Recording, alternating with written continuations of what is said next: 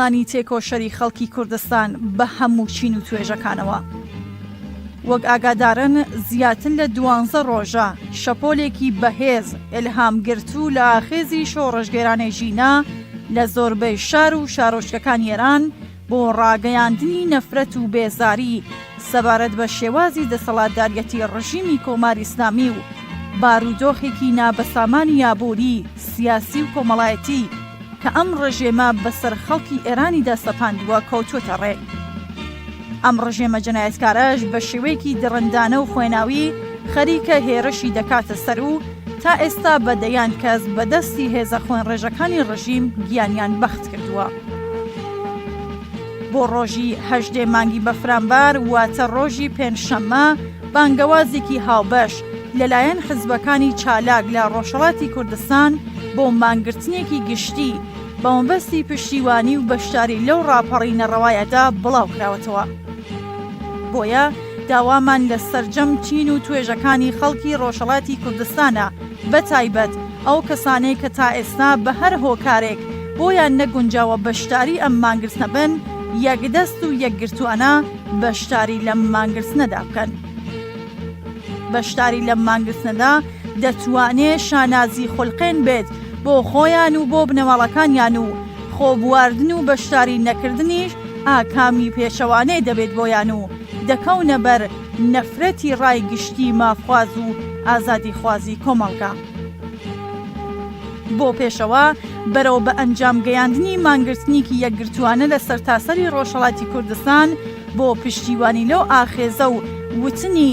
نایەکی قایم و پتە و بەدەسەڵاتی ڕەش و سەرەڕۆی کۆماری ئیسلامی و ئیدانەکردنی توندی جەنایەتەکانی. بەڵێ بینەرانی خۆشەویست دووبارە سڵاو هاتینەوە خزمەتتان بۆ پێشکەشکردنی بەرنامەیەکی ڕاستەوخۆ لە تەلەڤیزیۆنی کۆمەڵە کە تایبەتە و تەرخان کراوە بە ڕۆماڵکردنی مانگرتنی گشتی لە کوردستانی شۆڕژگار. بەردەوام هەواڵمان بۆ دێت، وێنە هەواڵمان بۆ دێت، ویدەوە هەواڵمان بۆ دێت و ئەم سەرکەوتنە لە ئێمە و لە خۆشیان پیرۆزەکەن. زۆربەی شارەکانی کوردستان داخراون، فەزا میلیتاریزەیە، لە کاناڵەکانی سەر بە وەزارەتی ئیتلاعات و سوپای پاسداران بەردەوام هەڕەشە و تەهدید بڵاو دەکرێتەوە. ئەمڕۆ تەسنیم ئەم مانگرتنە گشتیە، ئەم سەرکەوتنەی جارێکی تر نسبەت داوە بە دەم و دەستگا ئەمنیەتیەکانی دەرەوەی وڵات، نسبەتی داوە بە تەداخولکردنی لایەنە سیاسیەکان لە ناوخۆی کوردستان. جارێکی تر هەڕەشەی کردووەتەوە لە خەڵک کە لە ئەگەری درێژە کێشانی ناڕەزایەتیەکان، لە ئەگەری درێژە پێدان بە ناڕەزایەتی و بە مانگرتن وەڵامی تون بە خەڵک دێتەوە. دیارە خەڵک لەم ترس و تۆقاندنە لەم هەڕەشە و گوڕەشە نەترساون و بەردەوام درێژە بە خەبات و ناڕەزایەتیەکانی خۆیان دەدەن. بینەرانی عەزیز، ئەو ویدۆ وێنە هەواڵانەی کە بەدەست تەلەڤیزیۆنی کۆمەڵە و ناوەندی هەواڵی کۆمەڵە گەیشتووە پێمان دەڵێت کە کوردستان یەکپارچە لە ورمێ و سەڵماسەوە تا ئیلام و کرماشا و مەلەکشایی یەکپارچە داخراوە. باقی شارەکانی تری ئێران وەک بازاڕی گەورەی تاران، بەندەر عەباس، ئیسفەهان، گیلان، ڕاشت بەم مانگرتنە پەیوەست بوون. ئەمە سەفحەیەکی تری پڕ لە شانازیە لە مێژووی خەبات لە دژی کۆماری ئیسلامی لە ئێران و بە تایبەتی لە کوردستان. پەیامێک لە هاوڕێ حەسەنی ڕەحمانپەنا لە تۆڕە کۆمەڵایەتیەکان بڵاو کراوەتەوە کە بۆتانی دەخوێنمەوە. کوردستان ئەم سەرکەوتنەشت پیرۆز بێت. کوردستان ئەی خوو نەگرت و بەستەم، ئەی کوانووی هەمیشە گەرم، داگیرساوی شۆڕش،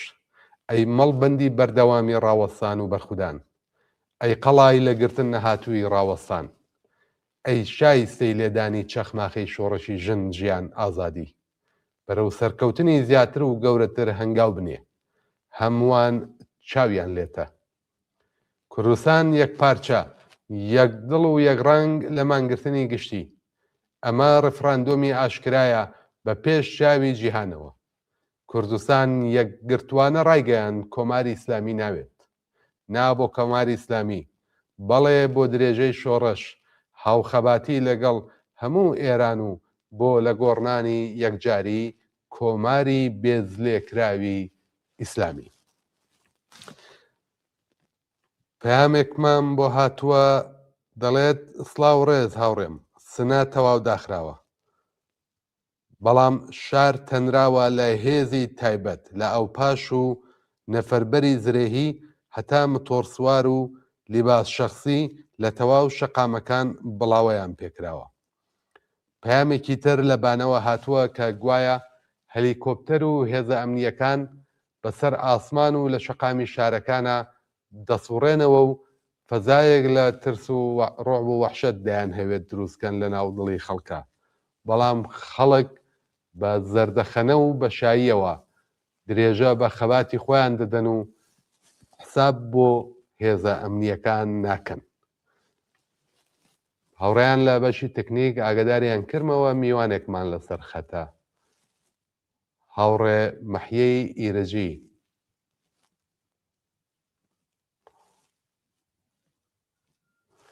سڵاو لێ بە هاوڕێ مەحیەم، کاتت باش.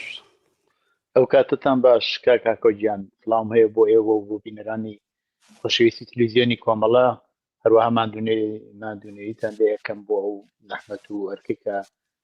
ئەو یەک دوو ڕۆژە بەسەر شانتانەوەی لەگەڵ هەموو هاوڕێیان لە تەلەڤیزیۆنی کۆمەڵە. هەروەها پێم خۆشە پیرۆزبایی بکەم لە خەڵکی کوردستان بۆ ئەو سەرکەوتنە شکۆدارەی کە لە مانگرتنی گشتی پیشانیاندا و هەروەها سەرخۆشیەکەم لە بنەماڵەی گیانبەخت کردوانی ئەو چەند ڕۆژەی ئەو 11 ڕۆژەی پێشوو کە بەدەست هێزەکانی کۆماری ئیسلامی ژیانیان لەدەستراوە و سەبووری بۆ بنەماڵەیان نەخوازم و هەروەها داواکەم کە ئەوانەی وابرینار بوون زینەکانیان زووتر ساڕێژ بێت. کاک مەحیا، ئاگاداریت کە ئەمڕۆ خەڵک بەدەم بانگەوازەکەی لایەنە سیاسیەکانەوە چوون. خەڵک پێیان وایە ئەمڕۆ ئەم مانگرتنە تایبەتمەندی خۆی هەبوو. ئەگەر بە کورتی بڵێن کە ئەم تایبەتمەندیە چییە، دێمە سەر پرسیارێکی تایبەتی تر. ئەگەر بۆ خۆشتان متوەجه بوو بێتن ئەو چەند ڕۆژە چەند پرسیار لە ئاستی ئێرانە، لە بینی هێزە سیاسیەکانە، لە بینی هەڵسوڕاوانی سەراسەری هاتوۆتە پێشەوە کە کوردستان بۆ وەکو شارەکانی تری ئێران نهاتونەتە سەر شەق. خودی ئەو پرسیارە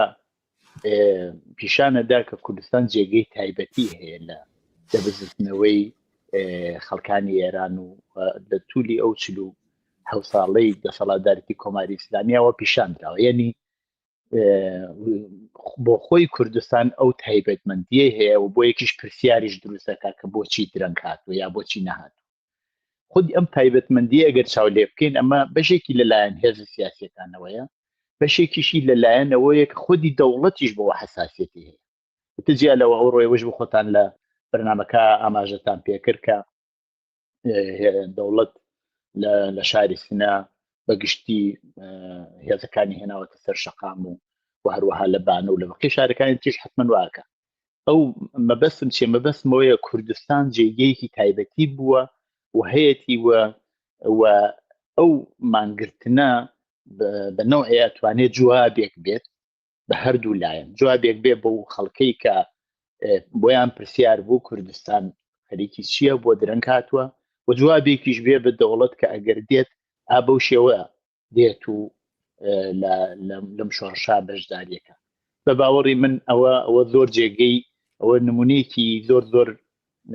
دیارە لە ئەم بزوتنەوە. دیارە کوردستان بە پێی مێژووی خۆی هێزە سیاسیەکان لە کوردستان دەوریان بووە، کەم هەیە لە کوردستان خەڵکی کوردستان خۆی بە هێزێکی سیاسیەوە پێناسە نەکرد. ئەو بۆ خۆی وای کردو کاگە هێزی سیاسی یعنی پەیوەندیەک هەڵقەیەک لە بینی خەڵکی کوردستان و هێزە سیاسیەکانە هەیە و ئەوە توانێت لە کاتی ئاوا کەڵکی لێوە بژیرێت تەعەن هێزە سیاسیەکان زۆر بەرپرسیارەتیەوە چاوەڕ بە خەباتی خەڵکی کوردستانەکەن چه پێشتر کە خەبات چەکداری بووە لە هەر کاتێکی خۆیان ئەویان زۆر لە بەرچاو گرتووە هەوڵیان داوە کەمترین زیان بە خەڵکی کوردستان بکەن و خەڵکی کوردستانیش تەعەن هەمیشە لەو شۆڕشانەدا بەردەوام بوون و بەشداریان کردووە تر زۆر جار بووە مەسەلەن دوکان و بازاڕ تاعتیل کراوە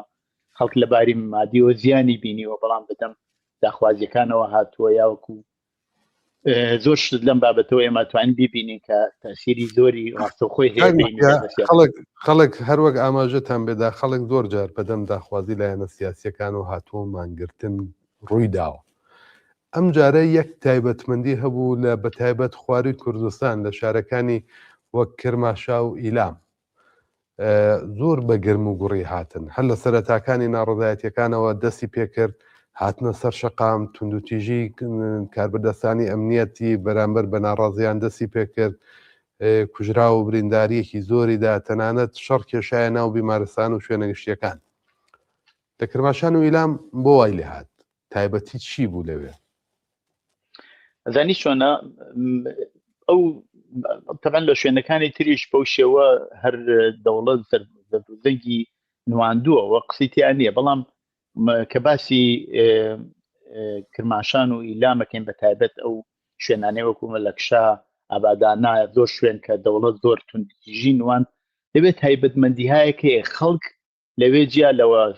ستەمینەتەوایەتیان لێچێ بەڵام هەندێکیشیان بەهۆی بوونی ئاینی جیاوازەوە بەبۆی ئەو ئاینێش پێناسەیەکی ئەوانەتاندازەیە خەڵکێکن لە جوغرافیایەکی تایبەت تا لە دەوریە کۆبوونەتەوە و بەیەکەوە بەهۆی ئاینەکانەوە بێک و پەیوەندیان هەیە و ئەو ئاینەیان هەرچەند ئێمە پێمان وایە ئاین نەتوانێت مەسەلەن تاسیری نەرێنی ببێ لەسەر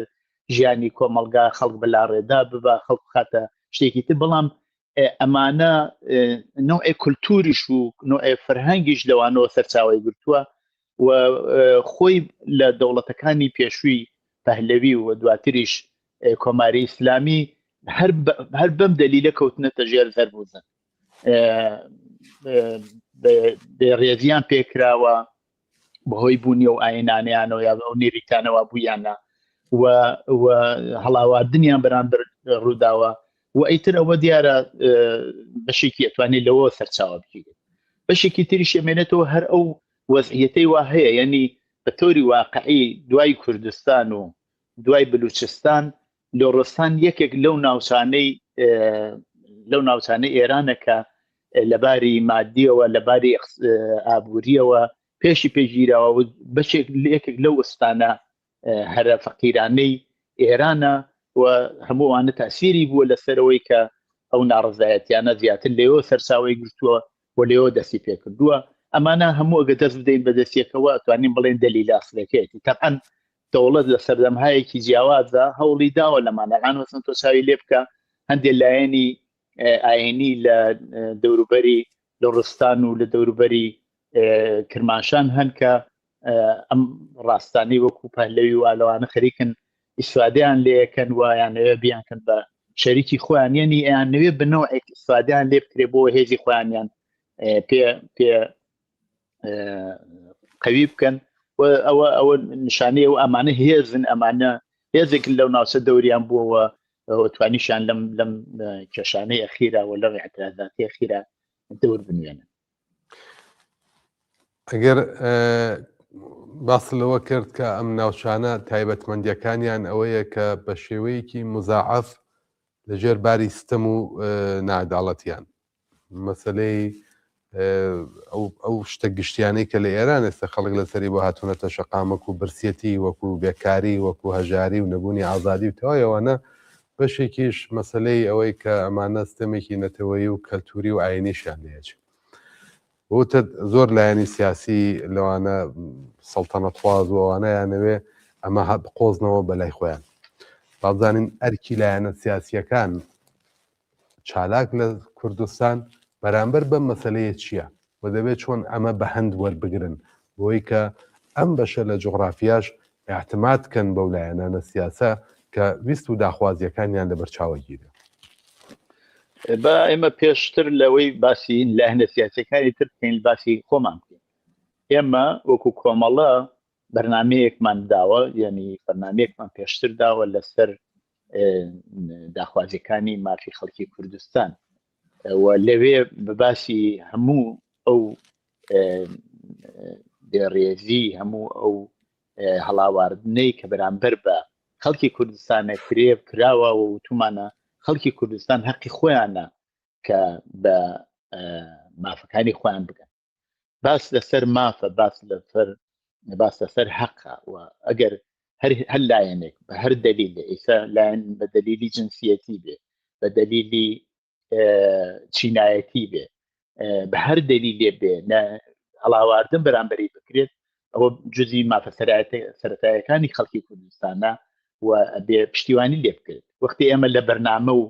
ئێمە شتی بۆ داڕێژین، بەرنامەی بۆ داڕێژین و لەسەر ئەوە بڕیارمانداوە، بڕیارنامەی مافە سەرەتاییەکانمانداوە، خۆ تەبعەنە بێ هەر بۆ ئەوەیش ڕێکخراوی بۆ دروستکەین، هەر بۆ ئەوە لایەنی لەگەڵ لایەنە پەیوەندی بگرین، هەر بۆ بێ هەوڵ بدەین ئەمانەت لە دەوریەوە کۆ بکەین و بۆ بتوانین زەرەرەکانیشی کە بکەینەوە. چونکی خۆ لە بزوتنەوەی نەتەواتیە زەرەری خۆشی هەیە، یعنی وانە هەموو بزوتنەوەی نەتەوایەتی هەموو شتێکی مەسەلەن بتوانێت باش بێت. ئێمە بۆ بتوانین زەرەرەکانیشی کەم بکەینەوە، لەو بزوتنەوە بەشداری گەرم و گوڕەکەین، ڕێکخراوی بۆ دروستەکەین، چالاکیەکەین، کاتی خۆی شەڕی چەکداریمان بۆ کردووە، دوایی خەباتی جەماوەری ڕێکەخین بۆ بتوانین ئەو لایەنە نەرینەکانی کەمتر بکەینەوە و لایەنە ئەرینەکانیشی بەرجەستە بکەینەوە بیهێنینە سەرەوە. طبعاً لە شوێنانەوە ئێستا ئاماژەمان پێکرد مەوزوعی وا زۆر هەیە، زۆر گرنگە و خەڵکێکی کەمیش نین، خەڵکێکن هەر بەو دەلیلە بە دەوریەکەوە کۆبوونەتەوە، هەر بەوە بەشێکە لە ناسنامەیان، نی خەڵکەکە خۆی بەوە پێناساکە، ئەڵێ من مەسەلەن کوردم، کرێکارم، نازانم فەقیرم، ژنم، چیم و مەسەلەن ئەوەش ئاینەکەمە، بەوە پێناسا ئەکرێ و ناکرێ ئێمە ئەوانە لە بەرچاو نەگرین. بە باوەڕی من ئەگەر هەڵاواردن بەرامبەر بەوانەکرێت بەهۆی ئەو کولتور و ئاین و ئەو نەریتانەوە هەیەە، خۆ تەبعەن ئەوە بزانم کە کۆمەڵە پشتیوانی هەموو ئەو خەڵکەیەکە بە نوعێک چەسانەوە وەیە هەڵاوردنیان بەرامبەرەکرێت. من پێم وایە هێز سیاسیەکان بە تایبەت کۆمەڵە لەو بابەتەوە بێت زۆر بەجددی ئەو مەوزوعە لە بەرچاو بگرێت. کاکە مەحیا دوایین پرسیاریا دوایین وتەت بەرامبەر بە خەڵکی شۆڕژیێڕی کوردستان بۆ ئەم ڕۆژە چی؟ خەڵکی کوردستان بڕیاری خۆی لە یەکەم ڕۆژی هاتنە سەرکاری کۆماری ئیسلامیەوە، ئەوە بە درێژایی 47 ساڵ ئەو بڕیارە نەگۆڕاوە، تاکتیکی گۆڕاوە، شێوازی خەباتی گۆڕاوە، ئەوەیش لە ژیری خەڵکی کوردستانە بووە. نی خەڵکی کوردستان زانیویانە بە چ شێوەیە بەرامبەر بە کۆماری ئیسلامی ڕاوەستن. ئەگەر کاتی خۆی مقاومەتێکی زۆر بەرین بەرامبەر بە کۆماری ئیسلامی سەری هەڵدا و خەڵکچەکی هەڵگرتن و هاتنە ناو ڕیزی خەباتەوە، سەردەمی تر بە خەبات لە شارەکان و بە عەکساب و بە تەزاوراتەکان ئەو کارانە کرد و لە زۆر بابەت، یعنی شێوازگەلێکی جۆرواجۆریان بەکارهێناوە دەست بە کۆماری ئیسلامی. جا زۆر شتیشی ئەسڵ تایبەتی خەڵکی کوردستانە، تۆ تەسەوری بکە زۆر کەم ئەبینی لە مەیدانێکی شارێکی کوردستانە جەڕوسەقیر بێن و کابرایەکی ئەعدام بکەن یا کەسێک ئەعدام بکەن، خەڵک نەیان هێشتووە. زۆرتری ئەعدامەکان بە دزیەوە کراوە، کەچی مەسەن لە شوێنەکانی تر ئەوە ئاشکرا کراوە، ئەوەی وان لە کوردستان کراوە. تۆ تەسەوری بکە مەسەلەی قەساس لە کوردستان هەوڵیان داوە ئەوەی وا بەسلام قاتڵ بە هەر دەلیلێ قەتڵی کردوێ هەشتێک خانەوادەی مەقتول ئەوەی وا کەسەکەی لە دەستاوە بیبەخشێ. ئەوە نمونەی زۆر جالبە کە بەرامبەر بە قوانینی ئیسلامی بەڕێوە چووە. ئیسە جیالەوە لە خەباتی ژنان، لە خەباتی جەماوەری هەزاران نمونە لەو بابەتە هەیە و نمونەی ئەخیری نەورۆزی پارەکە بوو کە ئەو نەورۆزە عەزیمە بەو پانوبەرینیە چووە پێشەوە. نکتەیەکی تر پێم خۆشە لەیرە ئاماژە پێکەمەوی شەوەیەکە ئەگەر مەسەلەن بازاڕیان لە تاران یا لە شارەکانی تر زۆرتر چاوەڕوانی ئەو بوون دەوڵەت یارمەتیان بداوە زۆر پشتیوانی دەوڵەت بوون بەو دەلیلە کە یارمەتی داون لە کوردستان ئەسان ئەوە نەچوەتە پێشەوە تەواوی تۆ چاو لە هەموو مانگرتنەکان بکە یەکێک لە نمونەهای بەرجەستەی مانگرتنەکان بازاڕەکان بوون دوکانەکان بوون داخراون وەکو ئەوڕۆ دوکان و بازار داخراوە خەڵک بازارگانی کورد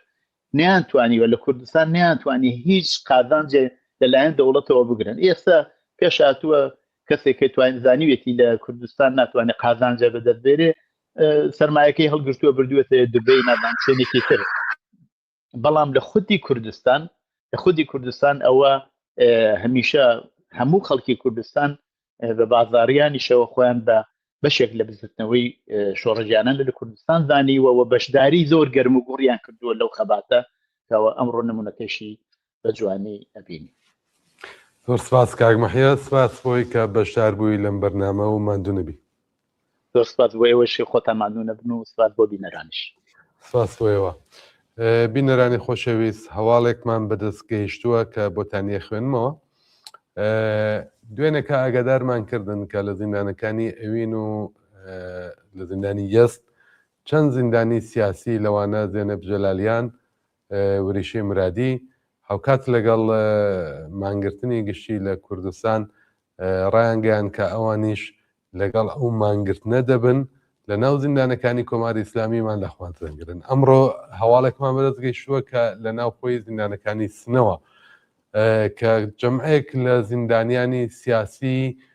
بنکرا و لە زیندانی سنە هاوکات لەگەڵ مانگرتنی گشتی لە ئاستی کوردستان لەسەر بانگەوازی لایەنە سیاسیەکان داوای مانگرتن لە خواردنیان کردووە یا مانیان لە خواردن کردووە. ئەم زیندانیانە بریتین لە ڕفیقی سەلیمی، مەحمووی سادقی، ئیدریسی منبەری، نادری بەهمەنی، یوسف ئەحمەدی، فەریاد قادری و فەردین مەولودی. ئەوانە لە پەیامێکە کە بۆ دەرەوەی زیندانیان ناردووە وتویانە کە ئەوانیش هاوکات لەگەڵ خەڵکی شۆڕژگەڕی کوردستان لە ناو بەندیخانەکانی ڕژیم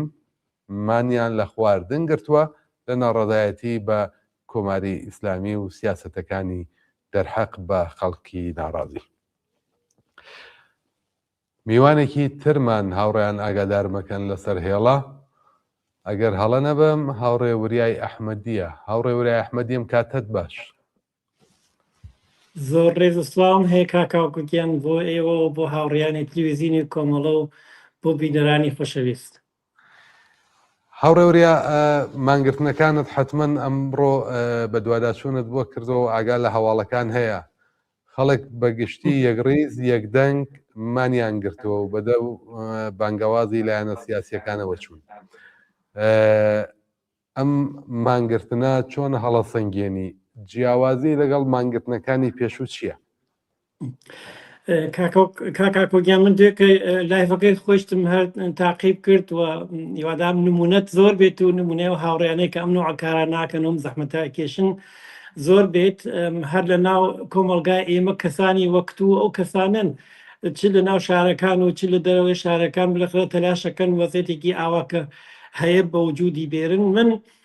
دیارە ئێخبارەکان ئێوەی زۆرترە خۆتان باشە زانن کە یعنی لە من باشتر زان ئێخبارەکان من زۆر دڵخۆشم و زۆر خۆم بە بەختەوەرە بینم ئیمڕۆی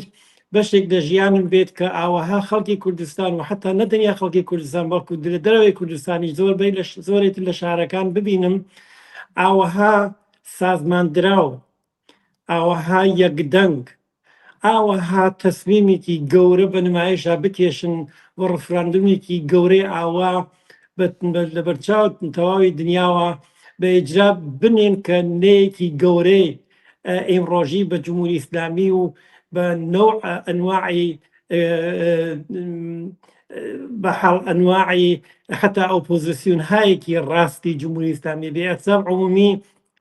سنەت هەر کەس و هەموو کەسێک نییە یعنی ئەحساب عمومی جوابێکی زۆر گەورەیە نەیەکی زۆر گەورەیە بە زلهێزەکان و لە عین حاڵە زۆر زۆر ئاخلانەیە لەبەر ئەوە زلهێزەکان و نیروەکان حکوومەت خونسا ئاکاتەوە جێگیریانەکاوە قدرت مردم و لەناو کۆمەلگایکی وەکو کوردستانە بە هەموو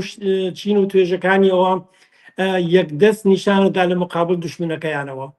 من بەڕاستی ئەم ڕۆژە گەورە تەبریکێژم بە ئێوە بە خەڵکی کوردستان و بە هەموو کرێکار و زەحمەتکێشێکی ئێران کەیتر لە قسەکان پێشوو خۆتانیشدا ئێشارەتان پێ کرد کە مەسەن شوێنهایەتر پەیوەست بوون بە میاتسابە یا لە ئەترازاتانە لە ئەترازەکاننا زۆر بەرچاون ئەم دەورە. من هیوادارم ئەوە هەر چێزووتر یا زۆرتر پەرە بسێنێت و بتوانێت قدرەتی خەڵک و بەتایبەت قدرەتی کرێکار و زەحمەتکێش و ئەو ئینسانانەی کە زۆڵمیان لێکراوە لە ناوم کۆمەلگا هەرچی محکەمترە بکاتەوە لە مقابل دوشمنەکەیانەوە تەوازن قواکە بگۆڕێت کە متمئێنم ئەمڕۆ یەکێک لەو ڕۆژانەیە کە تەوازن قوا بە تەواو معنا ئەگۆڕێت. جیارە زۆر حسابات ئێمە تەجروبەمان هەیە کردومانە لە کوردستانە زۆر کاریان کردووە، بەڵام ئیمڕۆ دانێ لەوانەیە کە بە نەزەر من عمومیت لە ئێرانە زۆر تەجروبەیەکی عملی و جوان لە خۆی بەجێ هێڵێ. ئەم احتسابە بە معنایەک زۆر کەس پێی وایە کە ئەو حساباتی پێشوو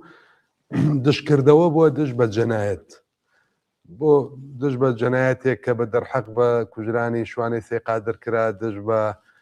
ڕامینی حسێن پەنای و هاوڕێیانی، دش بە فەرزادی کەمانگەر، دش بە ئەعدامی ئەو ئازیزانە کە کرا لە کوردستان بۆ ناڕزایەتی بۆوانە مانگرتن بوو. بەڵام ئەمە تۆزێک سەراسەریترە لە قسەکانی خۆشتانە هات. هەر ئەمڕۆ بەندر عەباس، تاران، هەمەدان زۆریەک لە بازاڕیانی ئەو شارە گوایە بەندر عەباس نزیک 90% داخراوە، شارێکی سەنعەتی ئاوا.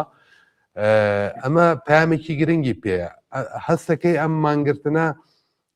سیاسیترە، دش بە دەسەڵاتە، تەنیا دشکردەوەیەکی دش بە جەنایەتێک نەبێت. ئەمە درێژەی ئاعتراز و ناڕزایەتیەکە، درێژەی شۆڕەشی ژنجیان ئازادیە. پێتوانیە وایە تایبەتمەندیە؟ زانکی جنبش ژنجیان ئازادی گۆشەیەکی کردەوە، پەنجەرە و درگایەکی لەم جنبشا کردەوە کە زۆر زۆر عەزیم بوو. ئەم جنبشەیە ئێستا ها بەڕێگاوە نیشاندەر ئەوەیە کە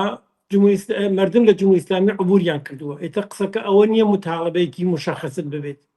هەر متاڵبێک لە هەر گۆشەیەک دنیاوە لە گۆشەی ئێرانەوە چ لە دێهاتی کێو بێت، چ لە ناو بازار مرکزی تارانیەوە بێ، لە هەر شێوەیەکە مەترەح بێت، خودی مەترەحبوونەکەی بەوە نامێنێتەوە و تەواو نەتەنیا تەواو ئێرانەگرێتە بەربەڵکو و تەواو یعنی خاص و متاڵباتی مردم کولەن فەلسەفەی کولی ئەم ڕژیمە ئەبەنەژێ پرسیار و ئەمە ئاعترازێکی سیاسیە. ئیمڕۆ ئاعتسابێکی سیاسی گەورەیە نسبەت بەم ڕژیمە، بۆیە فەرق و تەوافەتەکانی من لەوە ئابینم کە تەکامڵی پیا کردووە. یعنی تۆ هەرچەنە ئاعتساباتێکە لە کوردستانە پێشتر کراوە زۆر زۆر بەرهەق بوون ئەوانە، بەڵام ئیمڕۆ بە قسەکەی خۆت ئاعتساب لەسەر مۆردێکی مشخص نییە، بە تۆر کولی لەسەر فەلسەفەی جمهوری ئیسلامیە و خودی هەر ئەوە بووە بە باعیسەوەی کە بە نەزەر من لە ناو ئێرانە هەمەگیرتر بێت و یا شاید باشتر بێژم شاید کوردستان ئەو نەقشە بۆ خۆی هێشتا قائل نابێت کە بەڕاستی ئەتوانێت لە جنبشی کوردی ئێرانە نەخشێکی ڕەهبەری کنندەی بێت. ئیمڕۆ ڕۆژی لەوانەیە کە ئەبێ ئەوە ئیسباتەن سەب بکرێت کە کوردستان قەیناکە تەنیا سازماندراوە، ئەحزابی هەیە، لەناو خۆیان تەسلیم ئەگرێت، تەسلیمەکانی ئیجرا کرێت. بەڵام باوەڕکەن ئیمڕۆ ڕۆژی لەو ڕۆژانەیە کە ئەوە بە ئێمە نیشانەدا کە کوردستان ئەتوانێت لە خۆی زیاتر تەسیری بیان، لە ناو خۆی زیاتر تاسیری بێت. و من بەڕاستی حتا وەختی فراخانەوەی ئەحسابە دریا هەر لە دڵمەوە وت خۆ ئەکرا بێژن هەموو ئێران بێتە ناو بڕن ناوی ئەحسابەکەەوە. دیارە لەو فراخان دەرگەلا چونکو ئێمە زۆر مەسئولانە عەمەڵەکەین و قسەیەکە ئەیەکەین لە پای قسەکەمانە ئاوێسین، مەسئولیەتەکەی بە عوهدەگرین حتمەن هیچ ئەوە لە بەرچاو ئەگریت کە ئەو شتێک کە بە واقع پێمان وایە ئەکرێت فراخانی ئەدەین. بەڵام هەندێک چا خۆمانە بینین کە زۆر لەوە زیاتر کەوەی کە فراخانی مسڵ بۆ خەڵکی کوردستان ئەبینی لە بەردە عەباسەوە جواب بگرێتەوە، ئەبینی لە حتا خودی بازاڕی کارانەوە جواب بگرێتەوە، ئەبینی لە زۆر شوێنی ترا جواب بگرێتەوە. ئەمە نیشانەی ئەوەیە ئەو هاوبەستگی و ئێمە مەدنەزەرمانە و ئەو پێشقراوەڵیە سیاسیە کە دۆ خۆت دوێکە زۆر جوانی شارەت پێکرد لە بەحسەکان تا لە کوردستانەوە چ لە طرێق جنبش ژیان ئازادیەوە هەروەها لە تەواو عمر ئەم 47 ساڵە نەخشێکەوە کوردستان بوویە لە نەوتن بە جمهوری ئیسلامیە. ئەوە دیارە ئەبێ بە ئەمری ڕۆژ ئیمڕۆ ئێمە ئەیبینین کە ئەمری ڕۆژی هەموو کەسێکە لە ئێرانە یا حداقل زۆربەی زۆری ئەوانەیە کە زڵم مستەمیان لێکراوە لە تەرێقەن ڕژیمەوە. ئەمەش دقیقەن ئەو نقطەیە کە ئەیبێ وەسڵیکەینەوە بە داهاتووی کە مەدنەزەرمانە، یانەی ئەبێ بزانین ئێستا ئەو زەرفیەتە لە کۆمەلگای ئێمە هەیە، چه کوردستان و بەلوچستان و تاران و ئابادان و هەموو ئۆستانەکانی ئێران بتوانی بەیەکە وەسڵ بکەیت. ئەتوان ئەو زەرفێتە هەیە کە ئیعتساب تۆ تەسەور کە مەسەڵەن ئەم ئیعتسابە چەندین ڕۆژ بێ لە ئێران، چەندین ڕۆژ بێ، یەک هەفتە بێ، هەموو شتەکان بخەوێت، واقعاً چی بمێنێتەوە بۆ ڕژیمە؟ واقعاً توانی ئەو ڕژیمە خۆی ئیدارە کە ئەتوانی بمێنێتەوە لە حاڵێکە ئەسلحەیەکە کە زۆر یعنی بڕای هەیە، بەڵام خەتەرێکی کەمە، زەرەرێکی کەمە. یعنی عاقلانەبوون و مەسئولانەبوونی ئەم نوع کارە هالەوە کە تۆ ئەو نیوەی کە هەتا ئەی پارێزی، یعنی جمهوری ئیسلامی ناتوانێت ئیسە بڕۆی بە ناو ماڵەکانە، کەس لە ناو ماڵەکان خۆیانە دەبێری بیان کێشی بەدارە بەخاتر لە ناو ماڵەکەی خۆیانە دانیشتوون. بۆیە شێوەی مبارزەیەکە لە کوردستانە و دەستیشان نەکرێت زۆر حیاتیە بۆ ئێران، بۆ کولی ئێران. بە نەزەر من ئەو نەقشە ئەبێ قائل بین یا قائل بێت بۆ خۆی کوردستان کە تۆزێ فعالتر و ڕەهبەرانەتر بەنسبەت کولی جنبشی ئێرانەوە ڕەفتار بکە. کاک وەریا دوایین وتت بە کورتی ڕۆ لە خەڵکی شۆڕژێری کوردستان هەرچەند لە ئەوڵەوە بە دەستخۆشی دەست پێکردبەوە، حەزەکەم کۆتاییش بڵانم دوایین وتت چییە بۆ خەڵکی شۆڕژێری کوردستان؟ من دوای وتم ئەوەیە ئەڵێم خەڵکی کوردستان خۆیان نەزانون لەناو خودی خەڵکی کوردستانە بۆ چوونی جیاواز زۆرە، لەناو خودی خەڵکی کوردستانە ئەزانن گرایشاتی مختلفی سیاسی زۆرن، بەڵام ئەیشزانن ئەوە چ گرایشێکی سیاسیە ئینسانیە عەمیقەن ئینسانیە کە لە هەموو شوێنێک معنی پەیاکە، یعنی متاڵباتێکە خاست و ئارزووی کە خەڵکی کوردستان بۆ خۆیان دیاریان کردووە، چ لە دەوران جنبش ژیان ئازادیەوە چ لە ئێستا خەریکن بە تەواو ئەم دنیا عەرزەیەکەن. ئەوە شتێکە کە نەجات دەر ئینسانە، یعنی ژیانێکی جیا لە ستەم، جیا لە ستەمی نەتەوایەتی، جیا لە ستەمی جنسیەتی، ژیانێکی مرەفەه، ژیانێکی ئەمن، ژیانێک کە بەهەرحاڵ لایەقی شەئنی ئینسان بێ. ئەوە ها لەسەر لەوحەی ئەم ئەعتساباتە و تەزاهوراتەوە بۆ چوونەکانی کوردستانەوە. ئەوە شتێکە کە کوردستانی کردووە بە کوردستانێک کە هەموو لە هەموو دنیاوەتان تەماشایکەن و ئەمە ئەبێ ئیدامەی بێت و ئەوە تەنیا ئەسلحەیەکە یا گەورەترین ئەسلحەیەکە کە هیچ دوژمنێک ناتوانێت لە مقابڵیەوە دەوام بێری و لە عەوەزیا لە هەموو شوێنێکی دنیا سمپاتی بۆ خۆی کۆ ئەکاتەوە. هاو سەرنوێشتەکانی لە ئێران و لە دنیا زۆرن. ئێسانهای هاو سەرنوێشتی خەڵکی کوردستان بەڕاستی ملیۆنها ئینسانن، هەمووی ئەمانە ببینن لەگەڵ یانە دەست بخەنن دەستن ناو دەستیەک و ئەو تەلاشەیە کە ئیسها لە جریانە متمەئینن ئەگەر ئیدامەی بێت هەر ئەو ئارەزوگەریچە کە خەڵکی کوردستان هەیەە متمەئینن بەدیتێت. من هەر ئەو ناتوانم سەر تعزیم دابنەوێنم بۆ ئەو ئێرادەی کە هەیەە، ئەو ئێرادە شۆڕشتێرانە کە لە ڕۆژەوەڵە تا ئیسە بوویانە لە هیچ شرایەتێکە تەنیان نەداوە بە دشمن، لە هیچ شرایەتێکە شەک و تەردیدیان نەکردەوەی کە ڕێگەکەیان دروستە و متمەئینن ئیمڕۆ لە هەموو ڕۆژێک سەربازانەتر ئەتوانن بە کارەکەی خۆیان نەدام بدەن و دنیا بە چاوێکی ئینتزارەوە تەماشایانەکە. زۆر سپاس بۆ تۆ هاڕەوریان ماندوو نەبی دەستخۆش کە لەم بەرنامە ئامادە بووی. سپاس دەکەم و مادوو نەبن زەحمەت بکەشە. سپاس. بەڵێ عەزیزان، پامێکم بۆ هاتووە. شەوگار لە کەڵاتەرزان، هاوڕێی هەمیشەی تەلەڤیزیۆنی کۆمەڵە شەوگار لە کەڵاتەرزان ئەڵێت کاگاکۆ دەست خۆش مانوو نەبوونی لە خۆت و بەرنامەکە دەکەین. من شەوگارم لە کەڵاتەرزان، خەڵکی کەڵاتەرزان پشتیوانی خۆمان لە خانەوادانەی و مناڵەکانیان خوێنیان ڕژیا لە مردم و لە مانگرتنەکان ئەکەین. هەر بژی بۆ بەرنامەکەتان، بژی بۆ بەڕێز شەوگار لە کەڵاتەرزانەوە کە هەمیشە لوتفی هەبووە بۆ بەرنامەی تەلەڤیزیۆنی کۆمەڵە. هاوڕێیان بینەرانی خۆشەویست و ئازیزان، ناوبڕێک وەرەگرین دێنەوە بۆلاتان.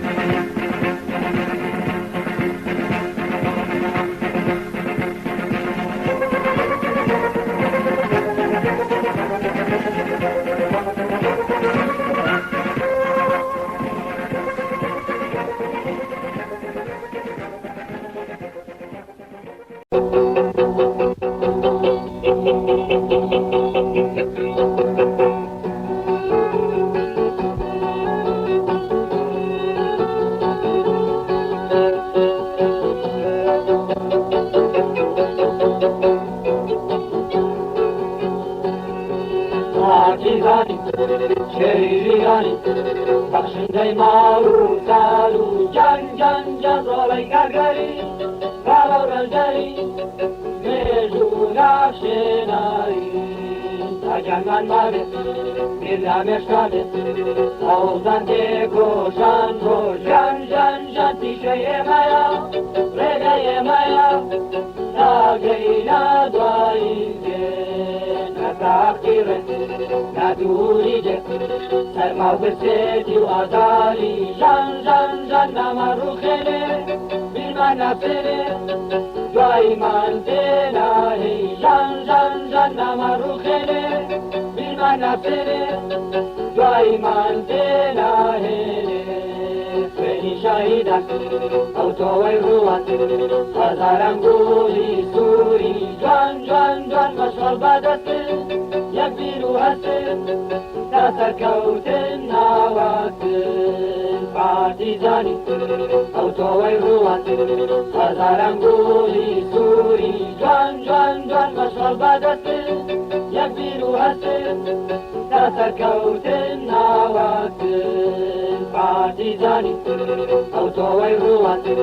هزارم گولی سوری جان جان جان مشغل بدسته یک بیرو هسته تسر کوتن نواکتن پارتیزانی او توی روان هزارم گولی سوری جان جان جان مشغل بدسته یک بیرو هسته تسر کوتن نواکتن پارتیزانی او توی روان هزارم گولی سوری جان جان جان مشغل بدسته یک بیرو هسته تسر کوتن نواکتن پارتیزانی او توی روان هزارم گولی سوری جان جان جان مشغل بدسته یک بیرو هسته تسر کوتن نواکتن پارتیزانی او توی روان هزارم گولی سوری جان جان جان مشغل بدسته یک بیرو هسته تسر کوتن نواکتن پارتیزانی او توی روان هزارم گولی سوری جان جان جان مشغل بدسته یک بیرو هسته تسر کوتن نواکتن پارتیزانی او توی روان هزارم گولی سوری جان جان جان مشغل بدسته یک بیرو هسته تسر کوتن نواکتن پارتیزانی او توی روان هزارم گولی سوری جان جان جان مشغل بدسته یک بیرو هسته تسر کوتن نواکتن پارتیزانی او توی روان هزارم گولی سوری جان جان جان مشغل بدسته یک بیرو هسته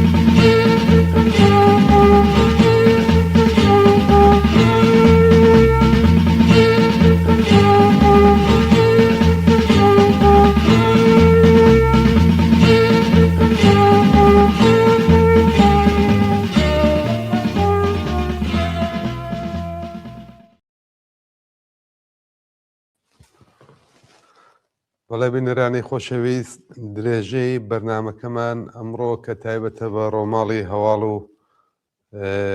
راپۆرتەکان چەند پامی ویدۆیمان بۆ هاتووە لە شاری سەنعەتی سنە، شاری سەنعەتی سنە شمارە 2 لە منتەقەی تاناکۆرا لە سنە 25 دەو منتەقانەی سنەوە ویدۆ و پەیام و عەکسمان بۆ هاتووە لە شاری سنە، دەڵێن کە یەک پارچە لە مانگرتندایە. لە شاری بانەش هەروەتر هەموو گەڕەکەکان و دوکان و بازاڕە گشتیەکان و پاساژەکان لە مانگرتندان دایان خستووە بۆ پشتیوانی لە ناڕەزایەتیەکان و ئاعتراز بە ئەو وەزیەتەی کە ئێستا لە ئێراندا هەیە، هەژاری و فەقیری و برسێتی و هاوکات سەرکوب و خەفەقان و ترس و تۆقاندن. ئەوەی کە بە ڕێزێک داوای کردووە ناوی ئەو زیندانیانە دووبارە بخوێنینەوە کە هەر ئەمڕۆ لە مانگرتندان لە ناو زیندانەکانی سنە، بڵێن کە بەڕێزان ڕفیقی سەلیمی، مەحمووی سادقی، ئیدریسی منبەری، نادر بەهمەنی، یوسف ئەحمەدی، فەریاد قادری، فەردینی مەولودی ئەم ئازیزانە لە بەندیخانەی سنە دەستمانیان لە خواردن گرتووە لە ناڕەزایەتی بە وەزیەتێک کە خۆیانی تێدان بۆ ئازادی بنکراوانی سیاسی، بۆ پشتیوانی لە ناڕەزایەتیەکانی ئاستی سەراسەری لە ئێران و پشتیوانی لە مانگرتن لە کوردستانی ڕۆژهەڵات. دوێکەش لە هەواڵەکان باس کرا کە چەند زیندانی لە زیندانی ئەوین و لە زیندانی یەست، لەوانە زێنەب جەلالیان، وەریشەی مرادی، ئەوانەش مانیان لە خواردن گرتووە و هەر ئەمڕۆ لە مانگرتن لە خواردندان لە ناو سیاچاڵەکانی کۆماری ئیسلامی. میوانی بەرنامەمان هاوڕێی خۆشەویست هاوڕێ لوقمانی مێهری لە ناوەندی هەواڵی کۆمەڵەوە. هاوڕێ لوقمان سڵاو لێبێ و ئەم کاتت باش. ماندوو نەبی هاوڕێ لوقمان، ئەم یەک دوو ڕۆژە ئەرکتان زۆر لەسەر شام بوو، بەردەوام ڕۆماڵی هەواڵەکان و ناڕەزایەتیەکان و ئەم ڕۆژ مانگرتنەکانتان کردووە. حەزەکەین لە زمانی تۆ بیستیم زانین دوایین هەواڵ لە مانگرتنەکان چییە؟ بەڵێ، منی سڵاوم هەیە بۆ تۆی خۆشەویست و هەموو بینەرانی تەلەڤیزیۆنی کۆمەڵە. بەپێی ئەو هەواڵانەی کە تا ئێستا بڵاو بووێتەوە، خەڵکی ئازادی خواز ئەمڕۆ پەنجشەممە 18 بەفرانبەر بە داچنی دوکان و بازار پاڵپشتی خۆیان بۆ هاوڵاتیانی ئیلام و لۆڕستان و کرمانشا و هەروەها ناڕەزایەتی جەماوەری لە ئێران دەربڕێت. بەپێی ئەو وێنە و فیلمانە کە بەدەستی ناوەندی هەواڵی کۆمەڵە گەیشتە، لە شارەکانی سنە، سەقز، بۆکان، مەریوان، دیواندەرە، کامیاران، مەهاباد، پیرانشەر، بانە، پاوە، ڕوانسەر، شنۆ، بیجار، کرمانشا، سەرپولی زەهاب و هەروەها ورمێ و ئیلام بە تەواوی دوکان و بازار داخرا و شار لە یەخسابایە. هەروەها خەبەرێتر کە بەدەستمان گەیشتە لە شاری سیروان لە پارێزگای ئیلام خەڵک هێرشیان کردێتە سەر فرمشگای ئۆفۆقی کوروش کە سەر بەسوپای پاسدارانە. لە کرمانشان هێزە سەرکوتکەرەکانی ڕژیم لە مەحەلەی مەسکەنی مێهر هێرشیان کردێتە سەر خەڵک و گازی فرمێسکڕێژیان بەکارهێناوە. چەندین کەس بازداشتکران. لە ئیلامیش هەروەها خەڵک دەژانێتە سەر جادە و هێرشیان کردێتە سەر دەم و دەستگا حکوومیەکان. هەروەها لەباری میلیتاریزەکردنی شارەکان و ڕژیمی کۆماری ئیسلامی هێزێکی زۆری بۆ ڕێگریکردن لە خۆپیشاندانی خەڵک لە چەند شاری وەکو سنە و سەقز و بانە و مەریوان جێگیر کردە. دوو خەبەری کەش هەیە دانیکان ئاقساری غەزای زیندانیان ئەو سیاسیەکان بوو کە جناب دووبارە ئاماژە پێکرد. ئەو ناوانەی کە خوێنمەوە 5 کەس بوون. ئێستا دەقی هەواڵەکەم لە بەردەستانیە بەس ناوی زێنەبی جەلالیان و وریشەی مرادیم هەبوو کە لە زیندانی ئەوین و زیندانی ئەست پشتیوانیان کردبوو لە مانگرتنەکە ئەگەر دەقی هەواڵەکە و ناوی تەکمیلی ئەوانت ئێستا لە بەردەستایە بەڵکو بۆمان خوێنیتەوە هەر بەگشتی هەموو ناوەکان هەم ئەوانەی ئەمڕۆ لە بەندیخانەی سنەمانیان گرتەوە هەم ئەوانەی لە زیندانی ئەوین و زیندانی یەست مانیان لە خواردن گرتووە ئەگەر ناوەکانت بە تەکمیلی لە بەردەستا هەیە بۆمان خوێنیتەوە سپاس دەکەین بەڵێ ئەوانەی کە لە زیندانی ئەوێن و زیندانی یەزدن ئەو زیندانی سیاسیانە 5 بند کراون بە ناوەکانی وریشە مرادی زەینەب جەلالیان متەلەب ئەحمەدیان سەکینە پەروانە و پەریسا کەماڵیە بەڵێ ئەوانەی بەڵێ ئەوانەی بەندیخانەی سنە ڕفیقی سەلیمی ئەوان هەرو هەش کەسە بوون بەڵێ هەروانن کە خوێنراوەتەوە ڕفیق سەلیمی محمود سادقی ئیدریس منبەری نادر بەهمەنی یوسف ئەحمەدی فریاد قادری و فەردی مەولودی بەڵێ کاک لوقمان ئێوە تاقیبی هەواڵەکانی ئاسی سەراسەری شەکەن لە شوێنێک ناڕۆڵایەتی دەستی پێ کردووە لە باقی شارەکان وەزعی شارەکان و کەسەبەی تاران و بازاڕیان لە شارە جۆرا و جۆرەکان چۆنە ئەمڕۆ تایسا کە هیچ شارێک هاتووەتەوە سەر شەقام ناڕزایەتی درێژەی هەیە چۆنە هەواڵێک لەو بارەوە پێمان بڵێ زۆر چاکە لە ئەو شارانەی کە ئیحتسابی سەراسەری بووە دوکان و بازار بە تەواوی داخرات لە شارەکانی کەرەجە بازاڕی تارانە تەبرێزە ئیسفەهانە و شیراز و نەیشابور ئەمانە بە کامڵی لە ئیحتسابن بەڵام ئەو شارانەی کە هەمە ئیحتساب بووە هەم ناڕزایەتی و هاتوونێتە سەرجادە شاری بەندەر عەباسە و هەروەها شارەکانی هەمەدان کازرون کرماشان بروجێر بورازجان ئیسفەهان سەمیرۆم ئامول و هەروەها بجنور ئەمانە تا ئێستا و هەواڵانی کە بەدەست گەشتووە هاتنە دەسەر جادە و خەریکی ناڕزایەتی دەربڕینن بەڵام لە هەمووی گرتر ئەم شارانەی کە ئیحتسابی کامڵ بووە وەکو تاران و تەبرێز و ئیسفەهان و نەیشابورە کە جێگەی ئاماژەیە شتان زۆر سپاس بۆ زەحمەتەکانتان لە ناوەندی هەواڵی کۆمەڵە هاوڕێ لوقمان دیارەوانەی کە ئێمە لێرەوە بڵاویەکەنەوە بەشێکی ئەجگار زۆری ئەرک و ماندووبوونی ئێوەیە زۆر سپاسانەکەین ماندوونە بن ناوەندی هەواڵی سپاس بۆ ئێوەش هاتووی بەرنامەکەی ئەمڕۆمانە لەوانەیە جارێکی تر بینەوە سوراختان و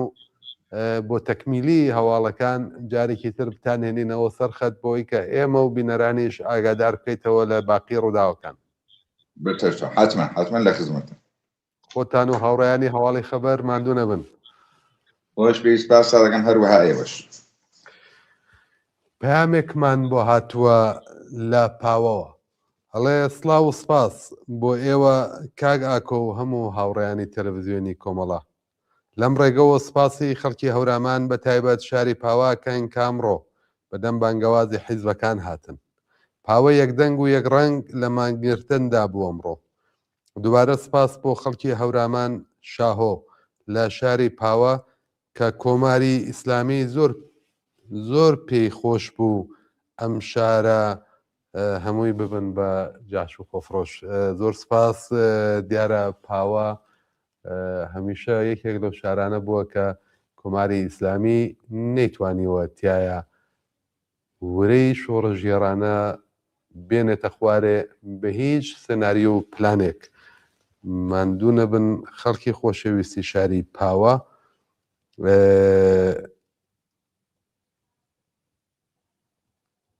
دەست و چاوتان خۆش بێت پەیامێک هاتووەڵێ سروە پور محەممەدیش لەو ژنانەی ناوزیندانە کە مانی لە خواردن گرتووە سروەی پور محەممەدی شارەکانی کوردستان هەمووی یەک پارچە داخراون تەحتیلیە کۆڵان بازار پاساژەکان تەنانەت دەستفرۆشەکان و ئەوانەی لەسەر گاری و عەرەبانە لەسەر شەقام شتەفرۆشن هەمویان دایان خستووە سەر شەقامەکان زۆربەی چۆڵە تەنیا ئەوەی کە هەبێت هێزە ئەمنیەکانە و خەڵکانێک کە پیاسە دەکەن لە ناو شار و لێو بە بزە دەڕوانە دوکانە داخراوەکان و بازاڕە داخراوەکان و ئەو هەیەجان و شورە ئەو شور و شەوقە کە دەبێ ببێت لە بازارگەرمیەکیشە ئەمڕۆ لە تەحتیلی بازارەکاندا هەیە. دەیبینن خەڵک لە ژێر ئەو فشار و گوشارەدا لە ژێر ئەو هەموو ماندوویەتیە، بەڵام برسی، بەڵام هەژار، بەڵام بێکار لە ناو کوچە و شەقامەکاندا، لە ناو شارەکاندا لە نگەرانی بۆ داهاتووی ژیانیاندا هەبوو. بەڵام ئەمڕۆ بۆ ئەوەی کە یەژگاری لەم هەژاری و برسێتی ڕزگاریان بێت، بۆ ئەوەی کە بە یەژگاری لە دەست دەسەڵاتی نگریسی کۆماری ئیسلامی ئازاد ببن، هاتوون یەکدەنگ بەدەم بانگەوازی لایەنە سیاسیەکانەوە. کوردستان مانیان گرتووە. کوردستان ئەم جارەش لاپەڕەیەکی زێڕینی خسەنا و مێژووی پڕ لە شانازی خۆیەوە. بژی خەڵکی کوردستانی شۆڕژگەر، بژی ئازادی خوازیانی شارەکان، بژی هەڵسوڕاوانی سیاسی، ئەوانەی کە ئەمڕۆ بەردەوام لەگەڵمان بوون، ئەوانەی کە ئەمڕۆ لەو فەزا ئەمنیەتیانە لە هەموو ئەو شرایەتەیە کە بوون لە ناو بەسەر ماشین و متۆڕ و پیادەوە لەسەر شار، لە ناو شەقامەکان، لە ناو پاساژەکان بەدزیەوە لە ژێر چاودێری ئەمنیەتیشەوە ئێوە وێنەوتان گرت، ویدۆتان گرت و بۆ تەلەڤیزیۆنی کۆمەڵەتان نرد. بمێنن بۆ کۆمەڵە، بمێنن بۆ بزوتنەوەی ڕزگاری خوازی کۆمەڵە. دەستی ماندووتان لێرەوە دەگوشین هاوڕێیان. ئازیزان، خۆشەویستان، دۆستانی کۆمەڵە، بمێنن بۆمان. کۆمەڵانی تێکۆشەری خەڵکی کوردستان بە هەموو چین و توێژەکانەوە. وەک ئاگادارن زیاتر لە 12 ڕۆژە شەپۆلێکی بەهێز ئیلهامگرتوو لە ئاخێزی شۆڕژگەرانەی ژینا لە زۆربەی شار و شارۆچکەکان ئێران بۆ ڕاگەیاندنی نەفرەت و بێزاری سەبارەت بە شێوازی دەسەڵاتداریەتی ڕژیمی کۆماری ئیسلامی و بارودۆخێکی نابەسامانی یابووری سیاسی و کۆمەڵایەتی کە ئەم ڕژێمە بەسەر خەڵکی ئێرانیدا سەپاندووە کەوتووەتە ڕێ. ئەم ڕژێمە جەنایەتکارەش بە شێوەیەکی دڕندانە و خوێناوی خەریکە هێرشی دەکاتە سەر و تا ئێستا بەدەیان کەس بەدەستی هێزە خوێن ڕێژەکانی ڕژیم گیانیان بەخت کردووە. بۆ ڕۆژی 18 مانگی بەفرامبار واتە ڕۆژی پێنجشەممە بانگەوازێکی هاوبەش لەلایەن حزبەکانی چالاک لە ڕۆژهەڵاتی کوردستان بۆ مانگرتنێکی گشتی بە مەبەستی پشتیوانی و بەشداری لەو ڕاپەڕی نەڕەوایەدا بڵاو کراوەتەوە. بۆیە داوامان لە سەرجەم چین و توێژەکانی خەڵکی ڕۆژهەڵاتی کوردستانە، بەتایبەت ئەو کەسانەی کە تا ئێستا بە هەر هۆکارێک بۆیان نەگونجاوە بەشداری ئەم مانگرتنە بن، یەکدەست و یەکگرتووانە بەشداری لەم مانگرتنەدا بکەن. بەشداری لەم مانگرتنەدا دەتوانێت شانازی خوڵقێن بێت بۆ خۆیان و بۆ بنەماڵەکانیان و خۆبواردن و بەشداری نەکردنیش ئاکامی پێشەوانەی دەبێت بۆیان و دەکەونە بەر نەفرەتی ڕایگشتی مافخواز و ئازادی خوازی کۆمەڵگا. بۆ پێشەوە بەرەو بە ئەنجام گەیاندنی مانگرتنیکی یەکگرتووانە لە سەرتاسەری ڕۆژهەڵاتی کوردستان بۆ پشتیوانی لەو ئاخێزە و وتنی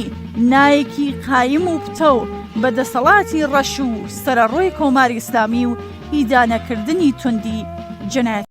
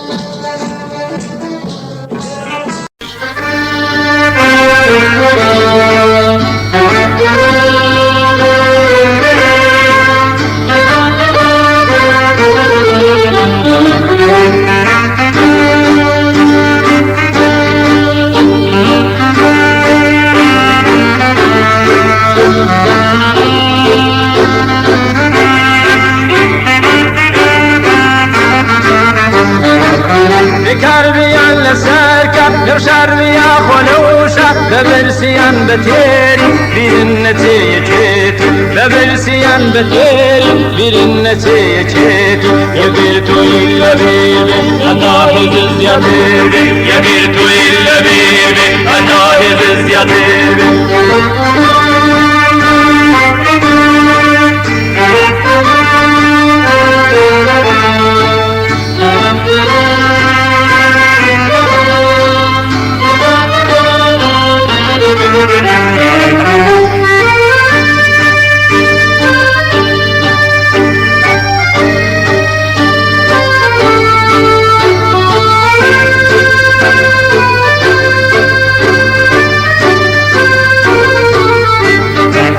دجمن لها رنجيبي وتفرق الدكوشي سنتا إما بلاوبي أو داتواني سروار بي سنتا إما بلاوبي أو داتواني سروار بي يقلتو إلا بيبي أتاهز الزيادير بي يقلتو إلا بيبي أتاهز الزيادير بي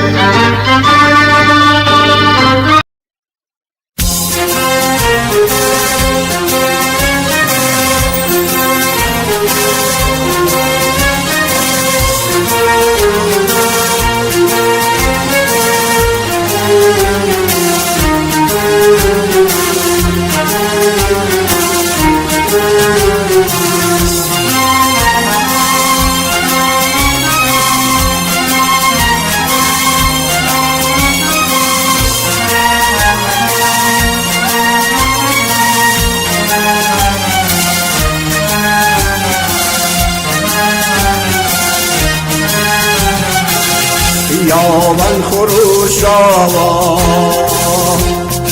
هستا و زندو خیابان خروشاوا هستا و زندو صدم دستولاش پیکر و رمزی هستم بجی خویتی خیابان سنگر خیابان سنگان شری خیت فنگو سری پر اندیش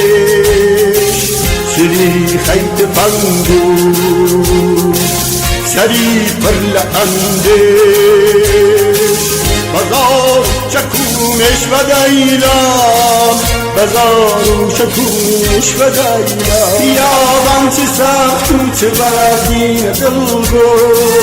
خیابان چه سخت و چه بردین دلگو سدن پشت ماوا سدن پشت ماوا سدن پشت ماوا سدن پشت ماوا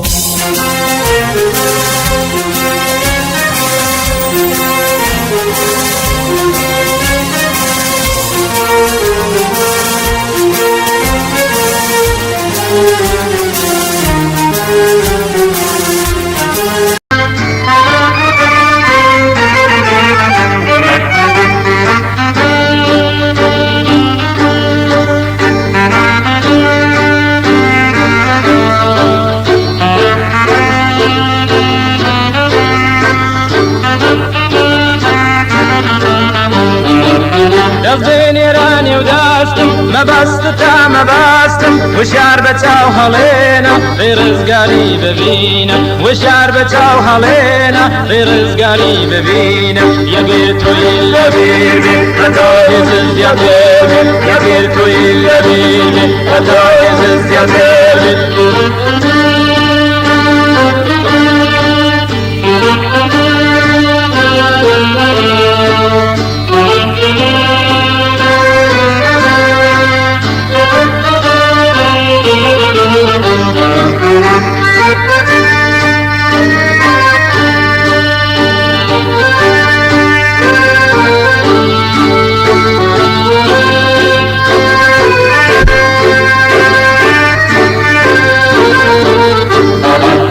مادام لري امانجي لتوش وتوش محتاجي ليش غيرك زور قورة جروجر كينا مدورة ليش غيرك زور قورة جروجر كينا مدورة يا قلتو إلا بيبي أداهي تبي نقلت إلا بيك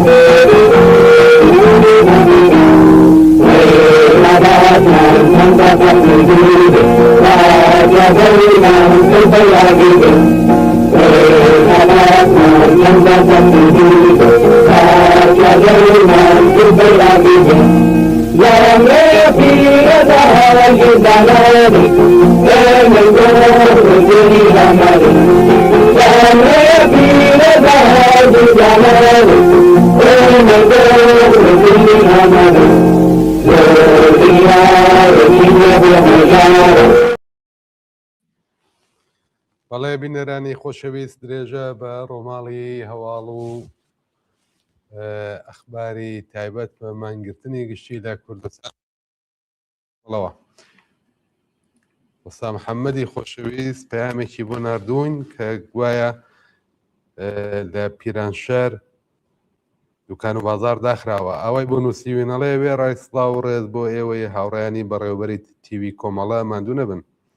بە پێی هەواڵێک کە ئەمڕۆ بەدەست من گەیشتووە لە شاری پیرانشار دوکان و بازار بە تەواوی داخراوە. خەڵکی ئەم شارە بە بانگەوازی حیزبەکانی ڕۆژهەڵاتەوە بۆ پشتیوانی لە شارەکانی ئێران و لە دژی ڕژیم هاتوونەتە بەرەپیری ماگرتنەکە چوون. هەروەها لە شاری پیرانشار ڕژیم ئینتەرنێت و ئینتەرنێتی وا کەس کردووە کە لە ناوچە تەنانەت لە گەڕێکی ناوشارەکانیش کز و پچڕ کار دەکات. هەر بۆیە ناتوانن زۆر هەواڵ و وێنە هەواڵ بنێرن بۆمان و بە تایبەتی بۆ تەلەڤیزیۆنی کۆمەڵە. پەیاممان بۆ هاتووە لە سنەوە ویدۆوە هەواڵە ئەڵێ کەمەربەندی 25 کەمەرنی 25 ببورن کەمەرنی 25 ویدۆی نردووە کە ئێمە هەوڵەدەین بڵاویکەینەوە لە تەلەڤیزیۆنی کۆمەڵەوە. سڵاو بۆ هێزی بوێری سنا ئاواییەکانی دەوروبەر کە جارێکی تر نیشانیاندا کوردستان گۆڕستانی فاشیسانە ئەگریجا لە مەلەکشا. ئەم پەیامی بۆ نردین. میوانێکمان لەگەڵا کاک محەممەدی ڕەحیمی. کاک محەممەدی ڕەحیمی ئەگەر لە ئیستودیۆ ئامادەیەم کاتت باش کاک محەممەد سڵاو لێبێ. ئەم کاتتان باش بەیانیتان باش. سڵام بۆ ئێوە بۆ هەموو بینەرانی بەرنامەکە. کاک محەممەد حتمەن بە دڵنیاییەوە ئاگاداری دۆخی کوردستان هەیت زانیت کە بەدەم بانگەوازی بەیانە سیاسیەکانەوە هاتن و دوکان و بازار داخراو بە پێی و پەیامانە کە بەدەست ئێمە و لەم بەرنامە گەیشتووە یەکڕیزیەکی بێوێنە هاودەنگیەکی بێوێنە یا کەموێنە لە کوردستان دروست بووە ئەمڕۆ بۆ بەرەو پیری ئەم بانگەوازە بۆ پشتیوانی لە ڕزایەتیەکانی ئاسی سەراسەری لە ئێران. بزانم هەڵسەنگاندنی جەنابەت چۆنە چۆن بۆ ئەمڕۆ خەڵکی کوردستان ئاوا بە گەڕوتینەوە هاتن بەرەو پێشوازی ئەم مانگرتنە؟ بەڵێ لە 1401ەوە لە بزوتنەوەی ژیناوە تا ئێستێ ژیانی خەڵک بە دەیان جار خراپتر بووە، چه خەڵکی کوردستان چه خەڵکی کرێکار و زەحمەتکێشی سەرانسەری ئێران. ئەڵان زۆرتر لە نیوەیەک لە دانیشتوانی ئێران کوردستانیشی پێوە بێ بەڕاستی تەنانەت توانای کڕینی نانی وشکیشیان نییە بیخۆم کەسکی خۆیان و منداڵیانی پێتر بکەن. بەشێکی زۆر لەو خەڵکە یارمەتی ئەدرێن لەلایەن خزم و کەس و دۆست و برادەرەوە لە شوێنەکانی مەسەلەنتر ئەگینا ژیانیان ناگوزارێت. جا بۆیە مادام ڕژیمی جمهوری ئیسلامی نەیتوانیوە و ناتوانێ و نایەوێت کێشەی گوزەرانی ئەو خەڵکە چارەسەر بکات، لەبەر ئەوەیە کە خەڵک قین و تووڕێی لە چاو تەنانەت بزوتنەوەی ژیناش بۆ بە دەجار بۆ بە دەقات هۆی ئەوەیە لە شارەکانی سەرانسەری ئێران چ ئێستش ئابە و شێوەیە کەموێنە لە هەموو شارەکانی کوردستان کوردەواری یانێ لە ئیلام و کرماشان و کوردستان و ئازەربایجانی غەربی و تەنانەت ئیسفەهان هەواڵم بینی کە ئێعتسابە هێندێک شار لە دەوروبەری ئیسفەهان کە دوکان و بازاڕیان داخستووە یانێ وەزعەکە بەو جۆرەیە کە خەڵک بەڕاستی ئەوێ ئیتر کۆتایی جمهوری ئیسلامی ببینێت و لای ببات چون ئەزانن ئەو ڕژیمە بێجگە نەکبەتی و بێجگە قوربەسەری و بێجگە فەلاکەت و بێجگە کوشت و بڕ و سەرکوت و ئێعدام هیچی تری نەبووە بۆیان وە ساڵ لە دوای ساڵ ڕۆژ لە دوای ڕۆژ هەفتە لە دوای هەفتە ئاماری ئەعدامە چێتە سەر ئاماری دزی و فزیان ئەچێتە سەر ئاماری فەسادیان ئەچێتە سەر و ئەبینن کە هەموو پارەی ئێرانیش کە ڕژاندوویە بە گەروی هێزی تێرۆریستیا لە ناوچە ئەوانیش یەک لە دوای یەک نابود ئەکرێن و ئەبێت بە هیچ و والحاصل هیچ یانێ خەڵکێکی هەژاری قوربەسەر لە ناو ئێران بەو شێوەیە چونکو ڕژیمێک کە ئەوێ بەرزە فڕ بێ بۆمبی ئەتۆم دروست بکات نازانم لە ناوچەدا مەسەلەیەک موشکی خەڵکی پێ بترسێنێ ناوچەکەی بێ بترسێنێ وڵاتانی تری پێ بترسێنێ و بۆ جۆرانە ئەمنیەتی خۆی لەوە چونکو بینی ڕژیمی جمهوری ئیسلامی لە 46 ساڵی ڕابردووە هۆیەوەی هەموو پارەیەک هەمووی دەرەتان و ئیمکاناتی وڵاتەکەی کردووە بە گەروی ئەم جۆرەشتانە یا مەسەلەی موشکی یا مەسەلەی ئەتومی یا مەسەلەی چوزانم هێزی تەرۆریستی لە ناوچەکە و پارەکەی خەرجی ژێرساختی وڵاتەکە خەرجی مەدرسە خەرجی خوێندن خەرجی مەسکەن خەرجی ژیان بۆ خەڵک نەکردووە بۆیە خەڵک ناڕازین خەڵک ناڕەحەتن و ئەیانەوێ ئەبینین کەیتر هیچ ڕێگایەکی تر نەماوەتەوە پێشگەوە بڕژێن نەخێ یانە ئێستا خەڵک بەڕاستی لەوەش ناترسن کە بکوژرێن کار ئەڕژێنە ناو خیابان ئەبینی تر تۆ چۆن ئابۆ جۆرە کەڵانتەریەکان ئاوەر تێبەر ئەدەن حوزەی علمیە ئەچنە ناوی وردی ورد و هاشی دەکەن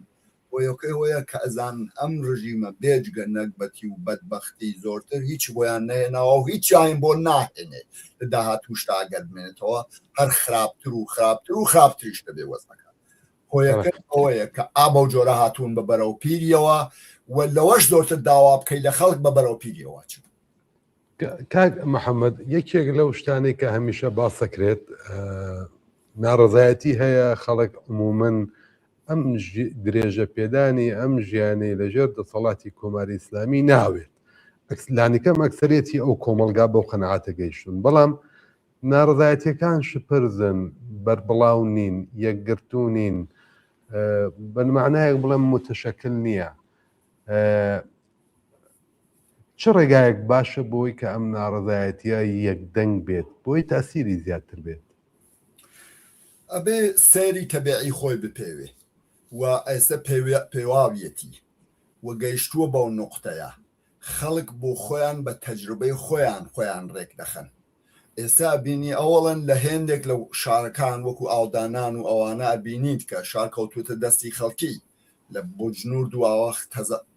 خۆپیشاندانی گەورە ڕێکخراوە لە هێندێک لە زۆر شوێن ئەوڵەن خۆپیشاندانی زۆر گەورە ڕێکخراوە ئێستێ خەڵک لەسەر شەقامن شاریان بەدەستەوە گرتووە بەشێک لە کرماشان بەشێک لە ئیلام ئەمانە یانێ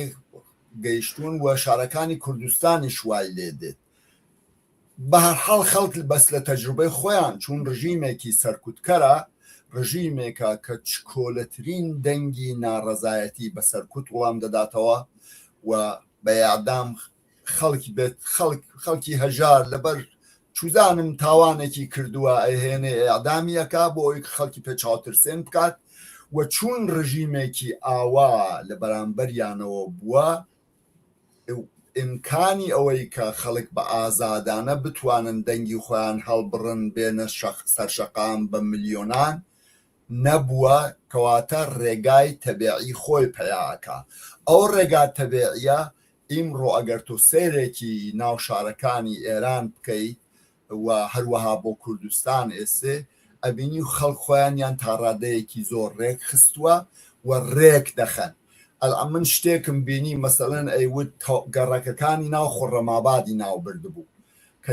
هەموو گەڕەکەکانی ناو ئەبر کە سەعاتی هەشتی بەیانی ئامادەی، یعنی ئەوە دەرەجەیەکە لە خۆڕێک خستن. شێوەی تەبیعی ئەوە ئبتدائیە، دیارە ساکارە، سادەیە، بەڵام یەواش یەواش پێچیدەتر ئەبێتەوە بەرامبەر بە کردەوەی دوژمن و ئەبووە بەداخەوە بۆ چون ڕژیمێکی فاشیستیە بێڕەحمە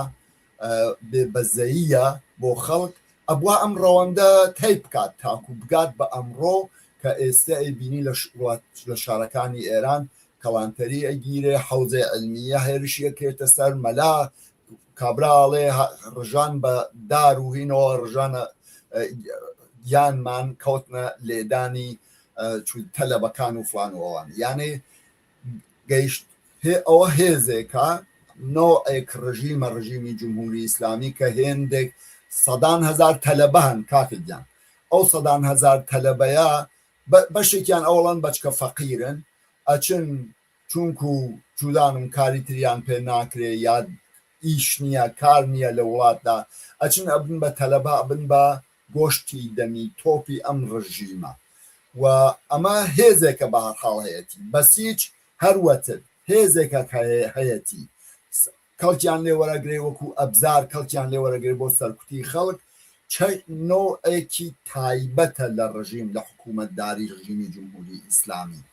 تا ڕادەیەک لە خەڵکی لەگەڵە بەو شێوەیە کە ئەرزم کرد پاسدار و بەسیج و تەلەبە و فلان و ئەم ناوەلا و بەو هێزەوە کە ئەو پەڕەکەی تۆ بیکەرە 1 ملیۆن بیکەرە 2 ملیۆن لەناو ئێراندا کەڵکی لێ وەرەگرێت وەکو ئەبزارێکی زۆر چالاک کەڵکیان لێ وەرەگرێ ماشینی زۆر لە اختیاردیاندایە ئەیان هێنێ لەم شوێنەوە بۆ ئەو شوێن بۆ سەرکوتی خەڵک بۆیە سەختە یانێ تۆ لە بەرامبەر ڕژیمێکی فاشیستیەوە ڕوبەڕوویت و ڕژیمێک نییە کە مەسەلەن احترامێکی هەبێ بۆ ئازادی بیر و ڕادەربڕین یان ئەگەر تەزاواتێکرا هیچ نەڵێ بۆیە تۆزێک سەخترە بەڵام خەڵک ڕێگای خۆیانیان پیا کردووە ئێستێ یانێ وای لێ هاتووە ڕژیم بە تەواوەتی ترساوە هێندێکیان ڕادەکەن هێزەکانیان ڕاودەنێن لە شەقامەکاندا ئەبووە ئەم ڕەوەندە بپێوێ ئێستێ گەیشتووە بەوە و پێم وایە کوردستان ئێستا توانای ئەوە هێمە و کاڵێم کوردستان هەموو کوردەواریاڵێم من ئەو پۆتانسیەلەی هەیە کە تۆ داوای لێ بکەی هەنگاوی بەرزتر و گەورەتریش هەڵبگرێت و ببێت بە تەختە چوزانم بۆ هەڵقە لەولایەک کە لەگەڵ باقی شوێنەکانی تری ئێرانیش بەخۆیەوە ببەستێتەوە ڕێگەیان پێنیشاندا یارمەتیان بکات لە خۆڕێکخستندا خۆڕێکخستن لە بواری جۆراوجۆرەڵێ لە خوارەوە تاسەر بۆ ئەوەی کە بەڕاستی لە بەرامبەر مەسەلەن ئەوەی کە ئەوان تەقاکەن خەڵک ئەکوژن کەسێکیش بێت تەقەلەوانیش بکەوە لەوانیش لیان بکوژێ هەرچند تایسە یەک دوانێکیان لێ کوژاوە لە چەکەکانی خۆیان لیان وەرەگرنەوە تەقەیان لێکە لیان کوژن کە بزانم کە کوشتن شتێکی یانە هەموو کەسێت توانێت گەرچەکی بێبێ یەکێکی تر بکوژێ بۆیە ئێستا تەوازنی قوا بە توندی خەریکە لە دژی جمهوری ئیسلامی هەڵدەگەڕێتەوە ترساون بێهودە نییە ئەو هەواڵانە دێ هەرچەند ممکنە بەشێکی زۆری فەیکە خودی جمهوری ئیسلامیە بڵاو یەکاتەوە بۆ شێوەیە بەڵام پێم وایە بیر ئەکەنەوە لەوەی کە ڕابکەن هەڵدێن و فلانەوەوانە سەرانی جمهوری ئیسلامی و تەوازنی قوا خەریکە بە تەواوەتی ئەگۆڕێ بە نەزەری من. کاک محەممەدی خۆشەویست بە تەجروبەی جەنابتان بەوەی کە تاقیبی ڕووداوە سیاسیەکانی ئێرانەکەن ئەم ئاخێزە جەماوەریە هەرچەند ئەگەر بدەوێت زۆر بە وردی لێکی بدەیتەوە مەجموعەیەک فاکتۆر هەیە کە ئەبێ بێنیتە بەرچاو ئەوانش لە نەزەر بگریت بەڵام ئەبە وەزەی کە ئێستا هەیە ئەگەر پێمان بڵێ دوورنمای ئەم ئاخێزە چۆنە بینیت ئایا وەکو باقی ئاخێزەکانی تر دەچێتەوە ماڵەوە فترەیەک ئەوە وەرەگرێت تەجروبە وەرەگرێت بۆ جارێکی تر یاکو ئەمە درێژەی ئەبێت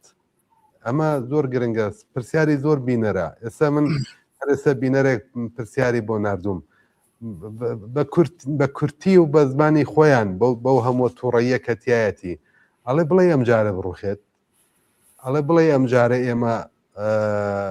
هەوای ئازادی هەڵمژین بڵێ ئەمە یەکی ئاخرین خوێن بێ ئێمە دێن لەسەر شەقام بە بڕای ئێوە ئەمە بەرەو کوێیە چێت بەڵێ من زۆر گەشببینم لەبەر ئەم هۆکارانە کە باسیکم ئەلان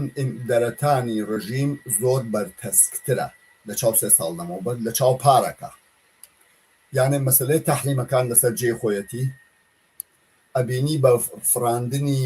مادۆرۆ هەرچەند من محکومی دەکەم ئەو کارەی ئیمپریالیزمی ئەمریکا بەڵام ئەوە یانێ هەڕەشەیەکیشە لە جمهوری ئیسلامی لە سەرانی جمهوری ئیسلامی لە ئاغای خامنەیی بەوەی کە ڕژیمی جمهوری ئیسلامی ئیتر ئەو هێزانەی نەماوە کە لە حەماس و حزب الله و حەشتی شعبی و ئەوانەوە بگرە هەوانە هەمویان خۆیان ئێستا لە خەتەردان حوسیەکان و ئەوانە کە بتوانێ هەم بۆ سەرکوتی ناوخۆی ئێران کەڵکیان لێ وەربگرێ هەم بە هەرحاڵ وەکو کارتێکی سیاسی لە مذاکرات و ئەوانە لەگەڵ وڵاتە غەربیەکان کەڵکیان لێ وەربگرێت و پارە لە وڵاتە غەربیان بهێنێتە دەر بە وەسیلەیە بۆیە ئیمکاناتی ماڵی جمهوری ئیسلامی زۆر زۆر لاواسترە لە چاو 3 ساڵ لەمەوبەر کەواتە توانای سەرکوتی جمهوری ئیسلامی لاواسترە لە چاو پێشتر ئەمە یەک ئامە دوو ڕادەی قین و تووڕەیی خەڵک هەروواکە ئیشارەتێکم پێدا لە چاو 3 ساڵ لەمەوبەر ئێستا گەلێک زۆرترە خەڵک ئامادەن تعدادێکی زۆرتر لە خەڵک ئامادەن کە گیانی خۆیان فیدا بکەن بە شەرتێ ببنە هۆکار بۆەوەی کە ئەم ڕژیمە بڕوات ئەمە عاملی دووهەم سێ دەرەجەیەکی زۆرتر لە خەڵک ئەو شتەی کە لە نین پێڵێ بێتەفاوەتی مثبەت یعنی خەڵکێک کە خۆی لە عادەتەن نایەتە ناو شەقام خەریکی ژیانی ئاسایی خۆیە بە فەقر و فەلاکەتەوە زیندگیەکە و توانای ئەوەی نییە بەڵام ئەوانە بە هەرحاڵ کە حاضر نەبوون لایەنگری بکەن یان لە ئۆپۆزیسیۆن یان لە جمهوری ئیسلامی ئێستێ لایەنگریەکەن لە ئۆپۆزیسیۆن لایەنگریەکەن لە دوژمنانی جمهوری ئیسلامی کە ئێمەمانان بین هێزە سیاسیەکان بن ئەم تعدادە ئێستێ لە مەسەلەن فەرز فەرموو ئەگەر 50% بوو لە دروستنەوەی ژینا ئێستی بۆ تا 80% بۆ تا 90%. بۆیە لەبەر ئەم هۆکارانە شرایەت هەلومەرج بۆ ڕووخانی جمهوری ئیسلامی ئیمڕۆ زۆر زۆر زۆرترە لە چاو ساڵێک لەمەوبەر لە چاو 3 ساڵ لەمەوبەر لەبەر ئەم هۆکارانە و گەلێک هۆکاری تریشکە ئینسانە توانێت ئیترەگەر کاتی خۆی بێ چون نامەوێستە وەختی بەرنامەکە بەوانەوەی بکەم من گەشببینم پێم وایە ئەم جارە جمهوری ئیسلامی حولی خۆی ئەدا دیارە بۆ سەرکوت تەلاشی خۆی ئەکات بە کوشتن هەموو ڕێگایەک تاقی ئەکاتەوە ژمارێکی زۆر خەڵک مەسەلەن ئەگرێت ئەیان وا ئەشکنجیانەکە تجاوزەکە بە مەسەڵەن ئەو کچانەوەکو دەستگیریان ئەکا بۆ ئەوی کە ورەیان بشکێنێ بەڵام ورەی خەڵکی تر بەو شتانە نابەزێت ناشکێت چونکو خەڵک گەیشتووە تا ئیتر لێ تێپەڕ بووە جا ئەڵێ کە تۆکە کەوتیتە ناو ئاو چ 1 گەز ئاو لەسەرتەوە بێت چ 100 گەز فەرق ناکا بۆت ئێستا ئەو خەڵکی بەڕاستی تووشی فەلاکەت کردووە ئیتر لەمە زیاترم چ ژیانێکە کە خەڵک کابران نەتوانێ نانی وشکیش بکڕێ بۆ ژن و منداڵی چ ژیانێکە کە تۆ بە هەفتە ئیشی دەست نەکەوێت نەفەرەکە بە دوای کارا بگەڕێت و ئیشی دەست نەکەوێت یانێ بە هەژاری و بەگایی خەڵک زندگی بکەن چ ژیانێکەوە ئەڵێ بابا چش ئەڕۆمە ناو شەقام ئەکەومە گیانیان ئەبینی مەسەرەن لە هێندێک شوێن هێرشەکەنە سەر ئەو فروشگا زنجیرەیانە و خەڵک دەستکەوتی خۆیانە بن چونەوە وەزعی ئابووریە وەزعی ئابووری زۆر خراپە. کاکی من ئێستا خەڵک گەیشووە لە ڕۆحیەیەکی ئینقلابی بەرخوردارە خەڵکی ئێران کوردستانیش هەر بەو جۆرە بەو بۆنەوە من زۆر گەشبینترم پێم وایە ڕژیم حولی خۆیەدا ممکینە مەسەڵەن بەو جۆرە نەبێت پاشی دوو ڕۆژایەک هەفتە ڕابکەن بەڵام شکم لەوە نییە ئەگەر مقاومەت بکەن خەڵکە ئەیکەن من پێم وایە ئەیکەن و ئەگەر چینی کرێکار بێتە مەیدان کە ئەلا هەر ئێستێ چەندین هێزی کرێکاری ئێران پشتیوانیان کردووە ئەس جملە کرێکارانی پەیمانی نەوت و بەشی جۆراوجۆری چینی کرێکار لە ئێراندا ژنان پشتیوانیان کردووە یانێ تۆ ئەگەر ئەمانە هەموو بێنە مەیدان لێبڕاوانە بێنە مەیدان ئێستێ کاتیەتی کاکە ئێستێ یانێ جمهوری ئیسلامی یانێ دەریایەکی خوێن لە نێوان جمهوری ئیسلامی و خەڵکدا هەیە وانە هیچ ئیمکانێک سازشێک وجودی نییە کەواتە خوا جڕ و خوا مەرگ هەر ئێستێ ناتوانێت تۆ بیخەیتە بەیانی جمهوری ئیسلامی مانەوەی ڕۆژ لە ڕۆژمانەوەی جمهوری ئیسلامی بە زەرەری خەڵکە ژیانیان خراپترەکە قوربەسەری زۆرتریان بۆ دێنێ فەلاکەتی زۆرتریان بۆ دێنێ نەخوێندەواری زۆرتریان بۆ دێنێ مەوادی مخەدری زۆرتریان بۆ دێنێت و تا هەموو ئەو شتانە واکو بە جمهوری ئیسلامی و لەم 46 ساڵە ژیانی خەڵکیان تووشی قوربەسەری و نەکبەت و بەدبەختی کردووە ئەوانە هەر ڕوو لە زیاد بوون دەکا بەمانەوەیەوە و ئیمکانی ژیانێکی باشتر هەر دوورتر و دوورتر و دوورترەوێتەوە بەمانەوەی جمهوری ئیسلامیەوە ئەگەر خەڵک ژیانیان دەوێت ژیانێکی باشتر ڕێگای ئەوەیە کە مانعی یەکەمی ڕێگای ئازادی و بەهرەمەندی لە ژیانێکی ئینسانی ئەبێ ئەو مانەعاوەڵە لابن ئەویش جمهوری ئیسلامیە خەڵک ئەمە تێگەیوە ئەمەش پێویست ناکە ئێمەمانان بیڵێن خەڵک بۆ خۆی بەمە گەیشتووە بۆیە بەو شێوەیە هاتوونەتە سەر شەقام. بەڵێ کاک هەمەگیان زۆر سپاس بۆی کە لەگەڵمان بووی سپاس بۆ وتە بەنرخەکانت هیوادارین ئەمڕۆ بەرنامەکانمان زۆر توو لە کێشێ و بەداوام ڕۆماڵی هەواڵەکانی مانگرت نەکەین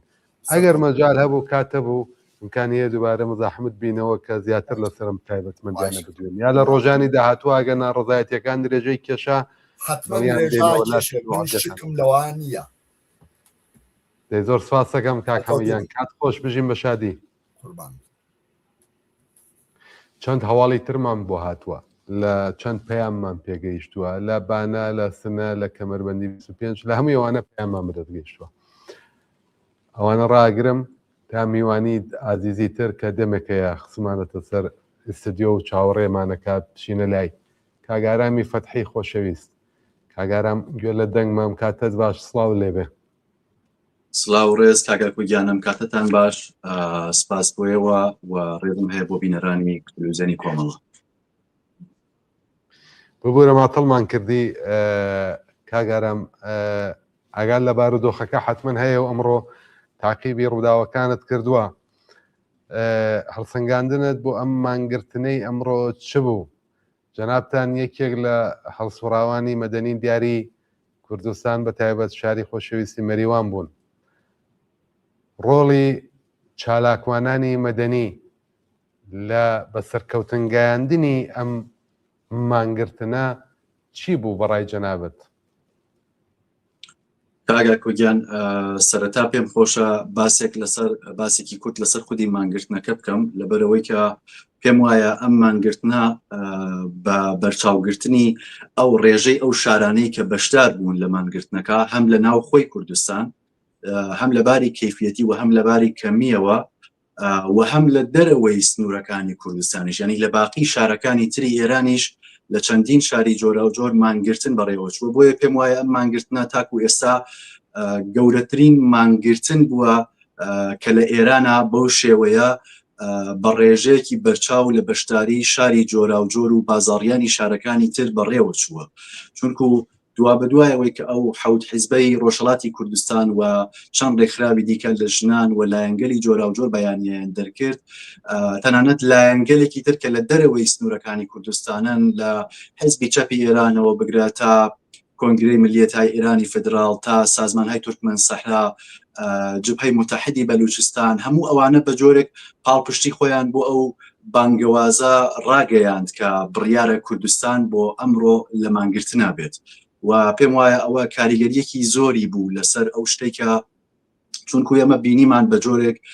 باقی خەڵک لە شوێنەکانی ئێران چاویان لەسەر کوردستان بوو و چاوەڕوان بوون بزانن لە کوردستان چی ڕوەدا خەڵکی کوردستان کەی پێوەستە و ناڕزایەتیان نابن چونکو ئەوە زۆر گرنگە کە کوردستان وەکو لایەنێک کە هەمیشە سنگەرێک بووە لە ناڕزایەتی دەربڕین و لە گەیاندنی دەنگی خەڵکی حەقخواز خۆی پیشانداوە هێزی خۆی نیشانداوە و تەنانەت ئەزمموی باش و پێشکەوت و خوازانەی لەو شتە بووە هەر بۆیە هەم ئەحزابی کوردی و هەم چالاکانی مەدەنی و چالاکوانانی ژنان کرێکاران و باقی سنفەکانی تر لە کوردستانە ڕۆڵێکی بەرچاویان بووە نەک تەنها ئەم جارە لە جارە پێشوەکانیشە لە مانگرتنەکانە ڕەنگە بینەران بینی بێتیان لە هەواڵەکانە هەر ئەمڕۆ کە خەڵکی کوردستان مانیان گرتووە دوکان و بازاریان داخستووە بەشێک لە زیندانیانی سیاسی کوردستانیش هەم لە سنە و هەم لە تاران لە ناو گرتوخانەکانی کۆماری ئیسلامیە مانیان لە خواردن گرتووە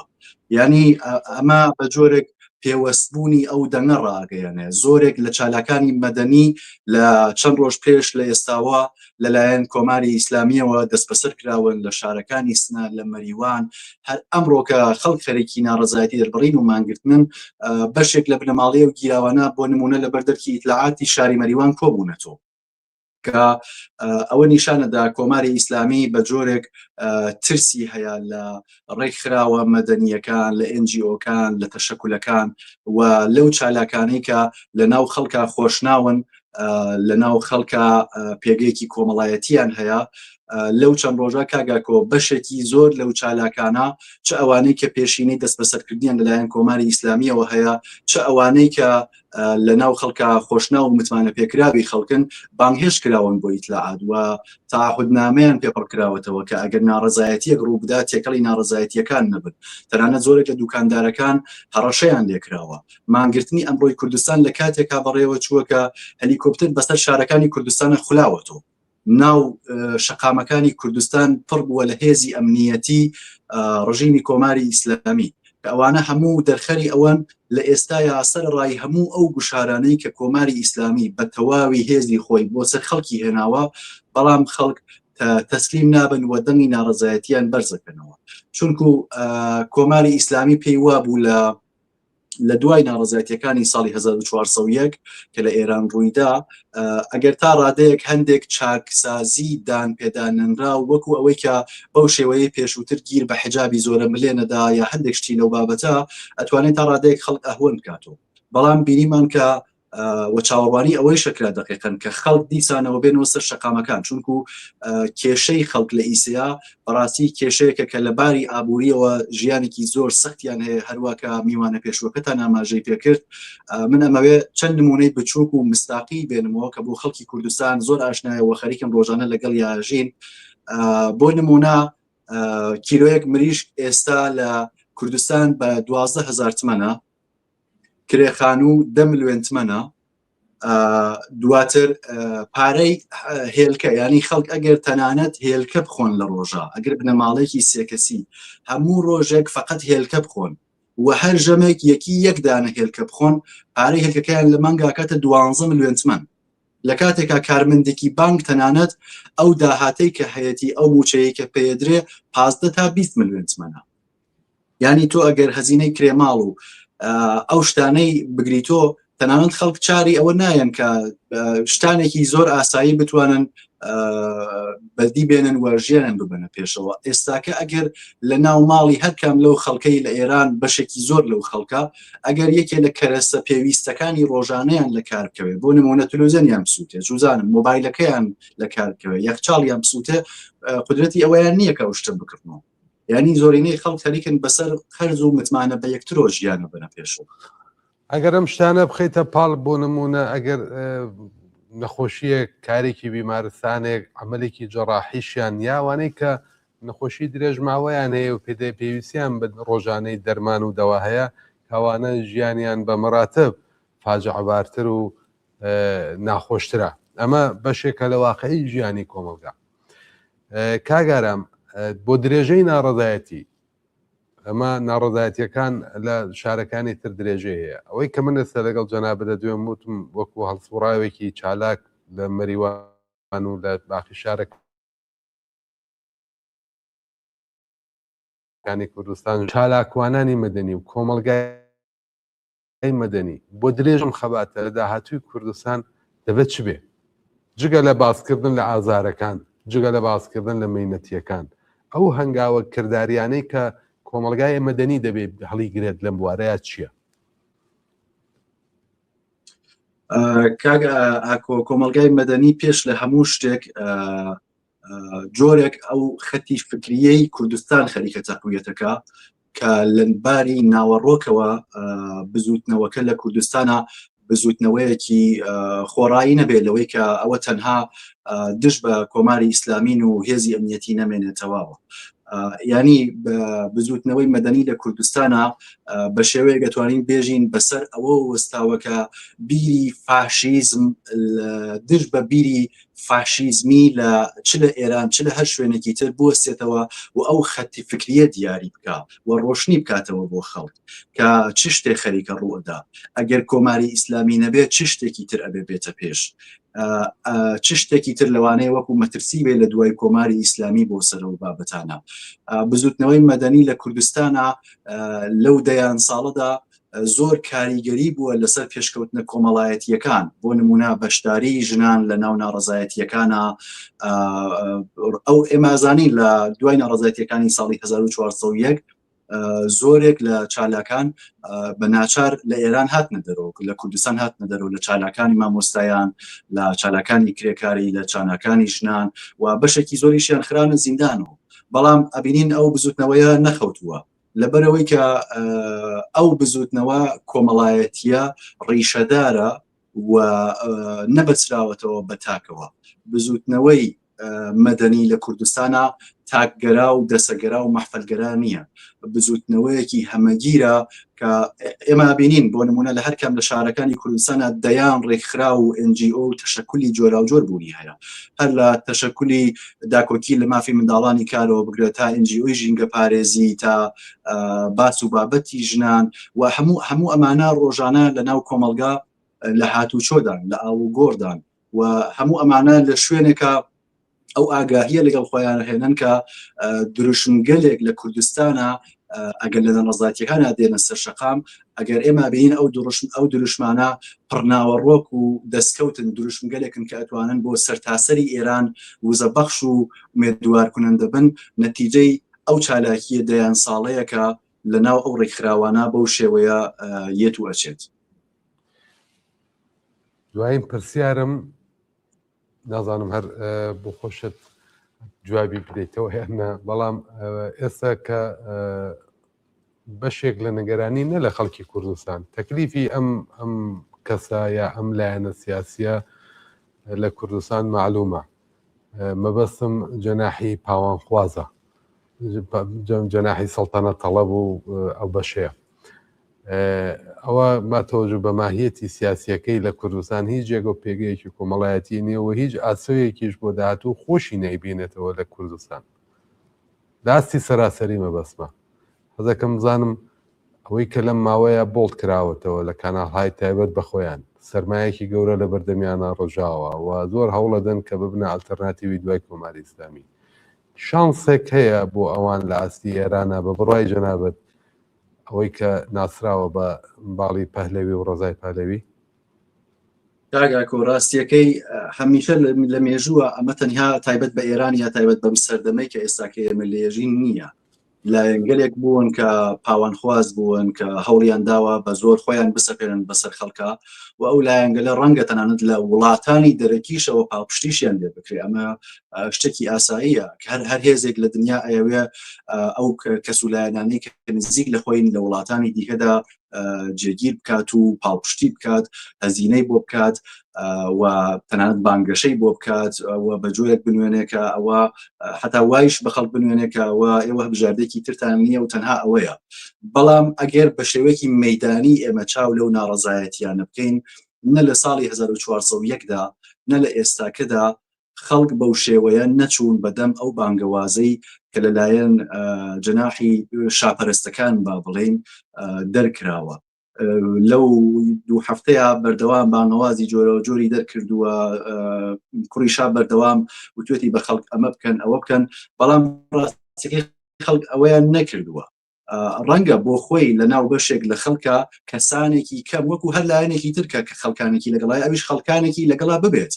بەڵام ئابە و ڕێژەیە بەرفراوانی کە ئەیانەوێت نیشانی بدەن بەو بیدۆ دەستکردانی کە دروستیەکەن تەنانەت دەنگەکانە گۆڕن لەسەری بەو شێوەی کە بۆ نمونە تەلەڤیزیۆنێکی وەکو ئیرانتر ناشناڵ یەت لە ناو 20 دانە شعارێک هەڵەبژێرێت و بۆڵدیەکاتەوە باقی شعار و دروشمەکانی تر لە ناو خەڵکە ئاخاتە پەراوێزۆ دیارەکە ئەیانەوێت بە شێوەیەک ئەم شتە بەسەر خەڵکە بسەپێنن بەڵام تا ئێستا سەرکەوتوو نەبوون لەبەرەوەی کە لیدرە مەیدانیەکان دروشمەکان و هەموو ئەوانە بە جۆرێک خەریکە نیشانەگەلێکی ترمان پێ ئەدەن تەنانەت بانگەواز و دروشمی ژنجیان ئازادی کە ناسراوترین دروشمی ئەو شۆڕشە بوو لە ساڵ 1400ەوە لە سنوورەکانی دەرەوەی ئێرانیش دەنگیداوە لە دوێنێشەوە بەحسێک هاتووەتە ئاراوە لەسەرەوەی کە کوڕەکەی شا تەواوی ئەو تویت و شتانەی کە بە ناوی ئەو دروشمەوە دایناوە بە ناوی دروشمی ژنجیان ئازادیەوە دایناوە سڕی بێتەوە یعنی ئەو لەگەڵ ئەو دروشمەوە لەگەڵ ناوڕۆکی ئەو شۆڕشە ناتوانێت تەبابێت خەڵکی ئێران نایەنەوێت جارێکی تر کەسێک بێتەوە لە بانسەرەوە وەکو خوایەک وەکو کەسێکی گەورەتر لەوان چارەنووسیان دیاری بکات تەنانەت ئەم مانگرتنەی خودی کوردستانیش کە بۆ بەرفراوانیە هەر لە تەواوی شارەکانی ئیلام کرماشان پارێزگای سنا ئازەربایجانی غەربی لەوانەوە بەڕێوەچوو ڕێک گەیاندنی ئەو پەیامە بوو زۆرێک لە خەڵکی کوردستان کە ڕۆژانە لەگەڵیانە پەیوەندیمان هەیە باسییان لەوە کردووە کە بێگومان بەشێک لەوەی کە تاکو ئێستا کوردستان بەو شێوەیە لە ناڕەزایەتیەکانە تێکەڵ نەبووە بۆ ئەوە بووە کە نەوەکو دەنگی لەلایەن دەنگی کوردستان لەلایەن ئەو شاپەرستانەوە بدەزرێت و بەو شێوە بوو کە خەڵکی کوردستان لە دوای بانگەوازی ئەو حیزب و لایەنە سیاسیانەی کوردستان ئابە و شێوە بەرفراوانە گەرەکیان بوو هەم بە کۆماری ئیسلامی نایەکی قایمی تر بڵێنەوە و یەکگرتووی خۆیان لەگەڵ ناڕەزایەتی سەرتاسەریەکان لە ئێرانە پیشان بدەن و هەم بەلایەن و جەناحی تریشی بڵێن کە کەس ناتوانێت ئیتر جارێکی تر دەنگی ئەوان و داخوازیەکانی ئەوان بجێ و بۆ مەسیرێکی مشخص کە خۆیەوێ لە بەژەوەندی خۆیان ئیسپادەی لێ بکات بۆیە ڕاستیەکەی من پێم وایە خەڵکی ئێران بە جۆرێک ناڵێم بە هەمویان بەڵام بەشێکی زۆریان چونکو ئێمە چ بمانەوێت چ نەمانەوێت لەو جغرافیا کوردستانی لەیە بەلوچستانی لەیە ئازەربایجانی لەیە شماڵ و شارەکانی ئەو ناوانەی تری لێیە هیچ کام لەمانە پێم وانییە لەگەڵ ئەو بە جۆرێک تاگەرایی ئەو ناوەندگەرایی کە جارێکی تر لە ئێران دەسەڵاتی بیەوێ بەڕێوەبا ڕێبکەون و تەبابن لەگەڵیا و یەک شت کاگاکۆ زۆر گرنگە ئەویشەوەیە کە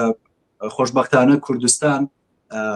هەر لە دەیان ساڵ پێشەوە تاکو ئێستا دروشمێکی هەڵگرتووە و شانازیش بە هەڵگرتنی ئەو دروشمەوەکە ئەویشەوەیە کە بەردەوام وتوێتی کوردستان گۆڕستانی فاشیستان جا ئەو فاشیستانە لە هەر لایەنێکەوە بن لە هەر دەسەیەک بن دیارە کوردستان پێش لە هاتنە سەرکاری کۆماری ئیسلامی خەباتی کردووە خەڵکی تر لە ئێرانە هەر بەو شێوە و پێشم وانە بە لاچوونی کۆماری ئیسلامی ئەگەر حکوومەتێکی تر یا لایەنێکی تر بێوە خۆی بسەپێنێ بەسەر هێزی خەڵک تەسلیمی خواستەکانی ئەو بن. کاگەران سپاس بۆی لەگەڵمان بووی سپاس بۆی کە قبوڵی زەحمەتت کرد لەم بەرنامە بەشدار هەر بژینەوە مادوونە من کاگە بکەم ئێوەش بژین. بەڵێ بینەرانی خۆشەویست پامێکی زۆرم واتوە من بەڵێ نەدەم دوای ناوبڕێک دێمە وڵاتانە و ئەو پەیامەش دەخوێنمەوە میوانی تریشماندایە گوایە حتمما دێمە سوراغی ئەو میوانە ئازیزەش ببورن پێویستمان بە ناوبڕێکە. بۆ کوردستان سەربەرزی بۆ بەرخۆداونی بزوتنەوەی شۆڕش جێراونەی خەڵکی کوردستان، خەڵکی شۆڕژگێری کوردستان، ئەمڕۆ هەمومان بە شانازیەوە خۆمان وەک هەمیشە بەسەر بەرز دەزانین. ئەمڕۆ بۆ جارێکی تر مانگرتنی گشتی سەرکەوتوانە لەسەر تاسەری کوردستان بەڕێوە چوو. وەڵامی یەکگرتو میلیۆنی خەڵکی کوردستان بە داواکاری کۆمەڵە و هەموو پارتە سیاسیەکان سەرکەوتووانە بەڕێوە چوو. ئەم مانگرتنە دەنجی ناڕەزایەتی گشتی بوو دژ بە هەژاری و گرانی، بێکاری و نادادپەروەری، ستەم و چەوسانەوە و کوشتاری خوێناوی خەڵکی بێدفاعی ئیلام، کرماشان و مەلەکشاهی بەدەستی ڕژیمی پەت و سێدارە. کوردستان وەک هەمیشە لە تەواوی ماوەی حکومڕانی ئەم ڕژیمە نگریسەدا سەربەرز بووە و هەرگیز چۆچی بۆستەم دان نەنەواندووە.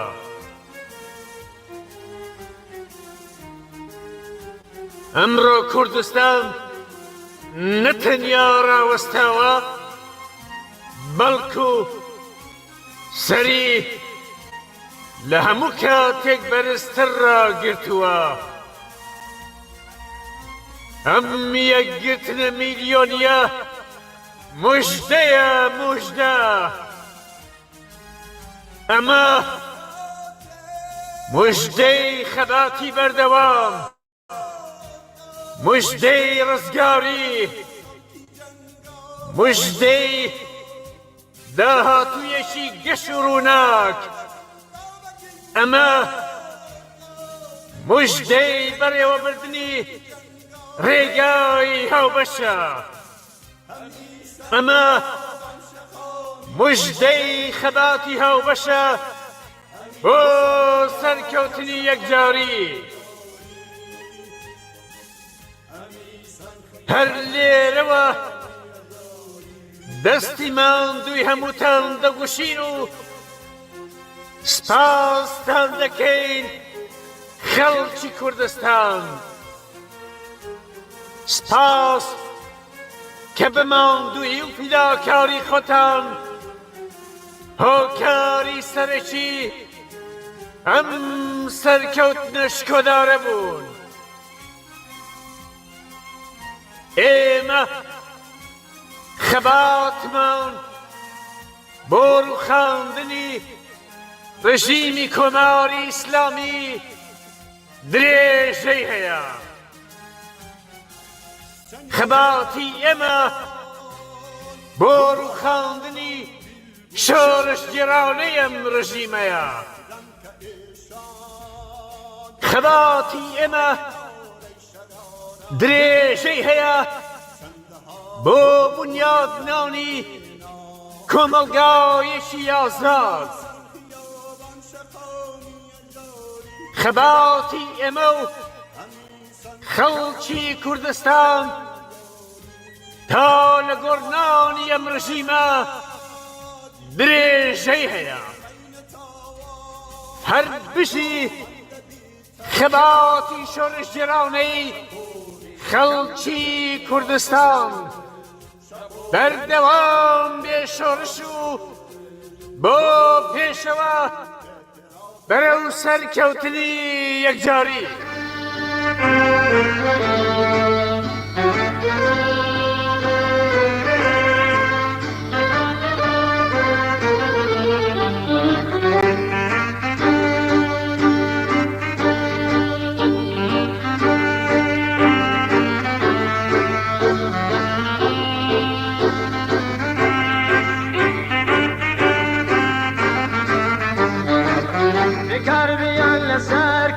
شەرویا خۆلەوشە بە برسیان بە تێری بیرن نەچێیەکێتی بە برسیان بە تێری بیرن نەچێیەکێتی یەگەر توی لە بێبێ هەتا هێز زیاتر بێ یەگەر توی لە بێبێ هەتا هێز زیاتر بێ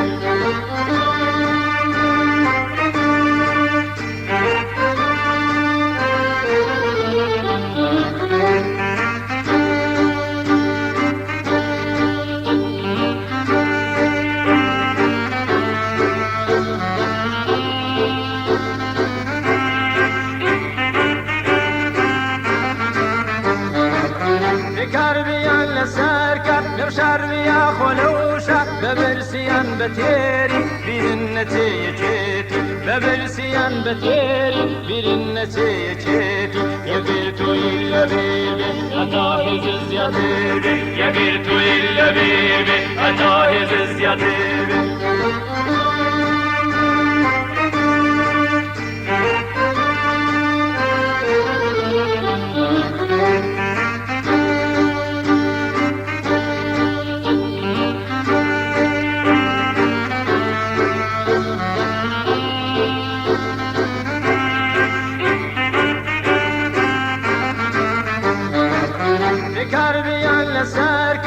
شەرویا خۆلەوشە بە برسیان بە تێری بیرن نەچێیەکێتی بە برسیان بە تێری بیرن نەچێیەکێتی یەگەر توی لە بێبێ هەتا هێز زیاتر بێ یەگەر توی لە بێبێ هەتا هێز زیاتر بێ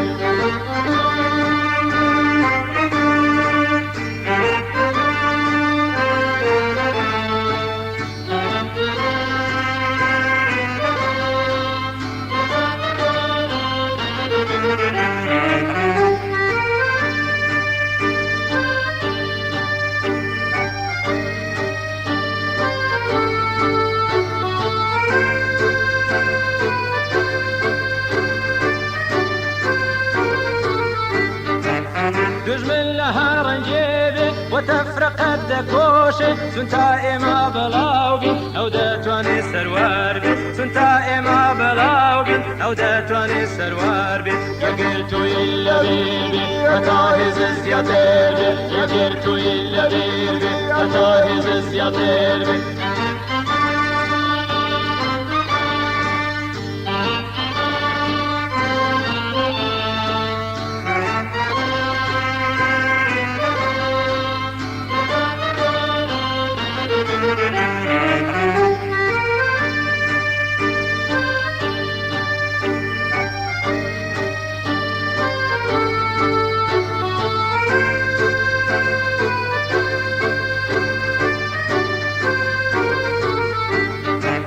دژمن لە هەڕەنجێبێ وەتەفرەقەت دەکۆشێ چون تا ئێمە بەڵاو بین ئەو دەتوانێت سەروار بێت چون تا ئێمە بەڵاو بین ئەو دەتوانێت سەروار بێت یەگەر توی لە بێبێ هەتا هێز زیاتر بێت یەگەر توی لە بێبێ هەتا هێز زیاتر بێت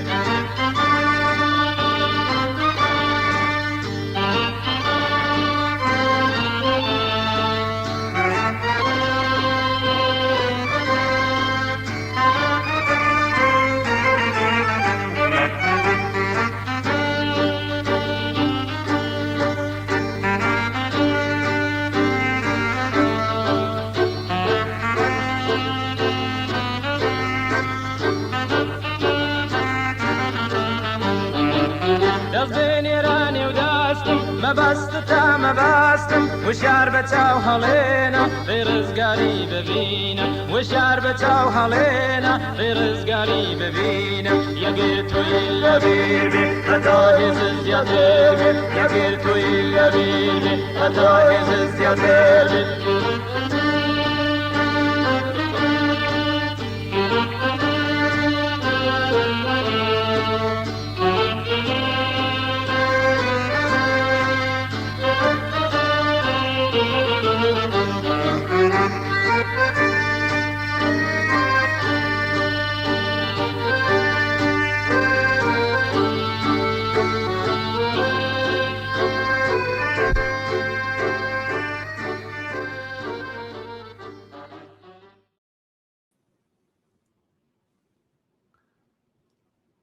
بەڵێ بینەرانی خۆشەویست ساتینەوە خزمەتان بۆ درێژەی بەرنامەی ڕاستەوخۆ لە تەلەڤیزیۆنی کۆمەڵە. پێم و ویدۆ هەواڵمان زۆر بۆ هاتووە، هەوڵەدەم ئەوانەی کە تایسە بەدەستمان گەیشتووە بە تەرتیبە بیخوێنمەوە. پامێکمان بە فارسیەوە بۆ هاتووە لەلایەن کاک بێهروز لە فینلاندەوە، ئەڵێ با درود بیکەران، کوردستان باید ارزش تاریخی خود را جدی‌تر دریابد و سرفرازی خود را با فروتنی گسترش دهد. کردستان جوابش را در سرتاسر ایران گرفت. چو کردستان رهبر شود، ایران یکسره اخگر شود. دوباره میتر از کردستان پرواز کرد، همبستگی ایران پرآواز کرد. چو تهران کردستان شود، ایران گلستان شود. کاک بهروزی خۆشەویست لە فینلاند و بیناردوین. پیش به سوی پیمان هوشیاری نیروهای دموکراسی و شورایی. شرایط انقلابی است، اما بدون شورای رهبری چپ وابسته نمیتواند به انقلاب رهایی یکسانی و رفاهی تبدیل نمی شود. پس رهبری انقلابی ناوابسته و راهبردی نیازی مسئولانه است تا از گزند نوکران بیگانه در امان بماند. زنده باشید برای رهایی انسان. زۆر سپاس بۆ کاک بێهروزی خۆشەویست بۆ پەیامانەی. پەیامێک لە گوندی هەڵوان سەر بە ناوچەی ژاوەرۆی شاری سنە. ئەڵێ من وەک بینەرێکی تەلەڤیزیۆن بە شانازیەوە دەڵێم ئەم مانگرتنە گشتیەی ئەمڕۆ لە کوردستاندا سەرکەوتنێکی ڕاستەقینە بوو. خەڵک نیشانیاندا کاتێک یەکدەگرن و ئاگادارن هیچ هێزێک ناتوانێت دەنگیان پشتگوێ بخات. ئەم مانگرتنە تەنها داخستنی بازار نەبوو، ڕاگەیاندنی ئامادەبوونی کۆمەڵگایەکی ناڕازی و ڕێکخراو بوو. پەیامی ئەمڕۆ ڕوونە، خەڵک زیندوون، یەکگرتوون و داوای گۆڕانکاری دەکەن. ئەم هاوبەشیە هێزی ڕاستەقینەی کۆمەڵگەیە و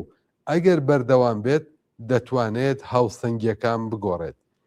کاک هیوا لە گوندی هەڵوان سەر بە ناوچەی ژاوەرۆی سنە ئەو پەیامی بۆ ناردوین.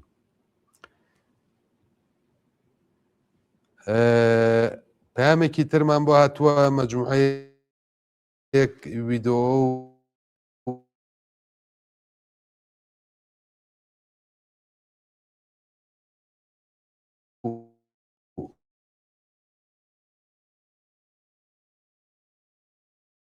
پێشبینی سەکان بێت پام و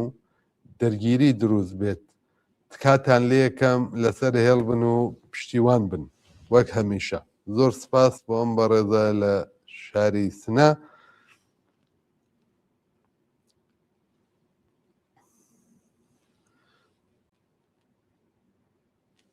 پەیامێکی ترمان بۆ هاتووە بێنە هەواڵە لاڵێ لە کەمەربەندی 25 خیابانی حەفدەی شاری وەرەوە. ئەو ویدۆ هەواڵەی بۆ ناردوین لە شاری سنەوە. زۆر سپاس یەکەین. هاوڕێی خۆشەویست هاوڕێ ئەمیری ئیسماعیلپور پەیامێکی ناردووە بۆ تەلەڤیزیۆن کە من لێرە دەقی پەیامەکەی خوێنمەوە. نووسێتی کاک ئاکۆسڵاو ماندوو نەبوونی لە خۆت و هەموو هاوڕێیانم دەکەم. منیش پێم خۆش بوو لە ڕێگەی ئەم بەرنامەوە کە پێشتر خۆشم یەکێک بووم لە بەڕێوەبەرانی پەیامێک پێشکەش کە مڕوو لە خەڵکی کوردستان. سڵاو لە ئیرادەی پۆڵایینی نەتەوەیەک کە چۆک بۆستەم دانادات.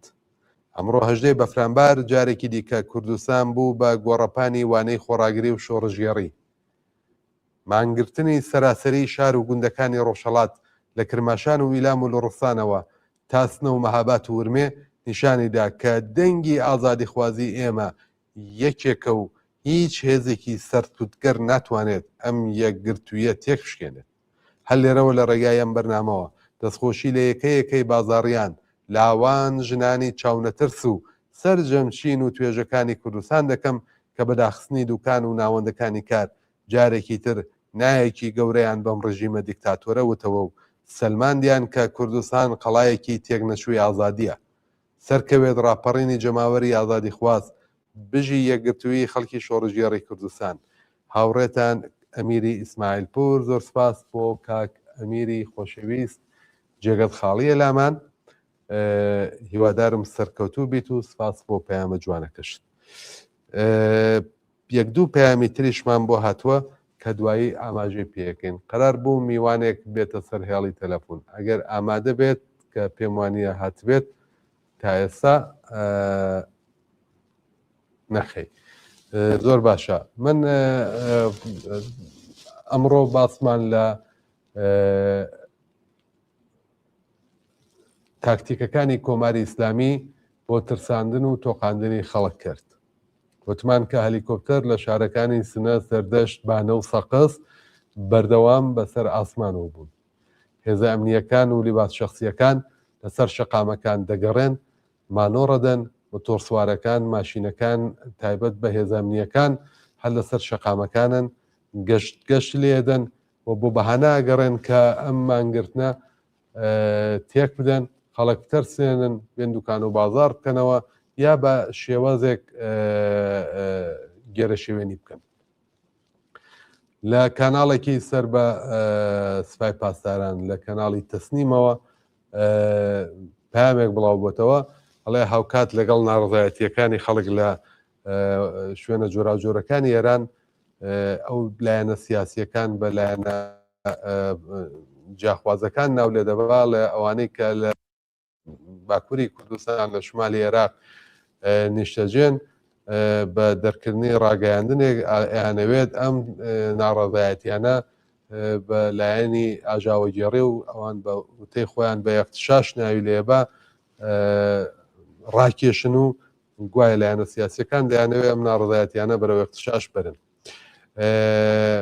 ناوی ڕێبەرانی لایەنە سیاسیەکانی بردووە کە ئەمانە یانەوێت دەستێوەردان بکەن لەم ناڕزایەتیانە حزوری فیزیکیان هەبێت وە گوایە بە چەک و چۆڵەوە دەیانەوێت ئەم ناڕزایەتیانە بکێشنە ئەو گۆڕەپانەی کە ئەوان پێیان خۆشە دیارەتەوەی ئەم ناڕزایەتیانە جارێکی تر نسبەت دەداتەوە بە لایەنەکانی سەر بە هێزە ئەمنیەکانی وڵاتانی دەرەوەی وەکو ئیسرائیل و ئەمریکا بە موساد و ئەوە جارێکی تر ئەمە بەشکاندنی ئەو پەیمانی ئەمنیە زانێت کە لەلایەن دەوڵەتی عێراق و دەوڵەتی ئێرانەوە واژۆ کراوە و پێیان وایە کە ئەمە پێشێلکردنی ئەم قەرارە ئەمنیە هەموو ئەم دەست و پێلێدانانە هەموو ئەم پەلە قاژۆکردانە هەموو ئەمە نیشان نەدات کە چەنە ئەم دەسەڵاتە لەرزۆکە ترسنۆکە و چەنە جێگە و پێگەی زەعیفە لە ناو کۆمەڵگادا خەڵک پرسیەتی خەڵک هەژارە خەڵک بۆ بێداشت و دەرمان داماوە خەڵک کاری ئەوێ نانی ئەوێ مەعیشەتی ئەوێ حرمەت و کەرامەتی ئینسانی دەوێ خەڵک بە هەموو شێوازێک ماندووە لە دەست ئەم ژیانە پڕ لە ئازار و نەکبەتیە کە بۆی دابین کراوە دێتە سەر شەقام ناڕەزایەتی دەرەبڕێت دەڵێت خواستەکانم ئەوانەیە خواستەکانی ئەوان چین ئەوانەی کە پێشتر خۆشتان نەزانن و باسمان لێکردبوو مەعیشەت ژیانی باشتر ئازادی لابردنی حیجابی زۆرە ملی ئازادی بۆ ژنان ئازادی بۆ لاوان تەواوی ئەمانە خواستی خەڵکن بەڵام لەگەڵ ئەم خواستانە لەسەر شەقام تەقیان لێکرێت بەرفی شەکیانەدەن برینداریانەکەن شەهیدیانەکەن دەیانخەنە بەندیخانە لەسەر کارەکانیان دەریانەکەن لە ئیدارەکان دەریانەکەن بانکێشتیانەکەن دەیانخەنە بەندیخانە لە وەڵام بە جواب بۆ داخوازی نان زیندانە جواب بۆ داخوازی ژیانێکی باشتر خوێن ڕۆشتنە گیان لە دەستدانە تەواو ئێمانەش دێن بۆ دروستەکەن کە ئەمانە سەر بە موساد و دەمودەستگای CIA ئەمریکان و پەروەندە سازیان بۆکەن بۆی خەڵک ترسێنن بەڵام ئایا خەڵک دەترسێت خەڵک جارێکی تر دەچێتەوە ماڵ ناڕزایەتیەکان دەکوژێتەوە زانین ڕەوت و ڕووداوەکان بەرەو کوێچێت میوانێکی خۆشەویستماندایە کاک یەحیای سەرخانی گوێ لە دەنگمانە فەرموو سڵاو لێ بێم کاتت باش.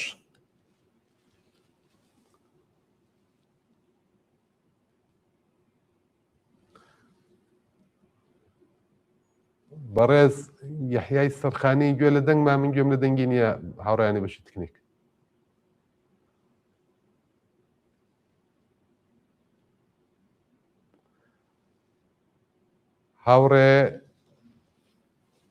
هاوڕێیانی بەشی تەکنیک من گوێم لە دەنگی کاک یەحیای سەرخانی نەبوو بەداخەوە پێم وایە مایکەکەی داخسترا بوو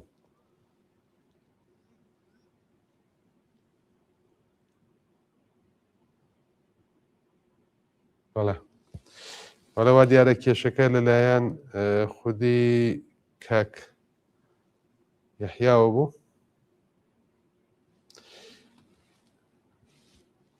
بەڵێ تا کاک یەحیا دەنگی چاک دەبێت و دێتەوە سەر هێڵ مایکەکەی چاکەکات جارێکی تر ئەگەر هاوڕێیان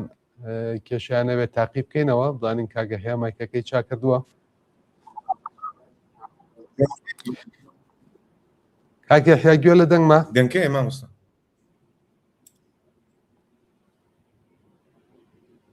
کاک یەحیا ئەمن جۆم لە دەنگیەوە هەیە بەڵێ زۆر باشە سپاس کاک یەحیا بەخێر بێت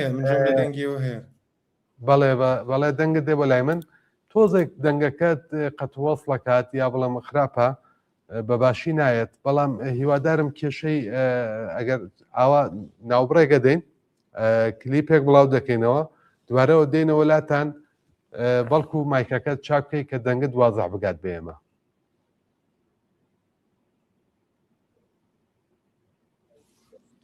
ناوبڕێک و دێنەوە بەلات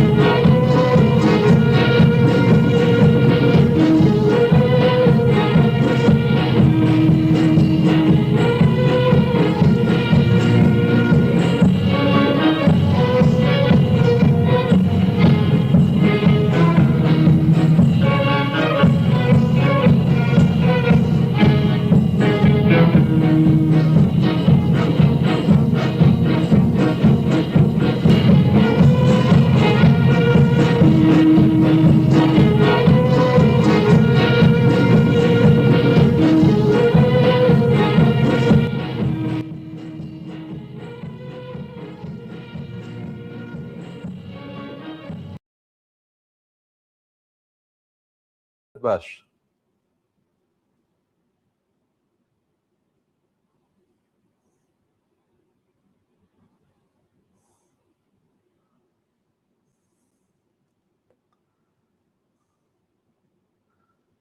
بەڕێز یەحیای سەرخانی سڵاو لێبێت گەر گوێ لە دەنگمانە لە خزمەتان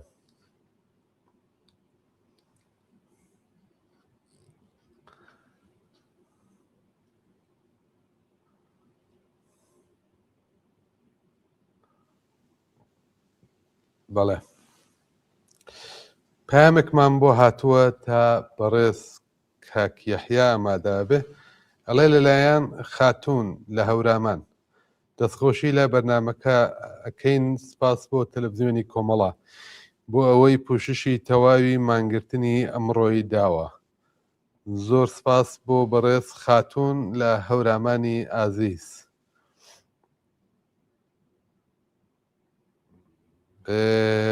بەڕێزێک پەیامی ناردووە ئەڵێ هاوڕێیان ماندوو نەبن ئەو وێنانەی شاری مەهاباتن شاری یەک پارچە داخراوە لە شاری مەهاباتی ئازیزەوە پەیامان بۆ هاتووە ئەڵێ شاری یەک پارچە داخراوە وێنەشی بۆ ناردوین بەڵام پێم وا بێ کێشەی ئەنتەرنێتی هەیە هێشتا ئەنتەرنێتەکەی وێنەکانی بەدەستێمە نەگەیشتووە وێنەکانی بدەزێمە بگات حتمما لە تەلەڤیزیۆنی کۆمەڵەوە بڵاویەکەنەوە کاک یەحیا پێم وا بێ لەسەر خەتە کاک یەحیا سڵاو لێبێم کاتت باش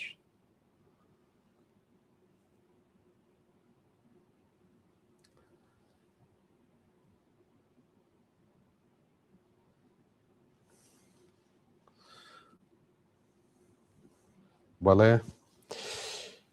پامێکی ترمان بۆ هاتووە لە شاری بانەوە ئەڵێ بانە ناوشار پڕە لە هێزە ئەمنیەکان هێشتا هەلیکۆپتەر بەسەر ئاسمانی شاری بانەوە ئەگەڕێت لە ناو شار دوکان و بازار هێشتا داخراون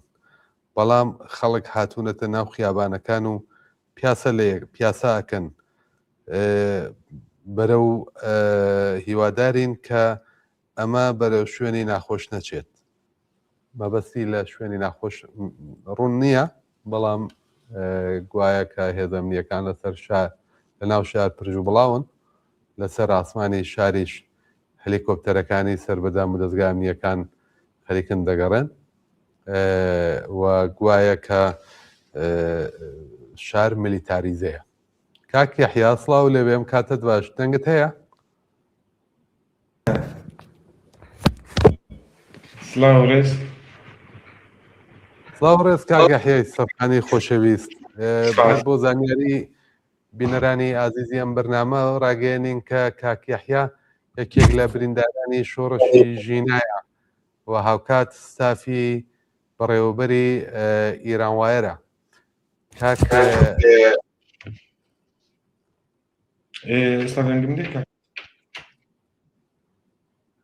کاک یەحیا پرسیاری یەکەمم بە ئەوە بێت ئەوەیەکێ لە چالاکوانانی شۆڕشی ژینا بوون و برینداریش بوون جیاوازی ئەم ناڕەزایەتیە و ئەم مانگرتنە لەگەڵ 3 ساڵەوە پێشی خەرمانانی 1401 چی بوو؟ سەرەتا سڵاو ڕێز بۆ ئێوە و ئەوەی کە ئەوڕۆ بەردەوامی لە هەر یەکەم ساتەکانی ئەو مانگرتنە گشتیە بەردەوام بوون و بەردەوام خەریکی ڕووماڵکردنی هەواڵەکانن لە ڕۆژهەڵاتی کوردستانەوە ئێمە وەک دەزانین شۆڕشێک سەری هەڵدا شۆڕشی ژن ژیان ئازادی لە خەرمانانی ساڵی 1401 بەڵام ئێمە یەک شت بەڕاشکاوانە ڕوو بە گەلی ڕۆژهەڵات بڵێن ئێمە دەزانین کە لە سەرەتای دامەزرانی کۆماری ئیسلامی تا شۆڕشی ژن ژیان ئازادی دیارە کوردستان هەردەم میلیتاریزە بۆ هەردەم فشاری لەسەر بۆ بشاری لەسەر بۆ ئەدام و زیندانی سیاسی هەبوو و تەنانەت فشار و بشارێکی یەکجار زۆریش لەسەر پارت و حیزبەکانی ڕۆژهەڵاتی کوردستان بوو بەڵام ئێمە شۆڕش و سەرهەڵدانێکمان وەک شۆڕشی ژن ژیان ئازادی نەبوو و ئەو جیلە نوێیە ئەو گەنجانەی کە بەشداری شۆڕشی ژن ژیان ئازادی بوون و لە شەقامەکان بوون دەتوانین بڵین یەکەم ئەزمونیان بوو کە بەو شێوازە دێنە سەر شەقام بەڵام ئێستا جیاوازی چێوە ئەو سەرهەڵدانەی کە ئێستا سەری هەڵداوە لە کرماشان و ئیلام و مەلەکشا و ئەزنەوە جیاوازەکەی ئەوەیە کە ئەو جی لە نوێیە ئەو جار بە ئەزمموونێکی یەکجار زۆرەوە هاتوتە سەر شەقام ئەو جار بە داخوازەکان و مافەڕەوەکانی گەلی کورد لە ڕۆژهەڵاتی کوردستان هاتوتە سەر شەقام و ئەزمموونێکی شۆڕشی ژنجیان ئازادی هەیە ئێمە هەموو دەزانین لە سەرەتای 401ەوە تاکو ئێستاکە کوردستان بەردەوام فشاری دەسەروانی ڕۆژهەڵاتی کوردستان بەردەوام لەلایەن هێزە ئەمنیەکانی کۆماری ئیسلامیەوە فشاری دەسەر بوو بەڵام خەباتی مەدەنی خۆی بەردەوام کردو لە ئاستێکدا خەباتی مەدەنی خۆی بەردەوام کردو کە مانگرتنی ڕادەگەیەنێ بۆ زیندانیانی سیاسی ئەمدان لە کاتێکدا بەردەوامی دەکا کە دەگەڵ چالاکانی ژینگە پارێز ئێمە دەبینین بە هەزاران کەس لەسەر لە سنەدێنە سەر شەقام بۆ ئەسپەردەکردنی خاکی شەیدانی شۆڕشی شەیدانی ژینگە ئەوە چالاکی مەدەنی ئێستا گەیشتۆتە ئەو پەڕی خۆی ئێمە دەبینین کە بە ویدۆ بە دەنگەکان کە دێنە دەرێت لە ڕۆژهەڵاتی کوردستانەوە بەڕاستی جیاوازی هەیە و ئەو خەباتە مەدەنیە جێی گرتووە لە ڕۆژهەڵاتی کوردستان هەر ئەو خەباتەی کە ساڵانی 1357 و 58 بە پێشڕەوی کاکفواری کۆچی مەریوانی پێکرد ئەو خەباتە مەدەنی ئەوڕۆ گەیشتۆتە ئاستێک کە هەموو چین و تۆژەکانی کۆمەلگای دەبەرخۆی کردو و هەموو کەس بەرپرسیارە لە ئاستی کۆمەلگا سەرکەوتنی خۆی لە ئەو شۆڕشە هەموو کەس پێی وایە ئەم ناڕەزایەتی ئێستاوە و شۆڕشەی کە ئێستا لە ئارادایە درێژکراوەی شۆڕشی ناتەواوی ژنجیان ئازادیە و بەدڵنیاییەوە کە ئەو شۆڕشە تاو نەبوو چونکە لەسەر شەقام بە شێوەی پەراکەندە و جۆرا و جۆر ناڕەزایەتی هەبوو ژنان لاوان کۆمەلگای مەدەنی هەروەکو جەنابەت ئیشارەت پێکرد لە پاراستنی ژینگە و لە هەموو بوارەکانە ئەوە خۆی نیشان دەدا بە ئەزمون وەرگرتن لە شۆڕشی ژینە بە ئەزمون وەرگرتن لەو تەجروبەی دوای شۆڕشی ژینە و تا ئێستا هاتووە بە بڕایەوە هەرکی کۆمەلگای مەدەنی لە ئێستادا دەبێت چی بێت من هەمان پرسیارم لە میوانێکی تریان بەرنامەکە خۆشی چالاکوانی ئەو بوارە بوو کرد ئەزمون دەبێت چی بێت بۆ ئەوەی کە ئەم ناڕەزایەتیە سەرجەمگیرتر بێت و یەکگرتوانە تریش بێت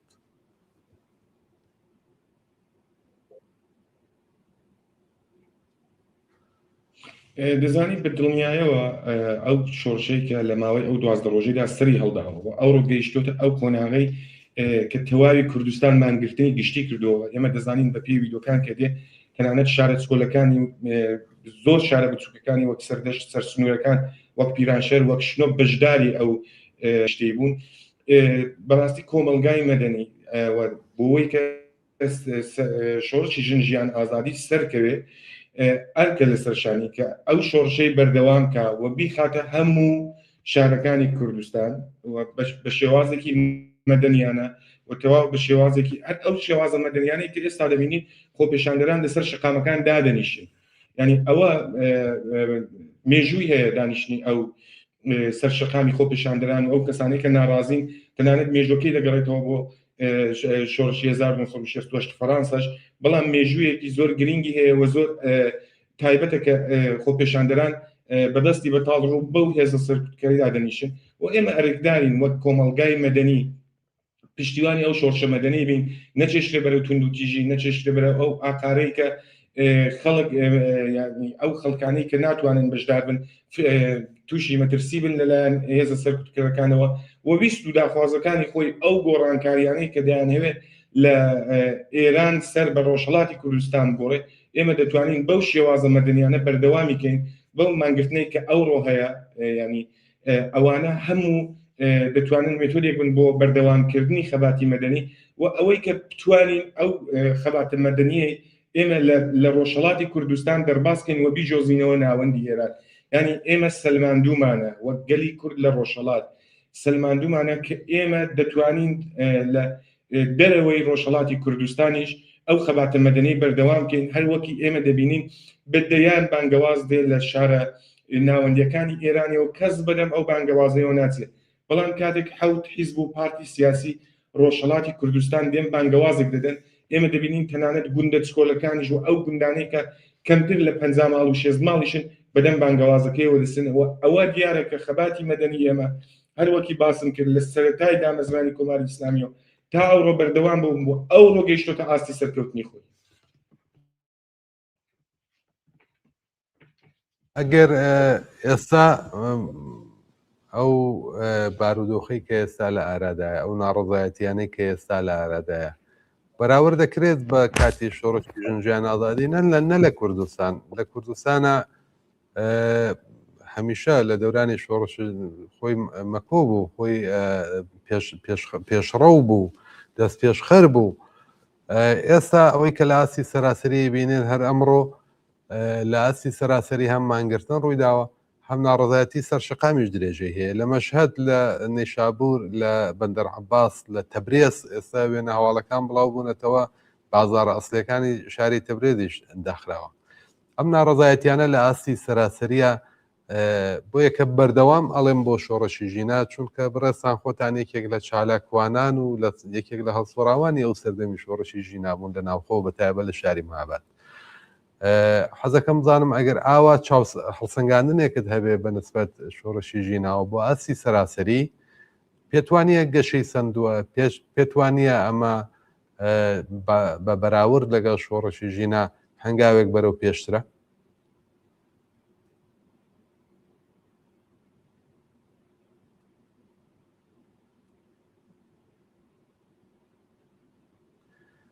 دەنگت بڕا دووبارە کاک یەحیا ببوورە.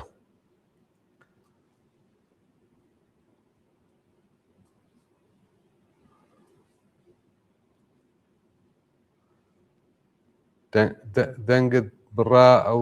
وەڵامی ئەو پرسیارەم هەر لە جێی خۆیەتی، هیوادارم پرسیارەکەم بە جەنابەت گەیشت بێ.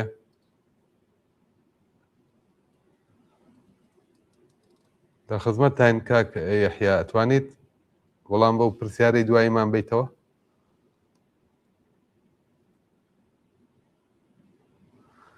زۆر بەداخەوە دەنگن نییە،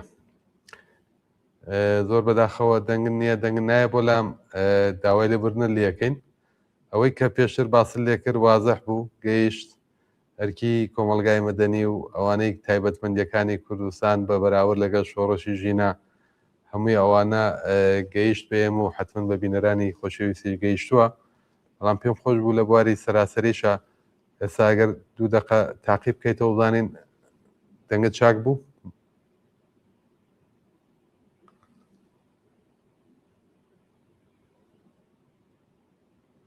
زۆر بەداخەوە دەنگە نایە کاک یەحیای خۆشەویست.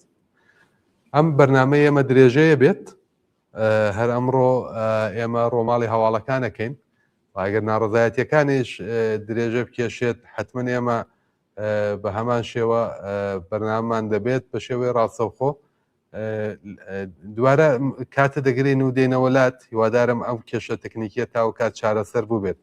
زۆر سپاس بۆی لەگەڵمان بووی، سپاس بۆی کە کاتت دانا. حتمما دێنەوەلات کاک یەحیای خوازیز. بەڵێ زۆر بەداخەوە ئێمە نەمانتوانین گوێبیستی وەڵامی پرسیاری دواییمان بین لە کاک یەحیای سەرخانی کە یەکێک لە بریندارانی شۆڕەشی ژنجیان ئازادی بوو و ئێستاش لە دەرەوەی وڵات نیشتەجێە. میوانێکی ترمان لەگەڵایە بەڕێز محەممەد ڕەزای ئەسکەندەری، چالاک و هەڵسوڕاوی سیاسی و بەرپرسی ڕادیۆ کوردانە. ئەگەر لەسەر خەتە کاک ڕەزای ئەسکەندەری خۆشەویستم، کاتت باش کاک ڕەزای عەزیز، سڵاو لێبێ. خدمەتە جەنابەت و گەیشتێ بینەرەی و بیسەرەی لە تەلەڤیزیۆنی کومەڵە. کاک ڕەزا، ئەم ساڵ کرماشا و ئیلام و خواروی کوردستان بە جۆش و خرۆشێکی بێوێنەتر لە ناڕزایەتیەکانی پێشوو لەسەر شەقام بوون. شەهیدیاندا، برینداریاندا دەست بەسەر بوون. لە زۆربەی شارەکان تەنانەت بۆ کاتیش بێت شار بەدەست خەڵکەوە بوو. زانم خواری کوردستان بۆ ئاوای لێ هات، بۆ ئاوا بە جۆش و خرۆش بوو. هۆکارەکانی چی بوو؟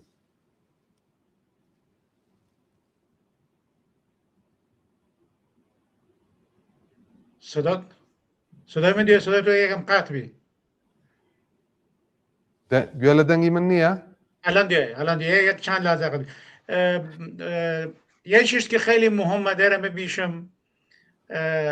و شانازیۆ باید بیشم کە مردم کورد ئەرێ ئەوەڵین بار لە تەجربەی تەلخ شکست جمهوری کوردستان در مهاباد یاد گردن که تکی تکی و استان استان و هیچ جای نرسن و الان تلاش گشت مردم کرد هدم ماکو تا مهران بگیره یسک ورد یکی متانی من کار انجامیم ورد یک تانیم که حق و حقوق برابری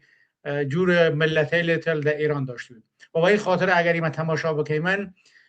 اولین بار در تاریخ جنبشل ایران در تاریخ جنبشل جهان یک شهر بیچک بدون یک در واقع تشکیلات نظامی سیاسی دور بو خود رای در حرکت که یک جنبش سراسری و وجود داره سر یک ساعت دیای در وقتی هم دیای در شهر در تصرف خود قرار ده و وقتی هم تازه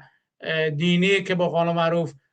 شهرها دست خود کاری و دکان و مغازه مردم نره چو دکانی که دکان سپاس و باعث یدوی در واقعی دکان بیشتر مردم فقیر و بدبخت بون و کالابر گویم بین چنان نام و در آبدانان برنج و همه چیزی در جایی که جور بعضی در جای دنیا که اتفاق کفی مردم فقیر بدزنه دیان پخشیکن هوا یعنی نشان ده که جنبش کردستان جنبش آزادی خوازیه جنبش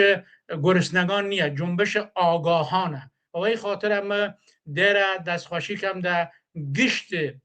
مردم کردستان گشت احزاب کردستان گشت تشکلات فرهنگی و سیاسی و مدنی کردستان گشت ورزشکارای کردستان که دست دان است دست یک ای دفعه آگاهانه حرکت کن جنبش آگاهیه جنبش انفجار آگاهیه و ایش در شهرهای بیچک شروع بیه چیزی که در آبدانان شروع بی تانه همون جوری که ژینا سرچشمه جنبش جنجیان آزادی بی حرکت که در آبدانان بی این حرکت در واقع ایمه توسعه بیمن و این خاطر حتی اگر تماشا بکنید دینید امروز درست احزاب سیاسی نیروی سیاسی نیروی مدنی نیروی تشکیلاتی اعلام اعتصاب سراسری کردن ولی در کردستان خوارگ جنوب روجلات خوارگ علاوه بر مسئله اعتصاب حرکت کردن یعنی یک چیز جدیدیه یک چیز جدیدیه که ما باید یاد بگیریم بحث فقط اعتصاب نیه بحثی است باید خیابانش در خدمت ما بود باید تمام خیابانه در خدمت ما بود اعتصابش بود و یک چیز جدیدی الان در لومار اگه تماشا بکنید در ایلام در بخشل در شهرستانه بیچی در ایلام تماشا بکنید امروز علاوه بر اعتصاب در خیابان مینه در لومار یکی در واقع همون فروشگاه و کوروش که سپاه پاسدارانه بازم عین آبدانان رمانان است هر چیزی بیا کش در خیابان رشانه نه یعنی خواهیم بیشیم که در واقع ایلام و کرماشان و لرستان الان یک حرکت جدید در واقع شروع کردنه است که اعتصاب کنیم ولی اعتراضش کنیم فقط دمال ننیشیم دیای مدریشه و یه چیز بسیار جالبه ولی امیدوارم که مردم ایران شهرهای گپ ایران که تا الان خیلی کم هاتنه و جمعیت فراتری وارد خیابان بون و بتانیم ورد یک همدست ورد یک حکومت دموکراتیک که همه خلقه ایران همه ملت ایران در سهم داشتون و وجود بیای و اینا بتونیم در آزادی و خوشبختی و سربستی زندگی کنیم. کاک محمد رضا ل ئیلام و کرماشا و مەلەکشایی کۆماری ئیسلامی زۆر بە حساسیەتێکی تایبەتیەوە دەڕوانێتە ئەو خواروەی کوردستان ئەو ستەمانەی ئەو ئازارانەی کە عمومیە لە هەموو ئێران هەیە تایبەتیتر لە کوردستان و لە خواری کوردستانیش هەیە مجموعەیەک اعتقادات و باوەڕهای تایبەت بەخۆی وەک یارسان و ئەمانە لەو خوارەوە ئایا ئەمانەش هەر وەکو ئەو کەلتور و ئاینانە موردی تەبعیز و ستەم قەراریان گرتووە یا معلوماتێک لەو بارەوە اصلا شکی نکرد اگر ایمه تماشا بکنیم اولا در زمان شاه ایمه هیچ فرق نه یعنی درسته ایمه شیعه میمونه ایمه یارستان میمونه خوب بیشتر مردم منطقه ایلام و کرماشان و لرستان شیعه هست ولی همین مردم شیعه و قول منفوره چه در زمان شاه و چه در زمان جمهوری اسلامی ایمه هیچ موقع در قدرت نیمه، یعنی هیچ گرچه که ما کسانی که مدارک تحصیلی خیلی خیلی باند داشتن وجود داشته، آره در سطح سفیر وجود داشته که چنگیل ایلامی یا کرماشانی، ولی در حد وزیر ناشتی من، در حد مثلا کسی در وزارت اقتصاد یک کاری بود وجود داشته، ولی همیشه هیچ موقع جمهوری اسلامی اعتماد و مردم کرد چه شیعه و چه سنی و چه غیره و خلاما یارسانی ناشته. ولی یه چیزی من خودم داره میشه خیلی جالبه، حدود فکر کم 10 سال پیش یا 11 سال پیش ما برای کردستان باشور شدم، قراری وارد دکتر با موسی بختیار داشتم، ملا بختیار. بعد قرار می یک پروپوزال نیسانم برای ملا بختیار در اطار رادیو کردانه. ملا بختیارش قرار بیاردم صحبت بکه و یک همون جوری که کمک دکردن و دوستان کردمان در روشلات کردستان در قسمت سورانی نشید و ایمیش کمکی بکه. وقتی که من چی وارد صحبت کردم در دفتر در سلیمانیه، خیلی چیز جالب بود که محمد رضا بنور متاسفانه و دعوا بیشم رادیو کردانه چون تعلق داری و مسئله ایلام و کرماشان و لرستان، ایما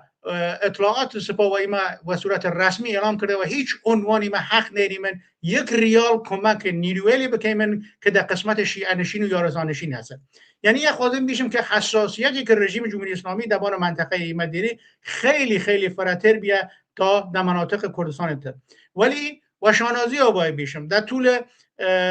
حداقل بیشم 20-25 سال گذشته در ایلام و کرماشان مسئله نتوایتی اینقدر رشد کرده که الان در واقع سبلاغ و خمانشتیت جی و باید بیشم و همه ما باید خوشحال بیم، حتی سبلاغ بشینه و چر کرمان جسو سورانه الان مرکز نتوایتی و کردایتی حاطقه ایلام و کرماشان و لرستان و یا شانازی اره همه مانه، یا شانازی که ایمه تانی من در آینده بسیار نزدیکی رژیم در بین بچو یک دست و یک همگام مرد یک بتانی من یک حکومت فدرال خیلی قدرتمندی در سراسر مناطق کردستان درست بکنه. کاک محمد رضا عزیز، ئێوە بەرپرسی رادیۆ کوردانن لەناو بەشی مێدیایە کارەکەن. حەزەکەم زانم وەکو شارەزای ئەم بوارەش پێمان بڵێ تەئسیری میدیاکان، تەئسیری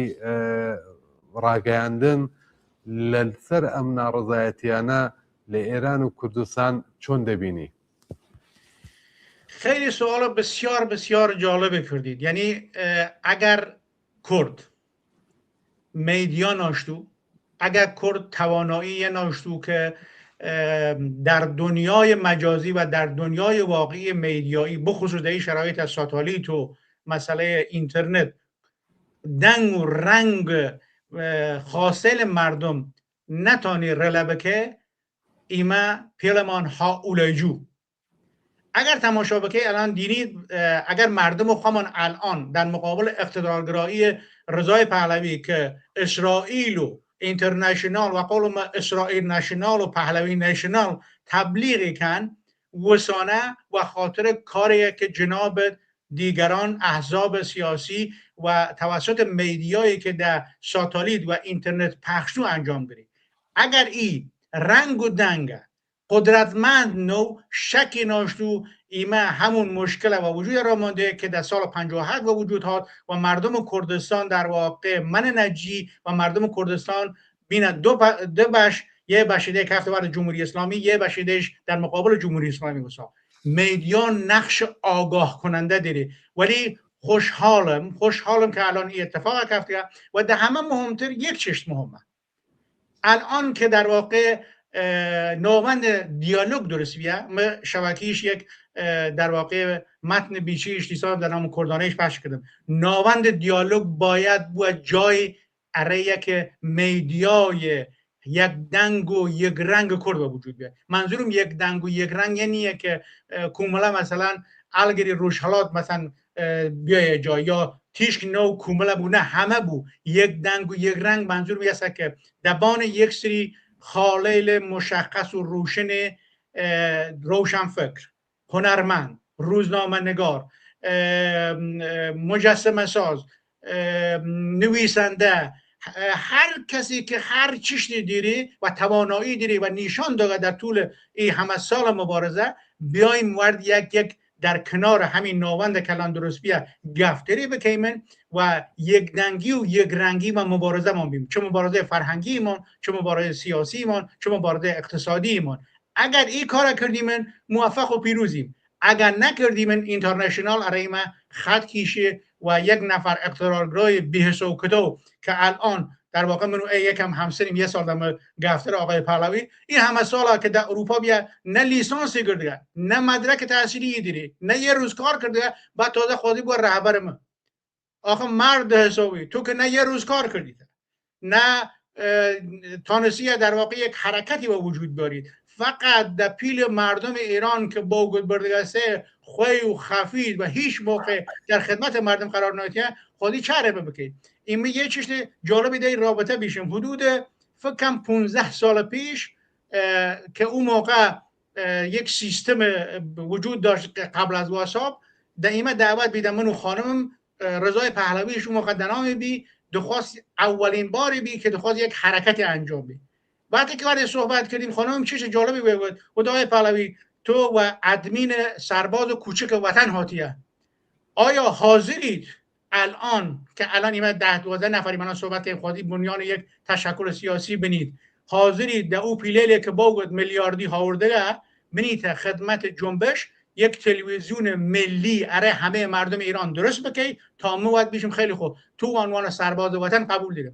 در اون لحظه آقای پهلوی اصلا سکوت مطلق کرد، هیچ جوابی نه. بعد از دوباره بود منور تو فکرم اره سرباز پیچیک وطن نیست، خودی بود که ژنرال جیجن نیه، ژنرال باید در عمل نشان بده، ژنرال باید در عرصه اجتماعی سیاسی خواهی نشان بده، خیلی کسی و ساده نمه ژنرال. تو الان حاضر نید او همه امکاناتی که با آورده در خدمت جنبش قرار بید، بعد تازه خودید بوید تشر رهبریشه که دو موقعی ما هر دوان وقال معروف اولین و آخرین باری بی که ورد یا آقای پهلوی و نشتیمن و دوستانی که اون موقع البته فهمه اکثران جواب میده و تیمی بابا جان تو دنبال فقط قدرت گردی، دنبال حل مسئله ایران و مسئله آزادی و دموکراسی نیست. و این خاطر یک چیز بسیار مهمش جناب مطرح کردیم، میدیا در واقع ستون اصلی یک مبارزه است. اگر میدیا وجود ناشتو مردم و آگاهی که الان رسینه نرسن و دشمن تانه خیلی سوء استفاده گپی بکه. نمونه خیلی تریش خواهدم بیش مرا مسئله حزب توده و سازمان شریکل فدایی خلق. اگر او زمان سازمان شریکل فدایی خلق توانایی داشته و بتانستان حزب توده افشا بکن و هیچ عنوان اکثریتی و وجود نیاد و هیچ عنوان فرخ نگهداری و وجود نیاد که جنبش فدایی و شکست بکشی و در واقع جنبش اصلا چپ ایران و شکست بکشی. بەڵێ کاک ڕەزای عەزیز پرسیارەی دواترم یا دوایین پرسیارمەوەیە بزانم بەڕای جەنابەت ئەم حرەکەتە کە ئێستا ڕێکەوتووە ئەم ناڕزایەتی و اعترازاتە دواڕۆژی چی بێت؟ ئایا وەکو ئەوانەی پێشوو دەچێتەوە ماڵ تەجروبەیەک وەرەگرێت بۆ حرەکەتای داهاتوو یا بە بڕوای تۆ ممتد ئیدامەیە بێت؟ بە وەزیەتانە هەرچەند ئەمە لەوانەیە پرسیارێکی سەخت بێت پێشبینیکردنی ئاستەمە بە زۆر فاکتۆر بەسەیەیە، بەڵام بزانم لە ڕوانگەی جەنابتەوە ئایا پێت وایە ئەم اعترازاتە فعلەن ئیدامەدارە بێت؟ من در یه شکی نرم در مطلبی که چند روز پیشش نیسانم، چون خواهم در زمان جوانی در زمانی که سال دوم راهنمایی می‌آورد در انجمن حجتیه کار کردم و معلمی که داشتیم معلممون هرسینی بی، وقتی که هرسین که مرکز در واقع انجمن حجتیه بی یعنی پایگاه سنتی جمهوری اسلامی بی، وقتی که ملکشای اکثر جوانلی در خدمت سپاه بینه الان الگردیانه الان علسان پا در صف مقدم مبارزه هستیان و رژیم در واقع و چالش کیشانه، ایما باید بزانیم که این جنبش دی جنبش آگاهیه، این جنبش دی نگوسی سر وسای نری و در واقع یک مسئله مهمی تریش وجود داره که ما باید بزانیم جامعه جهانی و جامعه جهانی نیه. ما ورد ترامپ و تفکرات ترامپیسم مخالفم ولی یک واقعیت باید ما و جناب و دیگران بیشم گرچه که چپیم یسا که ترامپ هم و هیچ عنوان تحت هیچ شرایطی بایدن نیه. الان هم اگر جمهوری اسلامی بخوازه تندوتیژی خیلی سختی در مقابل مردم انجام به در واقع ترامپ و دولت آمریکا این کاره که حتما نه و عنوان مثلا گسترده نظامی ولی جایل مختلفی کتی شکی دینیه. نمونه بارز ای تفکر یسا که علی جوانمردی که و هیچ عنوان و دوارد سلطنت و سلطنت طلبی رابطه خوی نری کنه مسئول رادیو فارسی آمریکا یه نشان دهنده یسا که در یک طرفیش ترامپ هم حتی چی ایمه و قلوبرو چپل خوشمان بیای چه خوشمان نیای در فعلا در این شرایط در کنار مردم ایرانه. تا زمانی که ترامپ حمله نکه ما ایشیم دست در نکه ما حمله نظامی قبول نرم ولی هایی که الان دست نواسبان سر مردم و ایشی اگر جمهوری اسلامی حمله بکه ما جوا و دندان شکندیم بازم دستی خوش و این خاطر این جنبش وسای نری این جنبش حرکت آگاهانه عظیمیه. فقط یک چیز باید ما بزنیم چون رژیم اینقدر سرکوب کرده مردم دنبال یک تعادل قوا هستند. اگر این تعادل قوا یک هم بشکی هاوچیده که در آبدانان و وجود هات و وجودیه هاوچیده که در شهر بیچه و کردنشین که هم یکتری ناسن و وجود هات و وجودیه شکی نکه وقتی که ملشای الاسا سپا و قول کردی خوامان خدا و خدای قیدی نوی نگری و ایلیل خزل تو بخیه ایلیل یکا گردنه تمام بیه. شاید باور نکید من بچه مهران اکثریت قریب به اتفاق ناندانی آن یسه که در نیروی نظامی و انتظامی بون ده که دور تظاهرات بیه یعنی بزن رژیم تمام کرده ولی بحث بر سر یسه که این رژیم که تمام کرده الان چجوری باید جمع بود چه آلترناتیوی باید با وجود بیاید و یسه که من نظرم از مردم کرد باید آماده بون. مردم کرد نباید بوشن تا آخرین لحظه باید بشین یه آلترناتیو این مثلا نه. الان احزاب سیاسی کرد روشنفکرای کرد کارگرای کرد همه باید دست و دست یک آلترناتیو واقعی در ایران و کردستان و وجود بیارن تا دیر نیه ایما باید حرف یک بشیم چون کردستان همیشه در صف مقدم مبارزه بیاد. در این جنبش ایمای منوا درست در تهران یک حرکتی انجام داد یه 200-300 نفری هاتن داد ولی واقعیتی است که الان 10 روزم مردم و کرد و لر و گانداین و شهید بین این جنبش زینه نیشتنه. اگر تماشا بکنید در تهران هنوز 1 نفر نکشیده ولی در ملیشای بیچی که ما هستیم 4 نفر رژیم اعلام کرده. شکی نه که الان چندین نفرش در آی سی یو کشیانه مردنه ولی رژیم و هیچ عنوان حاضر نیه اعلامی هم بکنه. بۆ بەڕێز محەممەد ڕزای ئەسکەندەری هەڵسوڕاوی سیاسی و بەرپرسی رادیۆ کوردانە. زۆر سپاس بۆی کە بەشداری ئەم بەرنامەمان بوویت. سپاس بۆ قسە و باسەکانت. آرزوی موفقیت را دارم و امیدوارم که بتونیم در آینده روشحالات عزیز در کنار یک بوی منورد یک سرچوپی در شهریل و میدانیل کردنشین بکشیم. زۆر سپاس بە هیوایەوە ماڵاوە. بەڵێ عزیزان توێژ بوو لەگەڵ محەممەد ڕزای ئەسکەندەری بەرپرسی رادیۆ کوردانە لە قسە باسەکەی باسی لەوە کرد کە حتممەنێوەش ئەگەدارن کە شارەکانی خواری کوردستان وەک ئیلام و کرماشان و بە تایبەت ناوی چەند شارێکی برد وەک ئابدانان کە وتی تەفەکوری حوجەتیە یا زیاتریشی هەبوون و بەشێکی زۆریان لە هێزە نظامی و ئینتزامیەکان کار دەکەن لە مێهران کە خۆی لەوێ ئەڵێ لەدایک بووە لە مەلەکشای بەڵام ئێستا تەواوی ئەو شارانێک کە خۆیان ڕۆژێک ئەندامی نیروهای نظامی و ئەمنیەتی کۆماری ئیسلامی بوون لەوێ هەمووی ئێستا کۆماری ئیسلامیان قبول نییە دێنە سەر شەقام داوای ڕوخانی کۆماری ئیسلامیەکەن ویسی لەو پەیامەیە بڵێت کە وەزیەتی کۆماری ئیسلامی لەو مناتقەیە ئێستا چەندێک متەزەلزەلتر بووە و چەندێک ئاستی نفوزی کۆمەڵایەتی و ئەوانەی لەو ناوچانەشە هاتۆتە خوارێ تەنانەت کەسانێک کە نان لە هێزە نظامی و انتزامیەکانە خۆن لەو ناوچانەش ڕوویان لێ وەرگەڕاون و لەسەر شەقام ڕوبەڕوویان بوونەتەوە. پرسیارێک کە ئەو باسی کرد باسی لە تەداخلی ترامپ کرد لە باسی ئەو پشتگیریەی کرد کە لە ناڕزایەتیەکان کراوە هەڕەشەی لێکراوە لە کۆماری ئیسلامی کە گوایە ئەگەر خوێن بڕێژێت ئەوان دەستێوەردانەکەن. هەرچەند باسی لەوە کرد کە هێزی باوەڕی بە شەڕی نظامی نییەوە پێی وایە دەستێوەردانی عسکەری لە ناڕزایەتیەکانی ئێران ئەو شۆڕشە بەلاڕێدا بات بۆ سەری ناخات، بەڵام ئەوەش با بزانین کە هەر خودی دەستێوەردانی هەر هێزێکی زلهێز بە تایبەت لە سەرویانەوە ئەمریکا و ئیسرائیل تەنانەت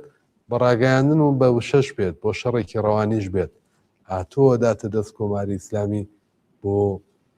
زیاتر سەرکوت و سەرکوبی ناڕازیەکان لە ناوخۆی وڵات.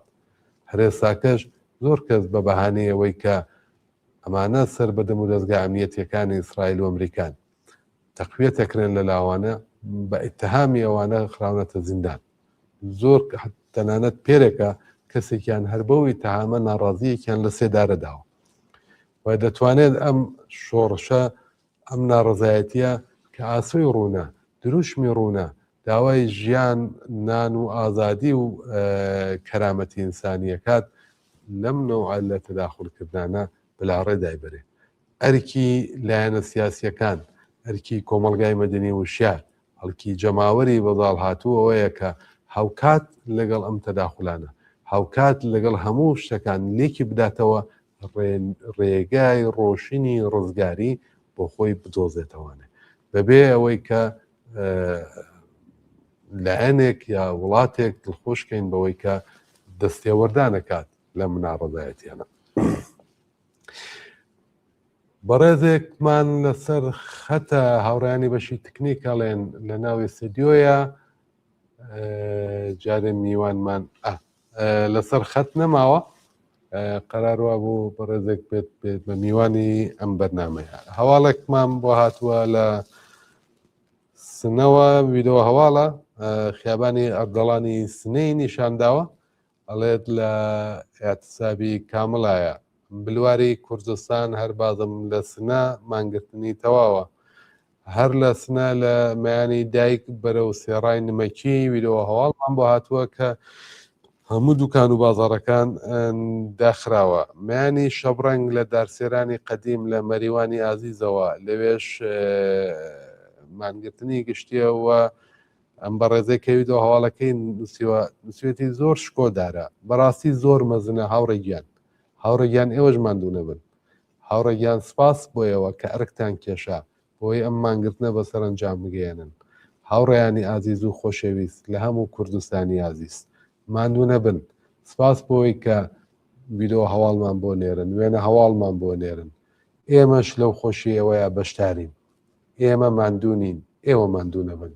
سپاس بۆیەوە سپاس بۆەوەی کە لەم ڕۆژە ساردا لەم کەش و هەوا پڕ لە خۆف و ترسە ئەمنیەتیە لەژێر دەسەڵاتی ڕەشی کۆماری ئیسلامی کە بە هەلیکۆپتەر و لەسەر شەقام و بە پیادە و بە متۆڕ و بە ماشینەوە دەگەڕێن لەسەر شەقامەکان ئێوە نەترسانە دێن و وێنە دەگرن لەو ناڕزایەتیە شکۆدارە لەو مانگرتنە شکۆدارە بۆ تەلەڤیزیۆنی کۆمەڵێنێرن. دەستی ماندووتان جارێکی تر لە دوورۆ دەگوشین ناوڕێک و دێن و بەلاتان لە تاڵە سوار و ئەفراسیاوەوە بانگەوازی ڕۆڵە شەڕژێرەکانی کوردستان دەکەین شنەی باوی هەواڵێک لە لای کاک فعاد و کاک شوانەوە و پێیان بڵێن ڕۆڵەکانمان دووبارە سەر شاخەکانی کوردستان بگرن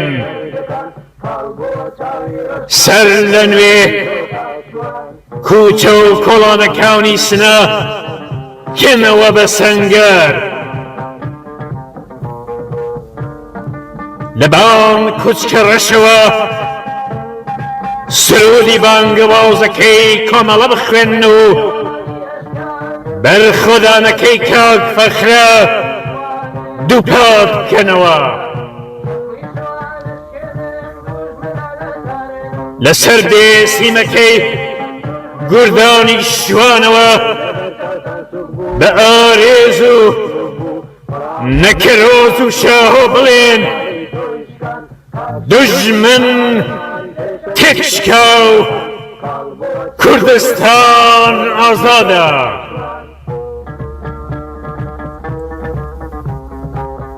بە هەواڵی سەرکەوتنتان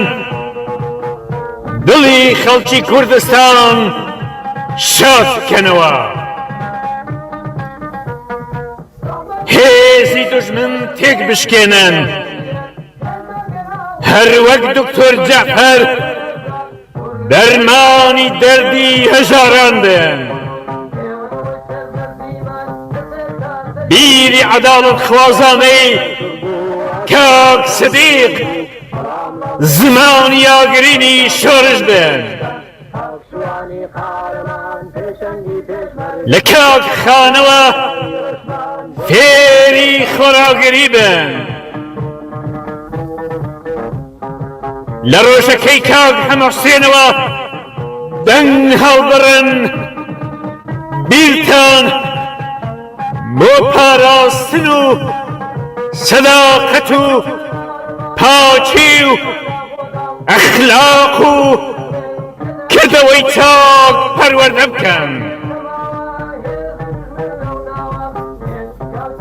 هەمیسان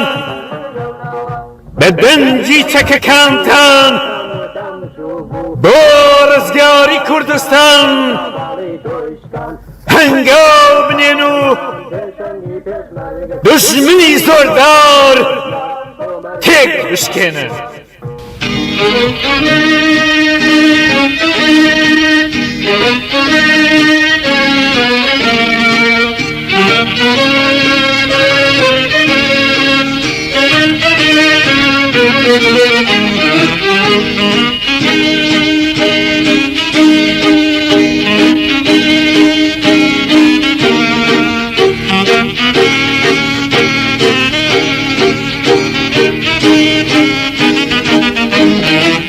يكاربيان لساركا لم شاربيا خولوشا ببرسيان بتيري برنتي يجيتي ببرسيان بتيري برنتي يجيتي يجيتو إلا بيبي أتاهز الزياطيري يجيتو إلا بيبي أتاهز الزياطيري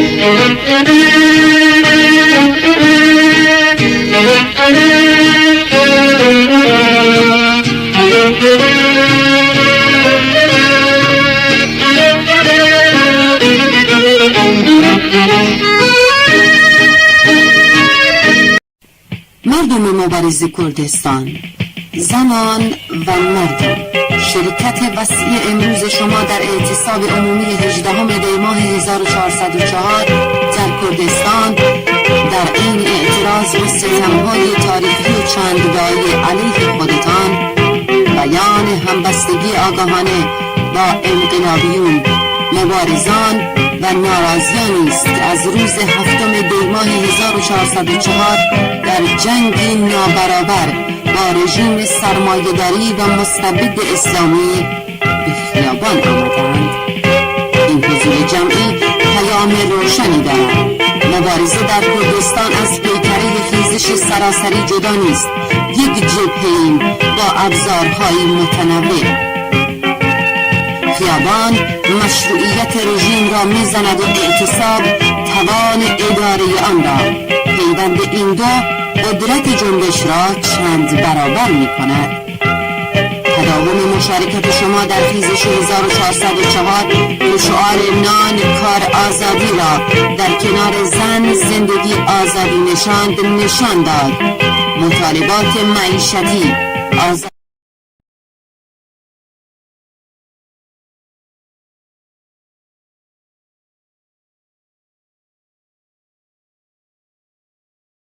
ڕێز ڕستووی پاسپار هیوادارم ناسناوەکەیم دروست خوێن بێتەوە. بەڕێز کاک ڕستوو گوێ لە دەنگمانە؟ بەڵێ دەستان خۆشێ بەڵێ دروستە خزمەتە. سڵاو لێ بێم کاتت باش. ئەو کاتە و هەموو کاتی ئێوەی ئاز خۆشەویستیش باش و بەخێر. بەڵام ئێستا بەداخەوە لە دەرەوەی وڵاتەژی وایە؟ بەڵێ بەڵێ وڵا ڕاستە ئەرەوەڵا لە وڵاتی ئەگەر یەکێک لە بریندارانی شۆڕشی ژینا و یەکێک لە هەڵسوڕاوانی شۆڕشی ژینا بووە کاک ئەرەس و ئێستا حتمما جێگال لە ڕۆژهەڵات خاڵیە کە جارێکی تر ئەو چالاکیانەی کە لە شۆڕشی ژینا هەتان بوو دووپاتی بکەیتەوە بەڵام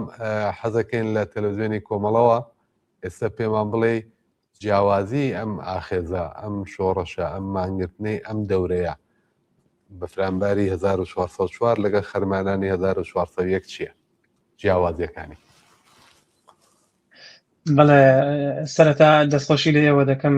و سڵاو ڕێزم هەیە بۆ ئێوە هەموو بینەران و بیسەرانی ئەو بەرنامەیە هەر لە پێشەکیدا دەبێ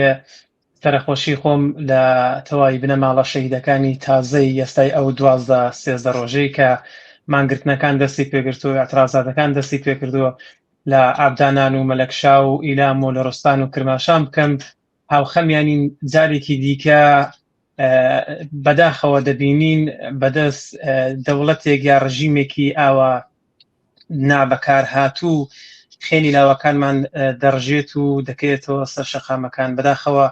دیسان شاهدی ئەو سەحنانە بووین کە نەدەبایە دیتبایمەوە یا ئەو ڕووداوانەیە دڵتەزێنانەی کە لە تۆڕە کۆمەڵاتەکان بڵاو دەبنەوە هەمووی ئەوانەش دەگەڕێتەوە سەر تڕەندەبوون و بێویژدانبوونی ئەو ڕژیمە کە جارێکی دیکە دەستی بە خێنی ئێمەمانانی لاوی کورد و میلەتی کورد و بەخسووس تەواوی خەڵکی ئێران دەستی سوور دەبێتەوە لێرەوە شەریکی خەمیانین و هاودەردی خۆمانیان لەگەڵ دەردەبڕین بە هەر شێوازێکەوە ببێت و بکرێت و ببیسرێت و بە ئامانج بگە بەڵێ هەروەکو فەرمووتان من لە 401دا بەشدار بووم تەواوی ئەترازاتەکە هەر لە ئەوە ڕۆژەوە تا ئەو کاتانەی و ئەترازاتەکان کۆتایی پێهات و ئەوانە فەرمووتان جیاوازەکانی چییە؟ جیاوازەکانی ئەو دوو شۆڕشە دەتوانین لەوەدا ئاماژەی پێ بکەین کاتی ئەوەڵ ئەگەر باز لە شۆڕش و ئاڵوگۆڕی سیاسی لەسەر ئەو ڕژیمە هات خەڵک وا خەڵکی چۆن بڵین باز بۆ دەکرد کە تەیفێک لە جامعادان هەوێ مەسەلەی حجاب و لابردنی لیباس و خۆ و دەرخستنی ئافرەتان و کە مافی تاکە کەسیە هەر کەسێک چۆن پێی خۆشە بژی بەڕاستی ئازادە و دەبێ وابێت بەڵام لە سیستمێکی ئاوا پاسەتدا پێم وانە جێ ئەو مافی تاکە کەسیانە ببێ ئەو بەو شێوازە هەڵس و کەوتی دەکرد و توانی تا حدێکی زۆر ئەو ناڕەزایەتیانە کۆنتترۆل کە ئێمە دەزانین لە چوارچێوەی ئێراندا تەیفێکی زۆر لە خەڵکمان هەیە گەرایشی بەدین هەیە جایتر لەبەریشی ئەو لەبەری سنی خەڵکی بەرامبەر بەدین دانا خۆی کەنار خست و بەرحاڵ ئێوە چاولێکەن بزانن ئەو کەسانی کە دایان هەیە ئاڵوگۆڕ بەسەر سیاست یا بەسەر ئەو حکوومەتەدا بێنن مافەکانیان چییە لەسکە لابردن کە بەداخەوە لە نێو دیندا بۆتە معزەلێکی گەورە هەرچەند ئێستا لە دەوڵەتە عەرەبیەکاندا دەبینین زۆر بەدڵفراوانی ئەو مەسەلەیان گرتوتە بەر و هیچ کێشەیەکیان لەگەڵ لابردنی لەسکە و یا هێندێ مەسایلی دیکەی وەکو حیجابی ئیجباری نییە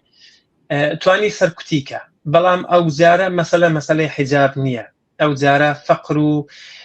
گرانی و ناڕەحەتی مەعیشەتیەک کە بۆ خەڵکی ساز کردووە و جاری ئەوەڵ ئەگەر ناڕەزایەتەکان لە کوردستان هەڵیدا ئەو جارە لە ناوچەکانی دیکە بە جیاوازتر و بەرفراوانتر پەرەی گرتووە و ڕۆژ بە ڕۆژ شارەکانی پێوە زیاد دەبێ و دەیتەنیە کە ئەو ناڕەزایەتیانە لە تووری ئەو 46 ساڵێکەوە بۆ خەڵک لە کۆی سنگیاندا کۆبۆتەوە دەری ببڕن و نەترسانە بێباکانە بێنەوە سەر شەقام و جارێکی دیکە ئەو ئاعترازاتینی خۆیان نیشان بدەن کە هەروەکو ئێستا لە تاکو ئەو ڕۆکانێ مانگرتنەکان گشتی بوون دیتومانە کە چۆن چۆن ڕستو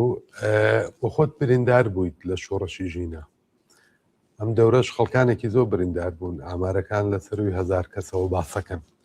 بە تەجروبەی خۆت لەوێ بریندارەکان دەبێت چ بکەن خەڵک چۆن دەرمانیان بکەن چون خۆت دەزانیت شوێنە دەرمانیەکان وەک بیمارستان و دەرمانگاکان لە کاتی وە هێزە ئەمنیەکان لەوێ چاوەڕێیەکەن کە بیان هێنن و لەوێ بە برینداری دەست بەسەریان کەن تەوەقع لە خەڵک چییە لە ئەگەری شتێکی ئاوایە ئەو تەجروبەی کە خۆت هەتا بەڵە ڕاستە تەجروبە زۆرە بە زۆریشماندی و زۆریشمان بیستەوە لە دوای ئەو شۆڕشە تەجروبات زۆرن یعنی ئەگە تۆ هەر لەسەر شەقامەوە دەست پێ بکەی کە خەڵکەکە کۆ دەبێتەوە و ئێمە لە مەسەلەیەکی چکۆلەدا عەرز بکەم کاتێک کە ئەوایلەکەی شۆڕشەکە بوو گازی فرمێسکرێژیان دەهاویشت نەمان دەزانی چی لەگەڵ بکەین بەڕاستی تەجروبەی ئەو شتەمان نەبوو کەم هاتە دەستمان بۆ خۆمان ئیفتکاری کارێکمان گرتە دەست کە پەتویەکی سوکەڵەمان تەڕ دەکرد لە مەحزەوەی کە گازەکە دەهاتە خوارێ لە بەردەمی جەمعێک خێرا پەتوێکی تەڕمان پێدا دەدا و هەتاکو نێ بۆ خۆی خاو دەبوو ئیتر نەیدەتوانی کاریگەریەکی ئەو تۆ لەسەری مەبکا و ئەو جەماعەتە بڵاو کاتەوە ئەوە دەستاوردێکی تەجروبی بوو کە بوومان لە هێندێک شوێنەکان لە هێندێک بڵین محلەکان کەەوە تەزاوڕات دەبوو زۆربەی ماڵەکان دەبێ بڵین ماڵێن ئاوادان بێ دەرگای پارکینگەکانیان کلێنێک دەدا و ئێمە ئەو شتانەمان بۆ وەکو تەجروبە هات بۆ دەستی کاتێک کە فشارمان دەهاتە سەری کاتێک بە ماتۆڕەکان بە ماشێنەکان یا بە تەقەی بێوچان هەڵیان دەبڕین دەماتوانی خۆمان قوڵەپێسکەین و لە کەلەبەری ماڵە بچینە ژوورێ خۆمان بخەین حەشارە دەین لەو ماڵانەدا ئەوانە نکاتێک بوون کە ئێمە لەو کاتەدا دیسان بەڵام بۆ بریندارەکان کە مەسەلەی ئەساسیە دەبێت زۆر وریابن وریابوونەکەش ئەوە نییە کە هەمووی خەڵکەکە هاوکاری نەکە ئێمە لە بیمارستان کە دەچوین ئەوەڵەن پێشووتر هەماهەنگێکمان دەکرد بە کەسانی مەدەنیەوە کە برینداری ئەو مۆزوعانین بە هەندێک لە ئەو کەسانی کە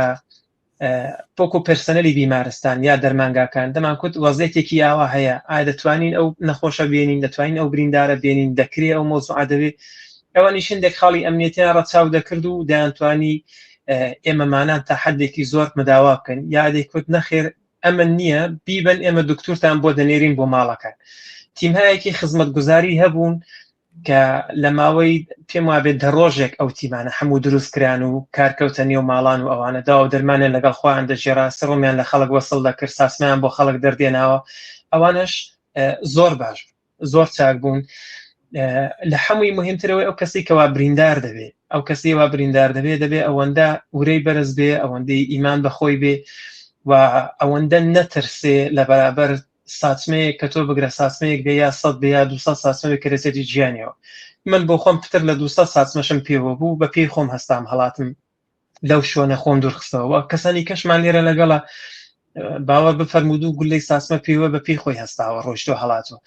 نەترسان ڕاوەستان لە بەرابەریاندا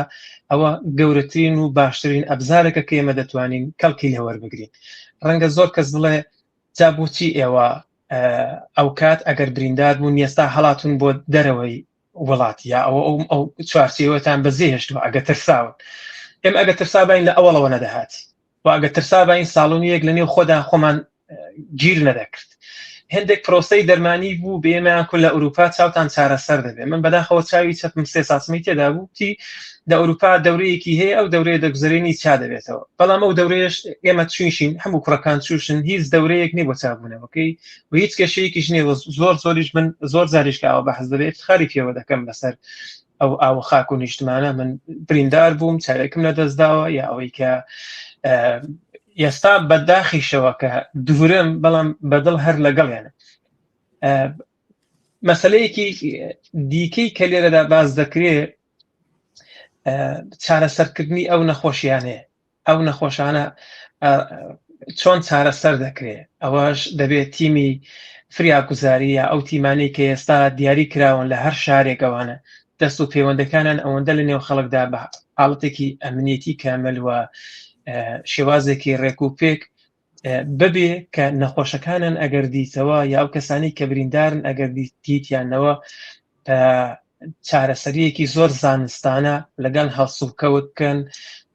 دەبێت ئەو تیمانە حتمەن بەڕای من کەسانی ڕەوانشناسیان لەگەڵ بێ کەسانی پسپۆر لە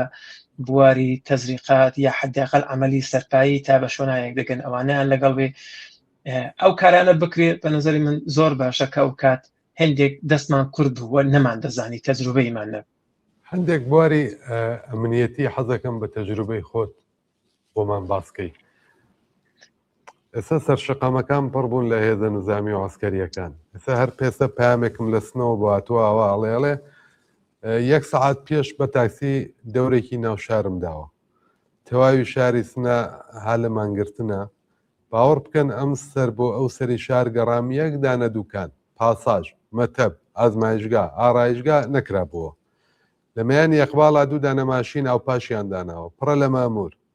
مردم لە ناو ماشینەکانە بۆ قلێدەن و ئاسابیان وردەکەن خۆزگە و شەرایەتە بۆ هەموو ئێران ببووە هەموو شارەکان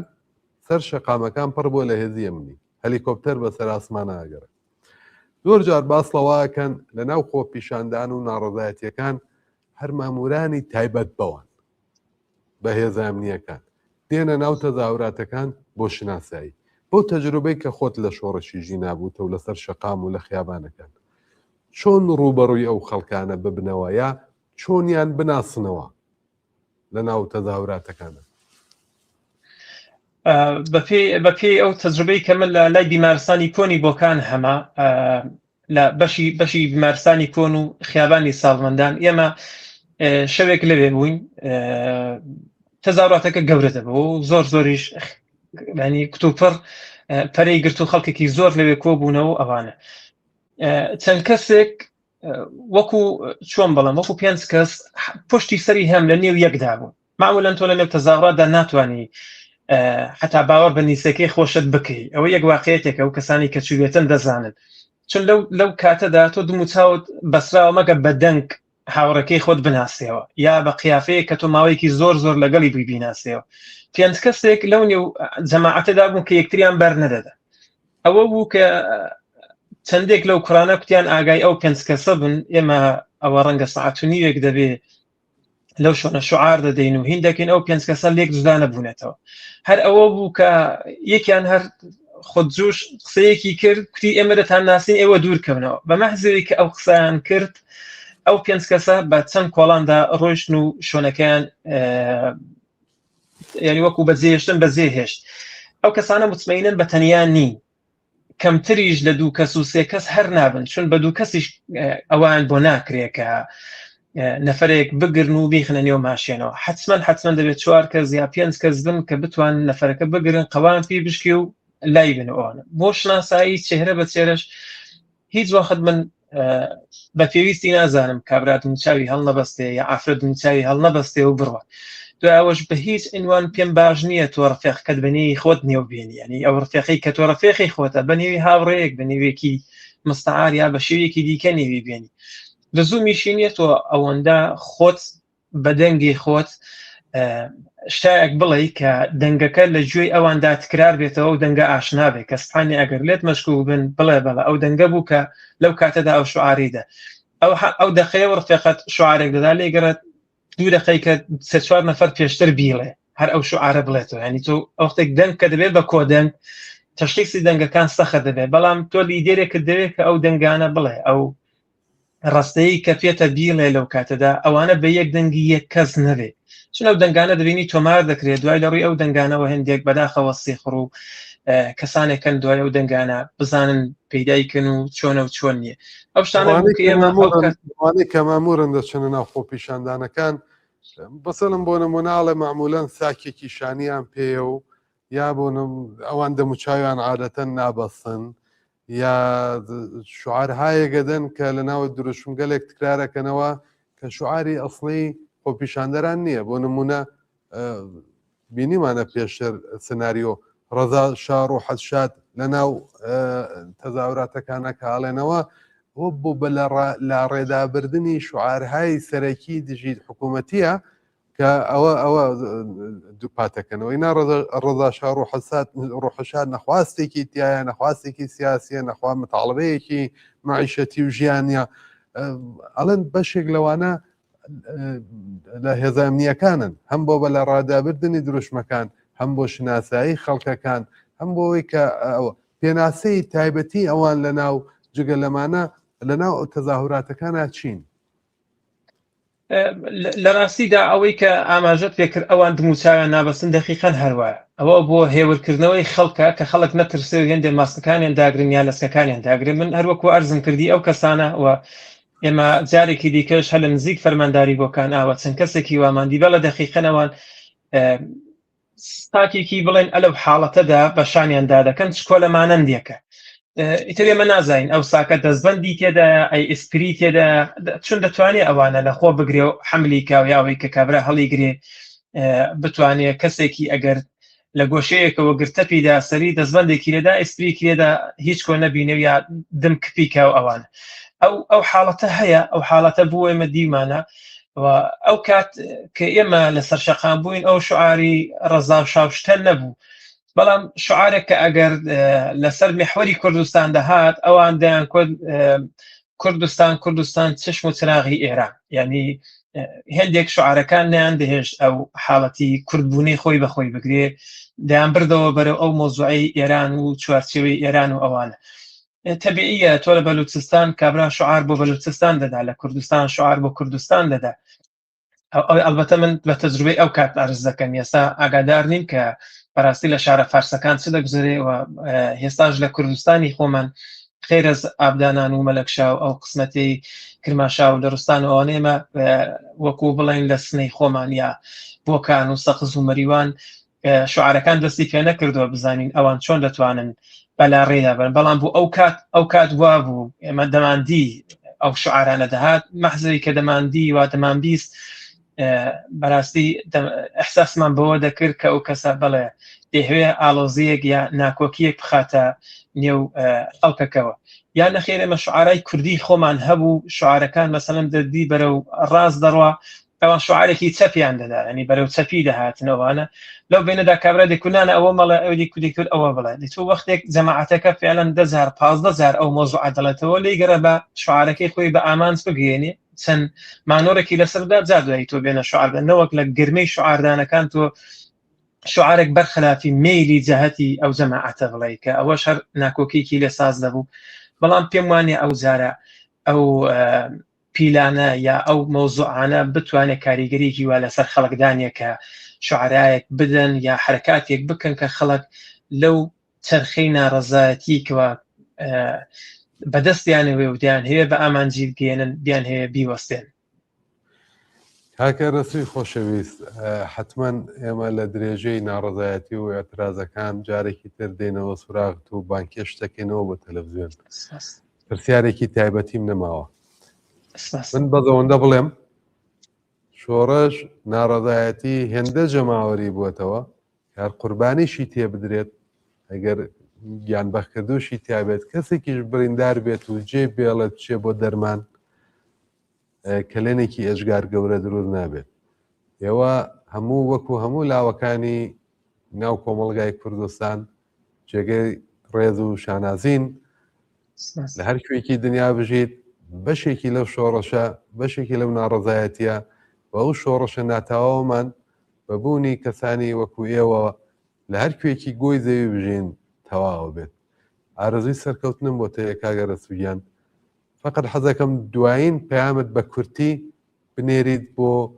بۆکان و باقی شارە کوردنشینەکان کە ئێستا گویان لەدەنگتا دەستت خۆش بێ سپاس دەکەم منیش دەستخۆشی لە ئێوە دەکەم بۆ بانکێشتنی بەرنامەکەتان بەڵام دەتوانم ئەوە بڵێم بە هەموو هاوڕێیان بە هەموو خەڵکی جەماوەری کوردستان یا تەواوی جەماوەری ئێران ئێمە دەتوانین بە تەواومان بە گڕوتینەوە دیسان جاری کە بینەوە سەر شەقامەکان ئەو ڕژیمە ئەوەندەش درڕندە و ئەوەندەش بڵێن غۆلێکی بێشاخ و دمی ئەوەندە گەورە نیە کە ئێمە نەتوانین بەڕاستی شکستی بدەین ئەمە زۆر جاری وا بوو فقط بە بەرد و بە جەماعەتێکی کەمیش جاری وا بوو ڕەپاڵمان دەنان زۆر باشیش پاشەکشیان دەکرد مطمئینەن سەرکەوتن هینی ئێمە هی گەلانی کوردستانە هی گەلانی ئێرانە چون ئەوانیش بەرخۆدانی بۆ دەکەن ئەوانیش حەولی بۆ دەدەن کە ئەو ڕژیمە نەمێنێ ئەنحساران هی کوردستان نییە پس ئەگەر ئێمە هەمومان دەست بەدەستی یەک بدەین دەتوانین زۆر بەباشی و بە زۆر بە زوویی ئەو ڕژیمە لابین و دوایش هەر خەڵک بۆ خۆی بڕیار بدا چۆن دەتوانێت لە پەنای یەکدا بژی و چۆن دەتوانێت قانونی ئەساسی بنووسێتەوە و بە ڕادەیەکی زۆر باشتر لە ئێستا کە هەیە ژیانی خۆی بەرێتە سەرێ دڵنیا بن ئێمەمانان زۆربەی زۆری ئەو جوانانی کە ئێستا لە تاراوگەین خۆمان تیار کردو کە بە زووترین کات بگەڕێنەوە لاتان و حتا لەسەر شەقامەکانیش لەگەڵتان بەشدار بینەوە بۆ ئەو شۆڕشە لەوە دڵنیابن ئێمە سەر دەکەوین و سەرکەوتن هەری ئێمێ. دڵنیام زۆر سپاس بۆ تۆ کاکە ڕەسوی ئازیز، ئارەزووی سڵامەتیت بۆ ئەەکەم پێش هەموو شتێک هێوای سەرکەوتنمەیە بۆت. سپاس دەکەم، دەستان خۆش بێ، مەمنون بۆ ئێوەش. چاوینی بەڕێز ناوڕێکمان دەبێت، میوانی تریشمان لەسەر خەت ڕاگرتووە، بەڵام دوای ناوڕێک و دێمە وڵات.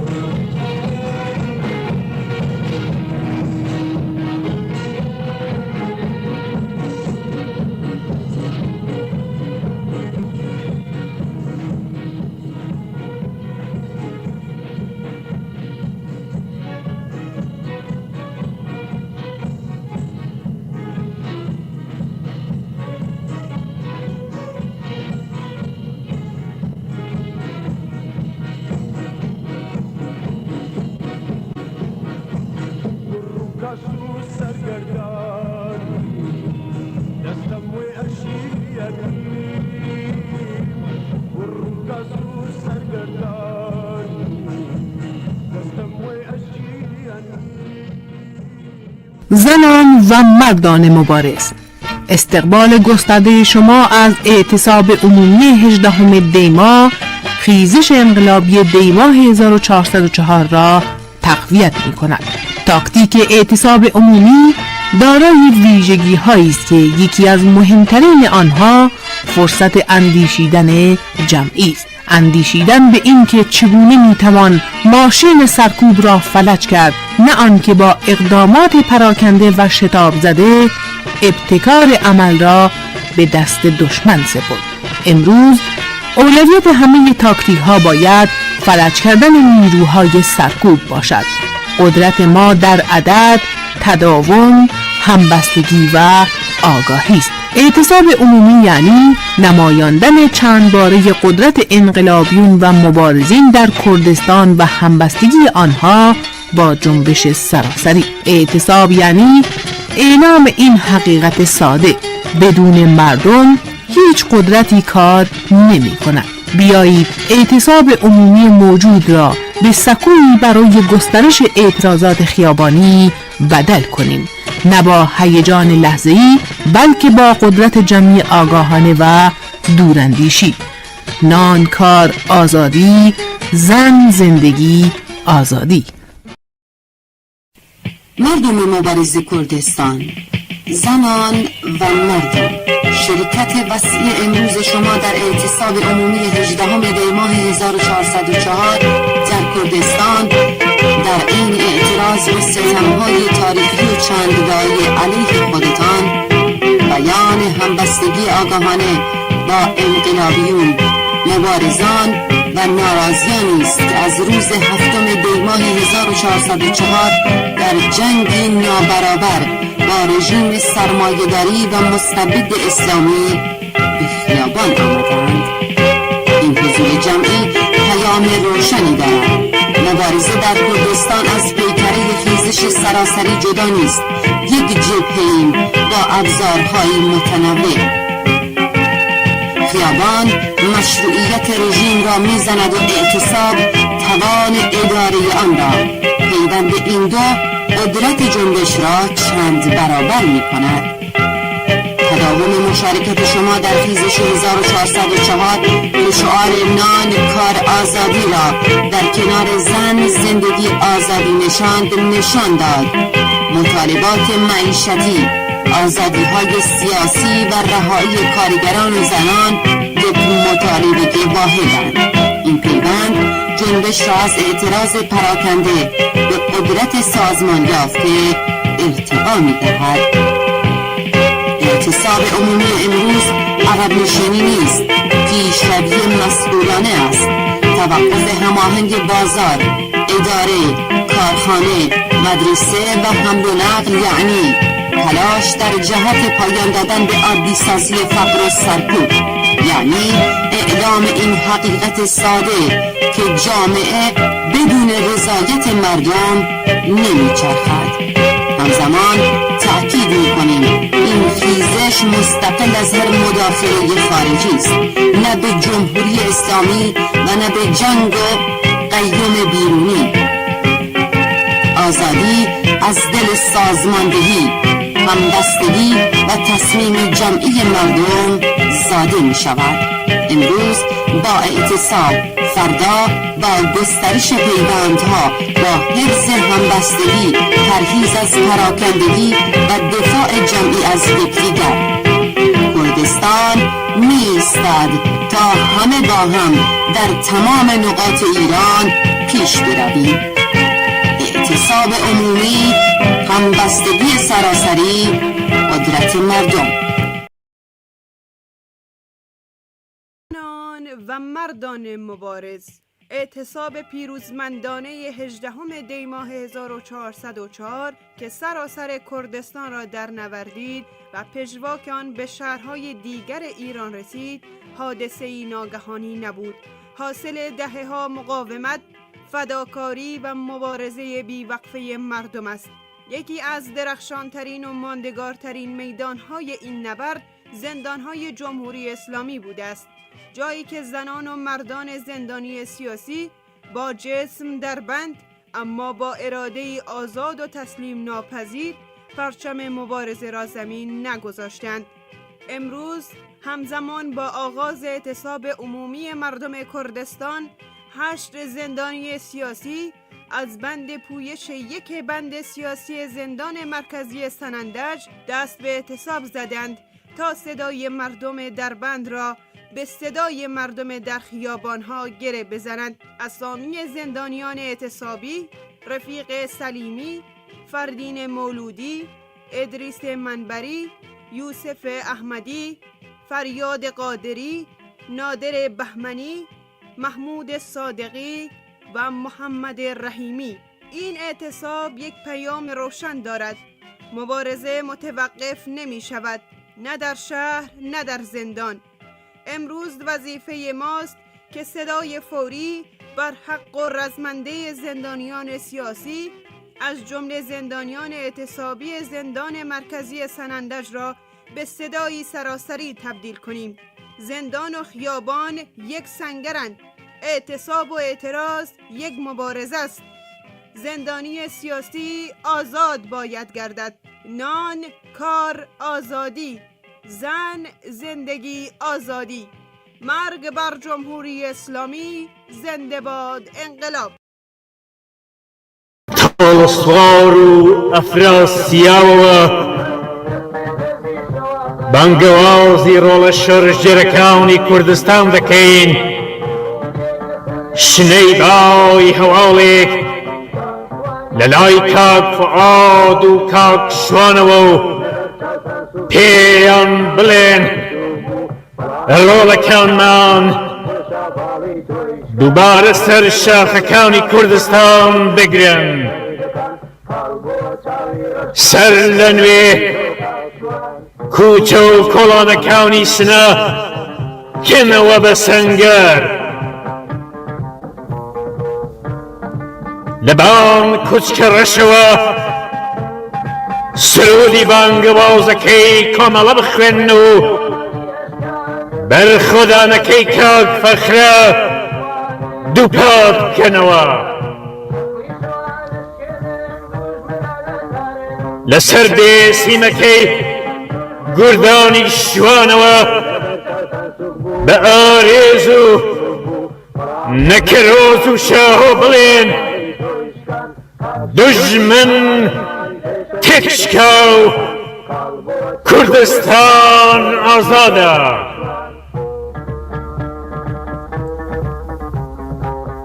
بە هەواڵی سەرکەوتنتان دڵی خەڵکی کوردستان شاد بکەنەوە.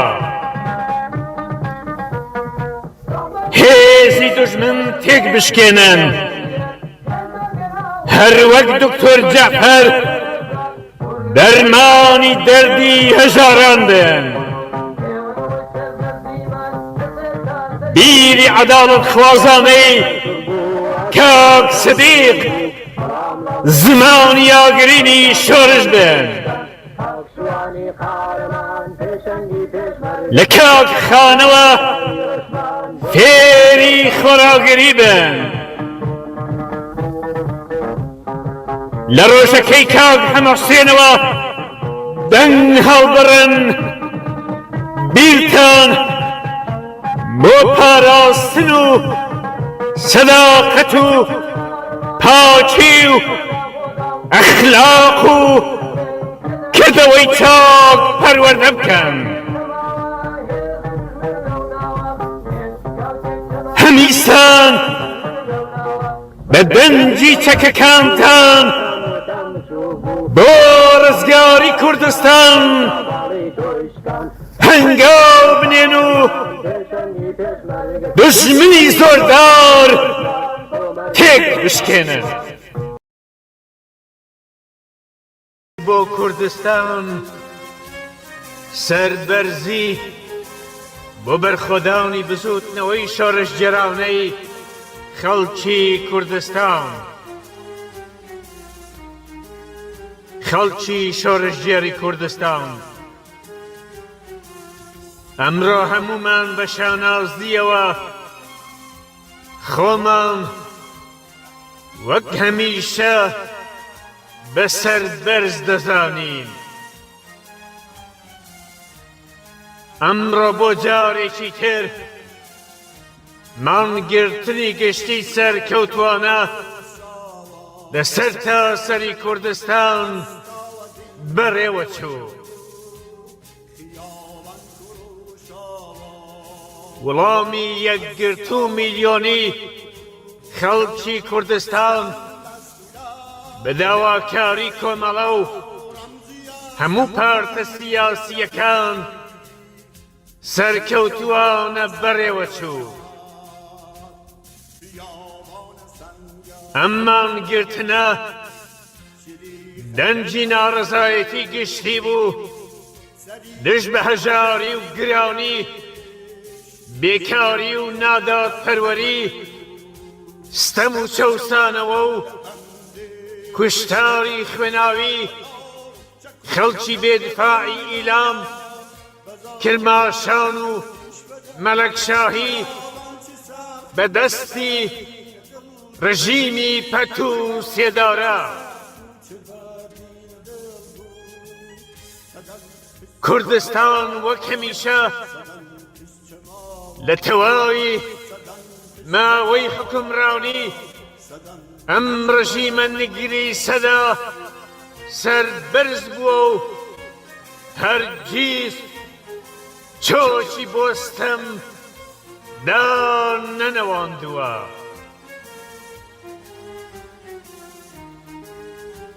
ئەمڕۆ کوردستان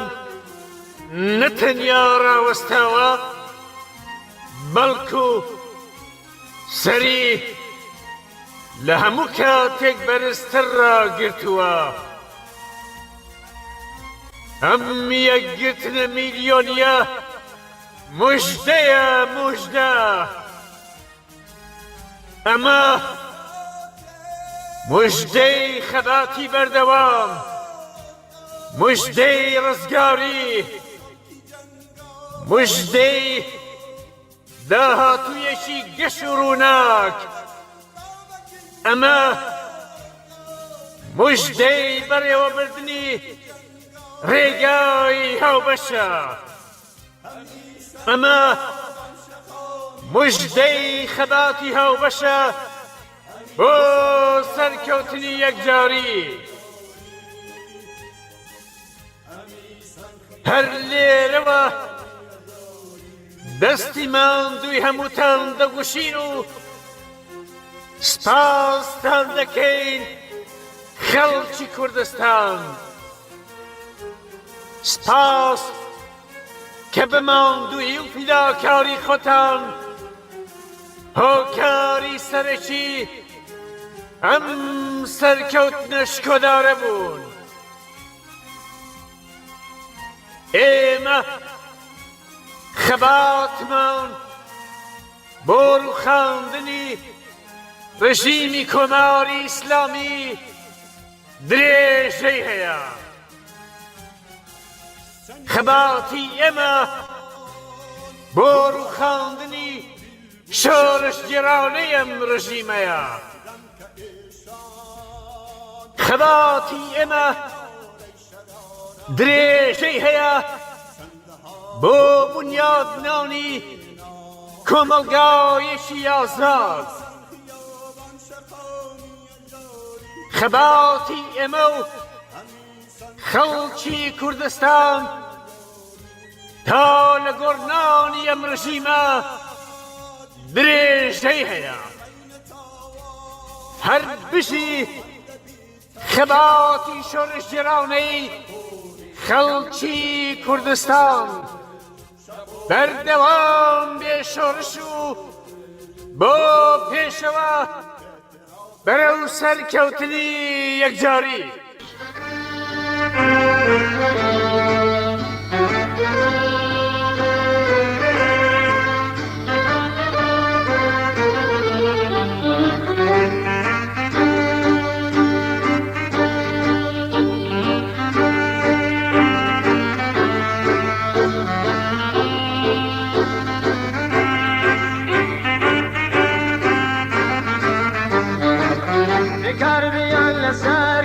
شەرمیا خۆلەوشە بەبرسیان بەتێری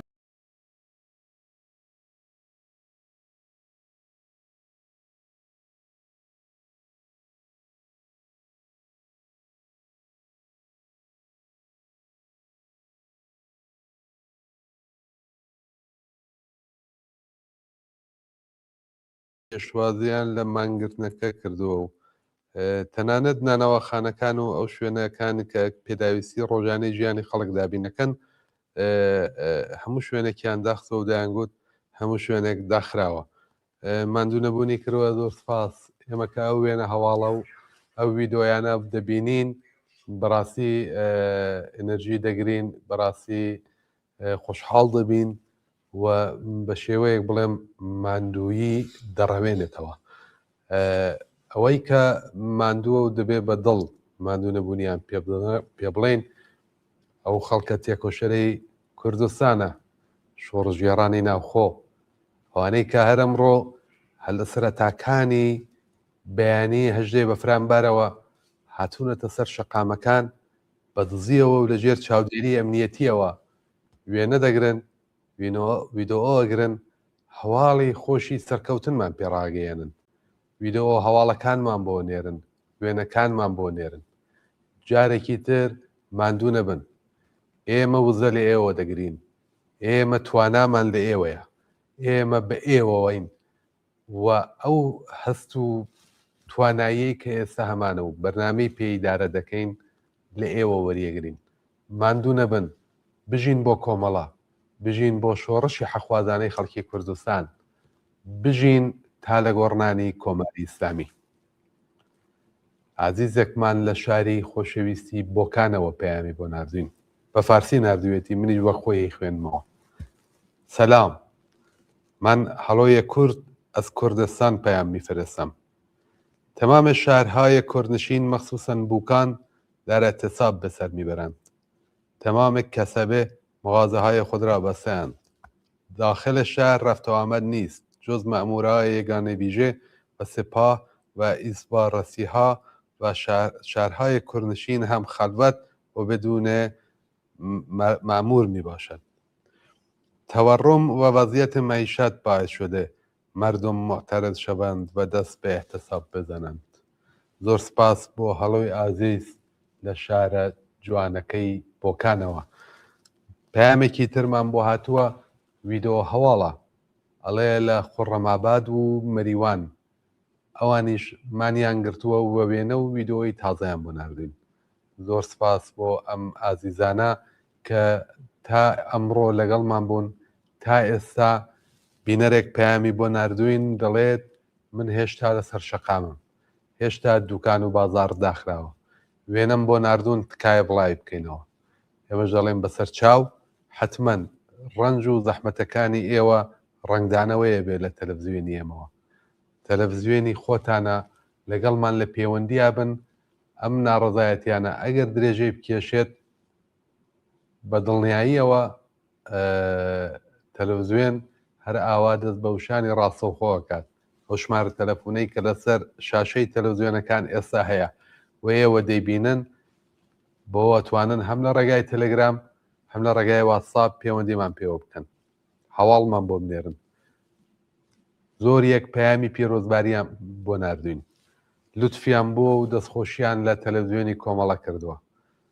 ئێمەش لە تەلەڤیزیۆنی کۆمەڵەوە لە ستافی بەڕێوەبەری تەلەڤیزیۆنی کۆمەڵەوە لە هەموو بەشە جۆرا جۆرەکانی لە هاوڕێیانی بەشی تکنیکەوە سپاسانەکەین. ماندوو نەبن، دەستی گەرمتان لە دوورەوە بە گەرمی دەگوشین. میوانێکمان لەسەر خەتە ئەگەر بیهێنە سەرەوە، من پێم وایە بەڵێ هاوڕێ سۆمای ئەمانی خۆشەویست. هاوڕێ سۆمام کاتت باش، سڵاو لێبێ. سڵاو کاراکوی خۆشەویست، ئەم کاتی ئێوەش باش. ئەم کاتت باش. هاوڕێ سۆمای ئەمانی ئەندامی بەڕێوەبەری کۆڵبەرنیوز. کۆڵبەرنیوز یەکێک لەو کاناڵانەیە کە بە شێوەیەک بەردەوام ڕۆماڵی هەواڵەکانی کردووە لە چەند ڕۆژی ڕابردوودا. هاوڕێ سۆما توانیت پێمان بڵێیت لەلایەوە چ باسە؟ شتێکی تازە ئەگەر هەیە ئاگادارمان بکەیتەوانێ. بەڵێ پێشێکی سڵاو بۆیەوە بۆ بینەرانی خۆشەویستی تەلەڤیزیۆنی کۆمەڵە تیڤی و زۆر سپاس بۆ ئەم دەرفەتەی کە بە من و بە کۆڵبەرنیوزتان داوە. لای ئێمە بەم جۆرە دەمێ دەست پێ بکەم کە سەرەتا بۆ جۆری کە هەمومان دەزانین بۆ بانگەوازەی کە ئەمڕۆ کراوە هەم لەلایەن هەموو حزبەکانی ڕۆژهەڵاتی کوردستانەوە و هەم وەکو کۆڵبەر نیوز کە ئێمەش پشتیوانیمان لەو بانگەوازە و لە جەماوەری کوردستان و هەموو ئێران کرد بانگەوازمان کرد بۆ داخرانی دوکان و هەموو شارەکانی کوردستان و ئێران بە خۆشحاڵیەوە دەتوانم بڵێم ئەمە یەکەم جار نییە کە کوردستان بۆ بەم جۆرە بانگەوازێک بەرەو پێش دەڕوات ئەمە چەندەمین بانگەوازێتی کە بەسەرکەوتووانە بە ئەنجامی گەیاندووە و لەم چەند ساتە کورتەی کە ماوە بۆ تاوبوونی ڕۆژەکە دەتوان بڵێم بە خۆشحاڵیەوە بانگەوازێکی سەرکەوتووانە و مانگرتنێکی سەرکەوتووانە بوو من پێشەکی پیرۆزبایی لە هەموو خەڵکی کوردستان و ئێران دەکەم و کۆڵبەر نیوز سەرۆک ئیشارەتان پێکرد خۆشتان لەم ماوەیەدا یەکێک بلەو ڕاگەاندران یەکێک بۆ لەو ڕاگەاندنانی کە ڕۆماڵی کوردستان و هەموو ئێرانی کردووە و پشتیوانی هەموو خەڵک بووە لەلای ئێمە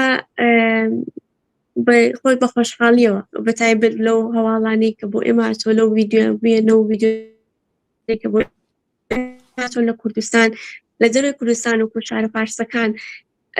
زۆر بە پشتیوانی و بە خۆشحاڵیەوە بەرەو پیری ئەم بانگەوازە هاتوون و هەموو شارەکان شارۆچکەکان شارە مەرزیەکان دوکانەکانیان داخستووە و پشتیوانێکی گەرمیان لەم بانگەوازە کردووە کە جێگەی خۆشحاڵیە کە تەنانەت هەموو نەکلانیکەم هەموو ئێران بەڵام بەشێک لە ئێرانیش وەردەوەردە بەرەو پیری بۆ پشتیوانی لە ئەم بانگەوازە هاتوون دەتوانم بۆ من شارەکانم کردو بە لێچکە شارەکان زۆر بوون و نەم دەتوانی تەنیا ئیشارەبەندێکیان بکەم لەو وێنە ویدیوانەی کە تەنیا بەتایبەت بۆ خودی کۆڵبەر نیوز هاتوون لە بەیانی ئەمڕۆوەکە کۆڵبەر نیوز بەردەوام لە هەموو بەشە میدیایەکانی لە فەیسبوک لە ئینستاگرام لە کاناڵی تەلەگرامی لە تویتەر هەمووی ڕووماڵ کردوون دەتوانم ئیشارە بە شارەکانی بۆکان بکەم سەقز کامیاران سنا شارە مەرزەکانی وەک سەردەشت وەکو بانە ئیلام سەوڵاوە کامیاران و هەموو ئەوانە لەو بەشانە بوون کە بەتایبەت بۆ خودی کۆڵبەر نیوز هاتوون و داوایان کراوەکە بڵاو بکرێنەوە لە شارە فارسەکان وەکو ئیسفەهان وەکو هەمەدان و کرمان و کتاران بەندەر عەباس ئەوانە هەموو پشتیوان بوون وامەجێی بەڕاستی جێی خۆشحاڵیە و هەموو ستافی کۆڵبەر نیوز بەڕاستی هەموو هیلاک بوون هەموو بۆ ڕووماڵکردنی ئەم بەیانیە هەموو لە هەوڵدا بوون نەک تەنیا ئەم بەیانیە بۆ هەموو ڕۆژەکانی تریش بۆ ئەو خۆپشاندانانی کە بەڕێوە بۆ پلان بەتایبەت بۆ ئەمڕۆ بە ورەیەکی خۆشحاڵیانەوە بدڵێکی خۆشحاڵەوە چکە دەیانزانی ئەم بانگەوازە بەسەرکەوتن دەکا وەکو جارەکانی پێشوش هەموو بەورەیەکی و بەهێزێکی زۆرەوە دەستمان کرد بە ڕووماڵکردنی ئەم بانگەوازە و لەم ماوە کورتەی کە ماوە دەمەوێت پیرۆزبایی وەکو خۆمەوە وەکو ستافی کۆڵبەر نیوز لە هەموو جەماوەری کوردستان لە هەموو ئێران بکەم بە بۆنەی ئەو سەرکەوتنەی کە کوردستان بەدەستی هێنا و پێشەنگبوونی خۆی وەکو هەموو جارێکی تر لە هەموو ئاخێز و لە هەموو کاتێک نیشانداوە و جێ خۆشحاڵم بۆ پشتیوانیکردنی شارە فارسەکان ئەوەی کە ئەم بانگەوازە یەک پارچەیی و یەک ڕێزی خۆی نیشانداوە جا لە هەر بروباوەڕێکی جیاواز کە لە هەر تاکی کۆمەلگا دەکرێت هەبێت ئەوە باردۆخی لای ئێمە بوو لە کۆڵبەر نیوز و بێگومان وێنە و تریشمان بۆ هاتووە بەڵام زۆربەیان بەتایبەت بە کۆڵبەر نیوز نوێنراون و زۆر بەشیان بە سرود و بە سرود و ئاهەنگەکانی ئاهەنگە شۆڕژگەرانەکانی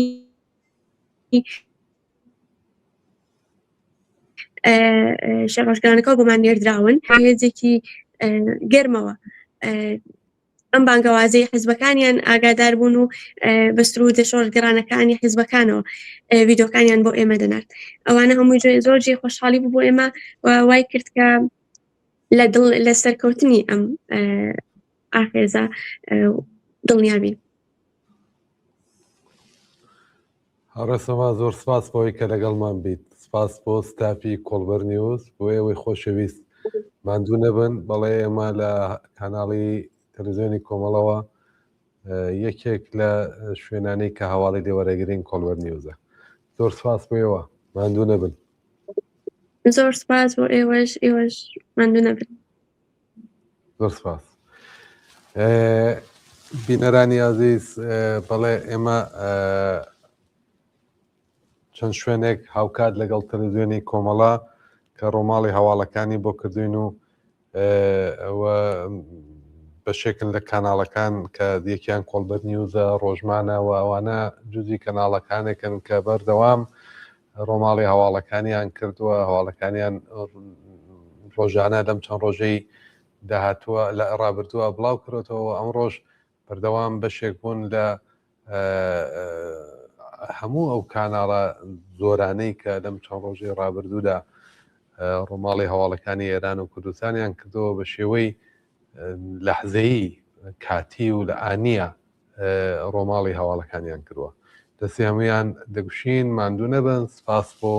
زەحمەتەکانتان ڕێ زیاتر لە 180 هونەرمەندی سینەما لە ئێران پشتیوانیان کردووە لە ناڕازیان و داوایان لە دەسەڵات کردووە کە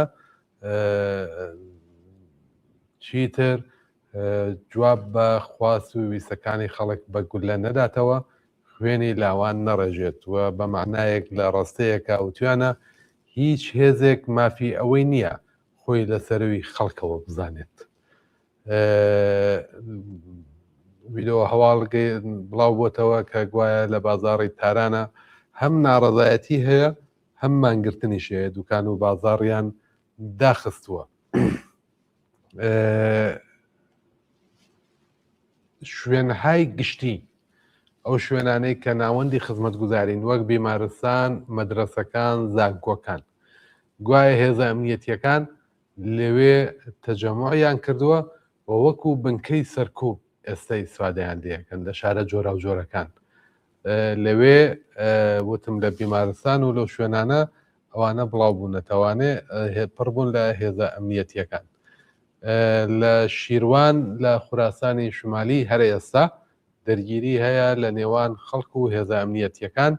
لە شیرازیش خەڵک لەسەر شەقامن ناڕەزایەتی و دروشندانی خەڵک درێژەی هەیە وە کێشراوە بە دەرگیری خەڵک هێزە ئەمنیەکان ڕاستەوخۆ تەقا لە خەڵک دەکەن و بریندار هەیە تایسێ بەخۆشیەوە ئاماری کوژرا و ڕانەگەیەندراوە لە شیروان لە خوراسانی شمالی وێنە بڵاو بۆتەوە کە خەڵک چوونەتە سەر شوێنە بەرزەکان وەکو تیربرقەکان و سەر ساختمانەکان و شوێنە ئیداریەکان خەریکن ئەو کامێرایانەی کە بۆ جاسوسی و بۆ شناسایی خەڵک نەسب کراون لەو ناوە دایانشکێن و لیانەکەنەوە بۆی کە خەڵک چیتر لەوەش نەترسێت و شەقامەکان لەوە زیاتر قەرەباڵەکەن ئەمە هەمووی بە ویدۆ لە هەواڵەکانە بڵاو بۆتەوانێ و قەسری شیرین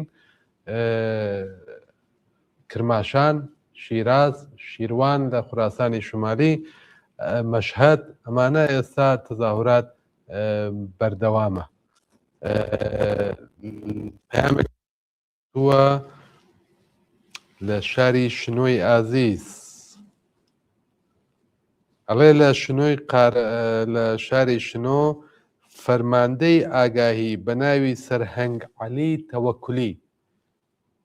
عەلی تەوەکولی فەرماندەی ئاگاهیە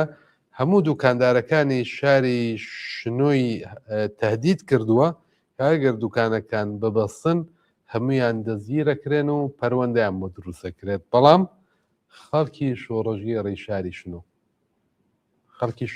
شاری شنۆمان لە شۆڕەشی ژینا لەبیر نەچووە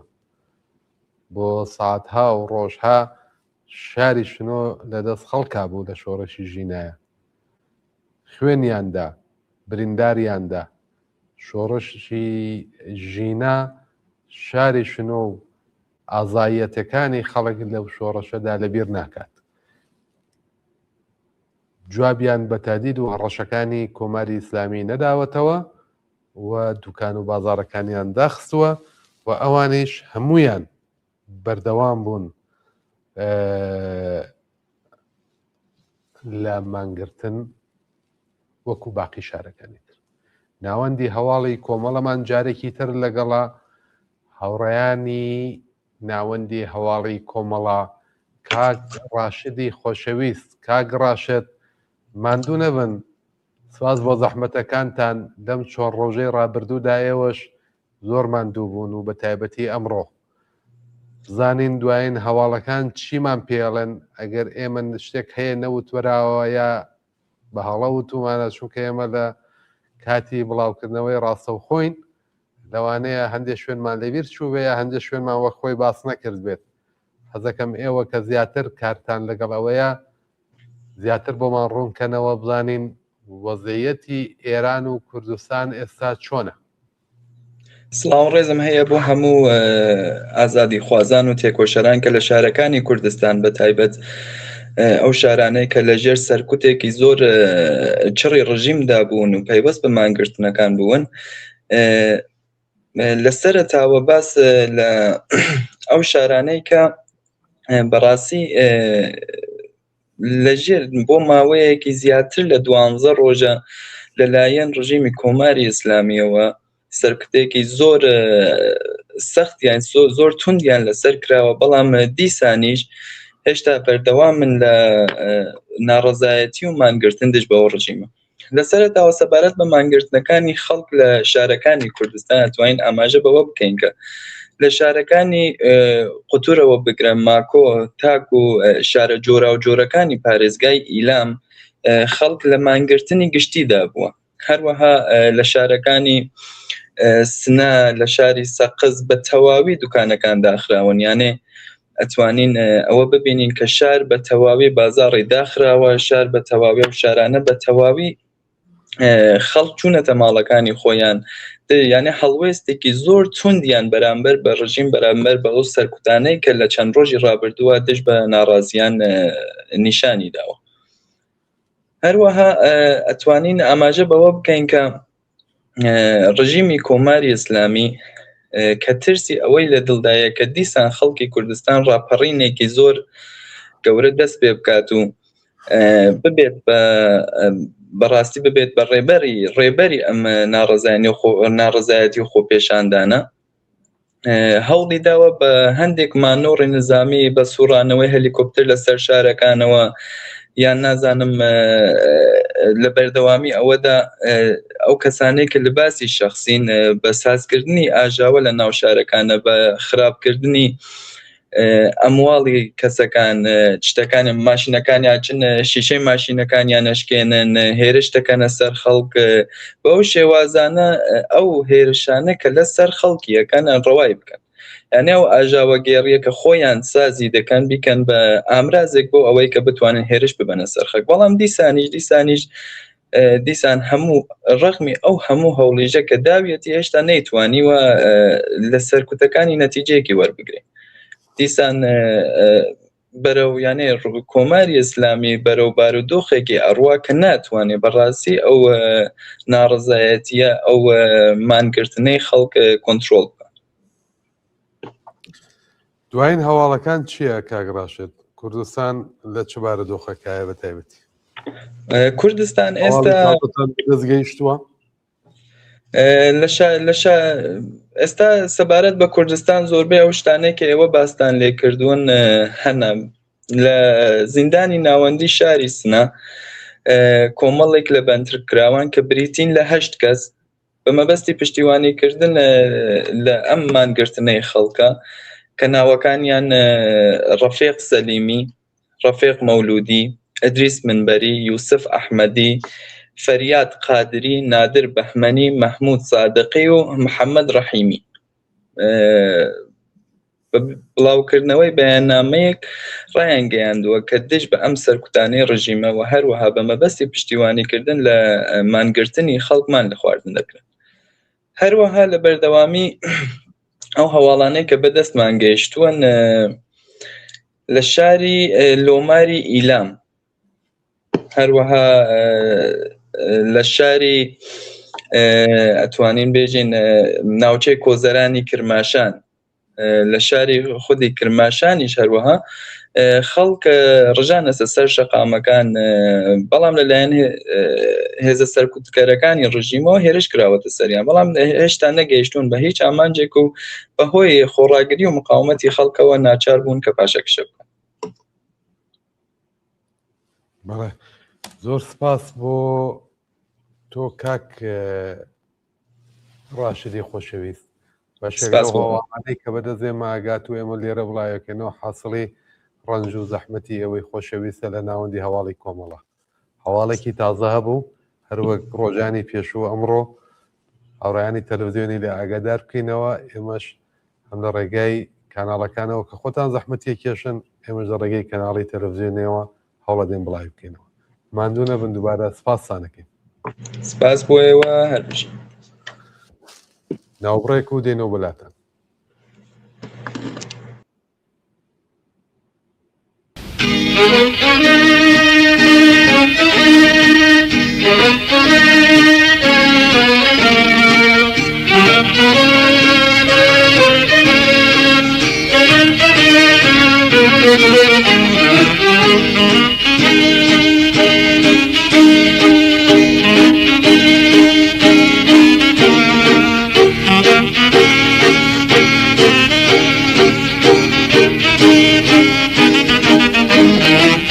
يكربيان لساركا لم شربيا خلوشا ببرسيان بتيري برنتي يجيتي ببرسيان بتيري برنتي يجيتي يقيتو إلا بيبي أتاهي زياطيري يقيتو إلا بيبي أتاهي زياطيري بتيري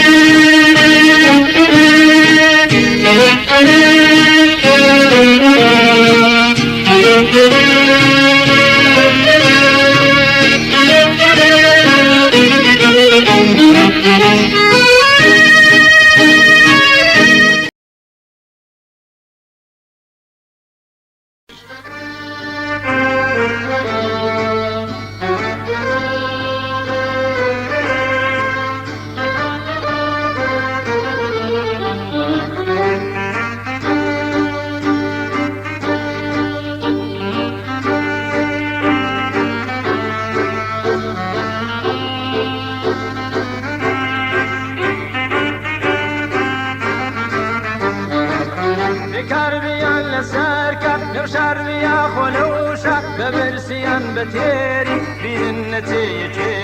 ببرسيان بتيري برنتي يقيتو إلا بيبي أتاهز زياديبي يقيتو إلا بيبي أتاهز زياديبي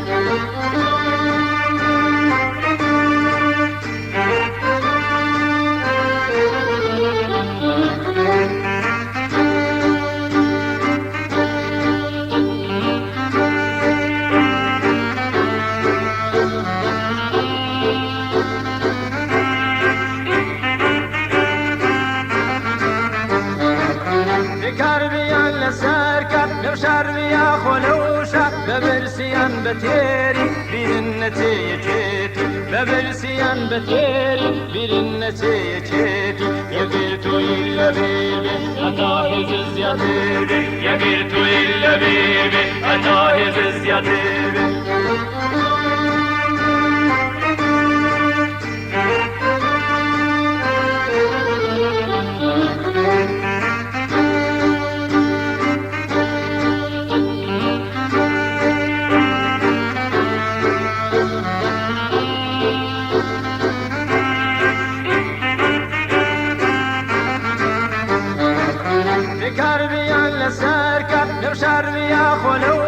ببرسيان بتيري برنتي يجيتي ببرسيان بتيري برنتي يجيتي يقيتو إلا بيبي أتاهز زياديبي يقيتو إلا بيبي أتاهز زياديبي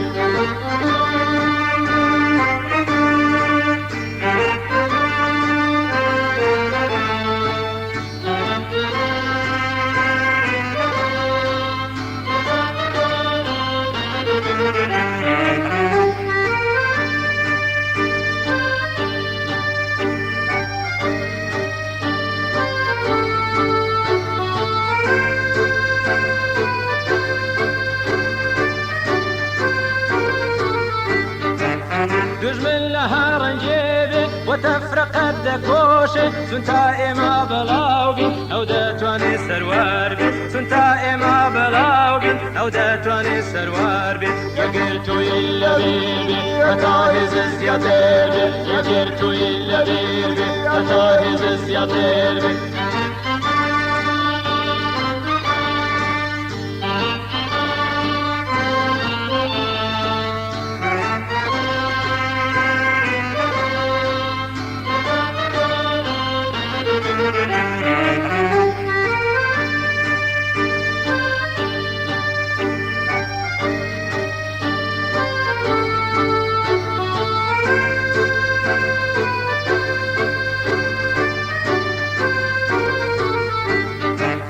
دژمن لە هەڕەنجێ بێ وتەفرەقەت دەکۆشێ چون تا ئێمە بەڵاو بین ئەو دەتوانێت سەروار بێت چون تا ئێمە بەڵاو بین ئەو دەتوانێت سەروار بێت ئەگەر توی بینەرانی خۆشەویست لەلایەن پارت و ڕێکخراوەکانی سیاسی لە کوردستان پەیامێک بڵاو بووەتەوە پەیامی سپاسنامە بۆ خەڵکی شۆڕژگێڕی کوردستان لەم بەشە لە بەرنامەماندا ئەو پەیامە دەخوێنینەوە پەیامی بەردەوامی یەکگرتووی و خۆڕاگری و پێزانینی ناوەندی دیالۆگ بۆ هاوکاری سەبارەت بە سەرکەوتنی مانگرتنی هەژدەی بەفرامبار خەڵکی خۆڕاگری کوردستان خەڵکی ئازادیخوازی سەراسەری ئێران حیزب و لایەنە سیاسیەکانی ئێران و کوردستان ڕێکخراوەکانی کۆمەڵگەی مەدەنی ئەمڕۆ پێنجشەممە هەژدەی بەفرامبار کوردستان جارێکی دیکە سەلماندیەوە سەنگەری لە گیران نەهاتووی خەبات و خۆڕاگری دژی کۆماری ئیسلامی ئێرانە ئەمڕۆ خەڵکی ئازادیخوازی کوردستان بە مانگرتنی گشتی داخستنی دووکان و بازاڕ و شوێنە گشتیەکان و دەربڕینی ناڕەزایەتی لە هەموو شار و ناوچەکانی کوردستان هەم متمانەی چەندبارەیان بە حیزبە سیاسیەکان بەخشیەوە هەم نیشانیاندا شۆڕەشی ژینا ژن ژیان ئازادی نەک هەر لە پێنەکەوتووە بەڵکو لە قوڵایی کۆمەڵگەدا زیندووە و لێبڕاوە بۆ هەمیشە دەسەڵاتی دیکتاتۆری کۆماری ئیسلامی تێکەوە پێچێ خەڵکی کوردستان پیشانی دایەوە کە لە هەمبەر تاوان و جینایەتەکانی کۆماری ئیسلامی لە لۆڕستان و مەلەکشایی و شوێنەکانی دیکە بێدەنگ نابێ و ڕێگە نادا ڕێ و ڕێبازی خوێن و خەباتی لاوان و ئازادی خوازان ون ببێ هەروەها پشتیوانەی خەڵکی کوردستان لە ناڕەزایەتیە سەراسەریەکانی ئێران مەحکومکردنی سیاسەتی هەڵاواردن و وەستانەوە لە هەمبەر جینایەتەکانی ڕژیم لە کوردستان سەلمێنەری زیندویەتی و گەشەی بزوتنەوەی سیاسی و نەتەوەی کورد لە ئێران و پێشکەوتنی خەبات و ڕاپەڕینی ئەم قۆناغا چارە نووسازە دیش بە دیکتاتۆری ڕژیمی ئێرانە ناوەندی دیالۆگ بۆ هاوکاری حیزبەکان لە کوردستان سواسی خەڵکی خەباتکاری کوردستان و ئازادی خوازانی ناوچەکانی تری ئێران دەکا کە بەمانگرتن و بەردەوامی ناڕەزایەتیەکانیان وەڵام و پەیامێکی سیاسی ڕوون و گورچک بڕیان بەهێزە سەرکوتگەرەکان و تەواویەتی ڕژیمی دەسەڵاتداردایەوە خەڵکی بوێر و ئازادی خوازی کوردستان نیشانیاندایەوە هەڕەشە و تۆقاندن و سیاسەتی سەرکوت هەنگاویان پێشل ناکاو بەو یەکڕیزی و یەکگرتوویەی حیزبە سیاسیەکان و خەڵکی کوردستان ئەو پەیامە بەڕاشکاوی ڕاگەیەنرا کە بزوتنەوەی ئازادی خوازانەی ئێمە پێی ناوەتە قۆناغێکی نوێوە ئەم قۆناغە نوێیەش دەخوازێ لە پێناو بەردەوامی و سەرکەوتنی یەکجارەکیدا زیاتر و جیاوازتر لە هەمیشە بەستێنی لەبار بۆ یەکڕیزی هاوخەباتی و هەڵمەتی پێکەوەیی دەستەبەر بکەین و بەوەش هێزێکی زیاتر بە خەبات و بزوتنەوەکەمان بدەین بزوتنەوەی سیاسی و ماخوازانەی کوردستان کە بەردەوام پێداگری لەسەر فرەچەشنی و پێکەوە ژیان کردووە دژ بە پاوانخوازی و خۆسەپاندن بووە جارێکی دیکەش پشتیوانی خۆی لەنا ڕزایەتیە سەرانسەریەکان دژ بە دیکتاتۆری کۆماری ئیسلامی ڕادەگەیەنێ و پێ لەسەر شێلگیری بەردەوامی خەبات و تێکۆشانی خەڵکی کوردستان لە پێناو وەدیهاتنی ماف و داواڕەوەکانی لە ئێراندا دەگرێتەوە. بژی هاوپشتی یەکگرتوویی خەڵکی مافخوازی کوردستان بڕوخێ کۆماری ئیسلامی ئێران، پارتی ئازادی کوردستان، پارتی ژیانی ئازادی کوردستان، سازمانی خەباتی کوردستانی ئێران، کۆمەڵە ڕێکخراوی کوردستانی حیزبی کۆمۆنیستی ئێران، کۆمەڵەی زەحمەتکێشانی کوردستان، کۆمەڵەی شۆڕژگێڕی زەحمەتکێشانی کوردستانی ئێران، حیزبی دموکراتی کوردستانی ئێران ئێوارەی هەژدەی بەفرانباری 1404 هەتاوی. بەڵێ بینەرانی خۆشەویست، ئەو سپاسنامە ئەو حەولایەنە سیاسیە بوو کە بە پێکەوە هاودەنگ بانگەوازیان بۆ مانگرتنی گشتی لە کوردستاندا بوو و لە دوایەوەی کە بینیان خەڵکی شۆڕژگێڕی کوردستان بەرەو پیری بانگەوازەکە چوون، زۆر بەجێ و بە خێرایی ئەو سپاسنامەیان نارد بۆ خەڵکی کوردستان و تایە دووپاتیان کردەوە کە هاودەنگی و یەکڕیزی ئێوە بە هاودەنگی و یەکڕیزی لایەنە سیاسیەکان گرێدراوە بۆ بەڵێندرا کە ئەمە درێژە ئەدەین بە خەباتمان. ئەگەر هەڵە نەبم میوانێکی ئازیزمان لەسەر خەتە.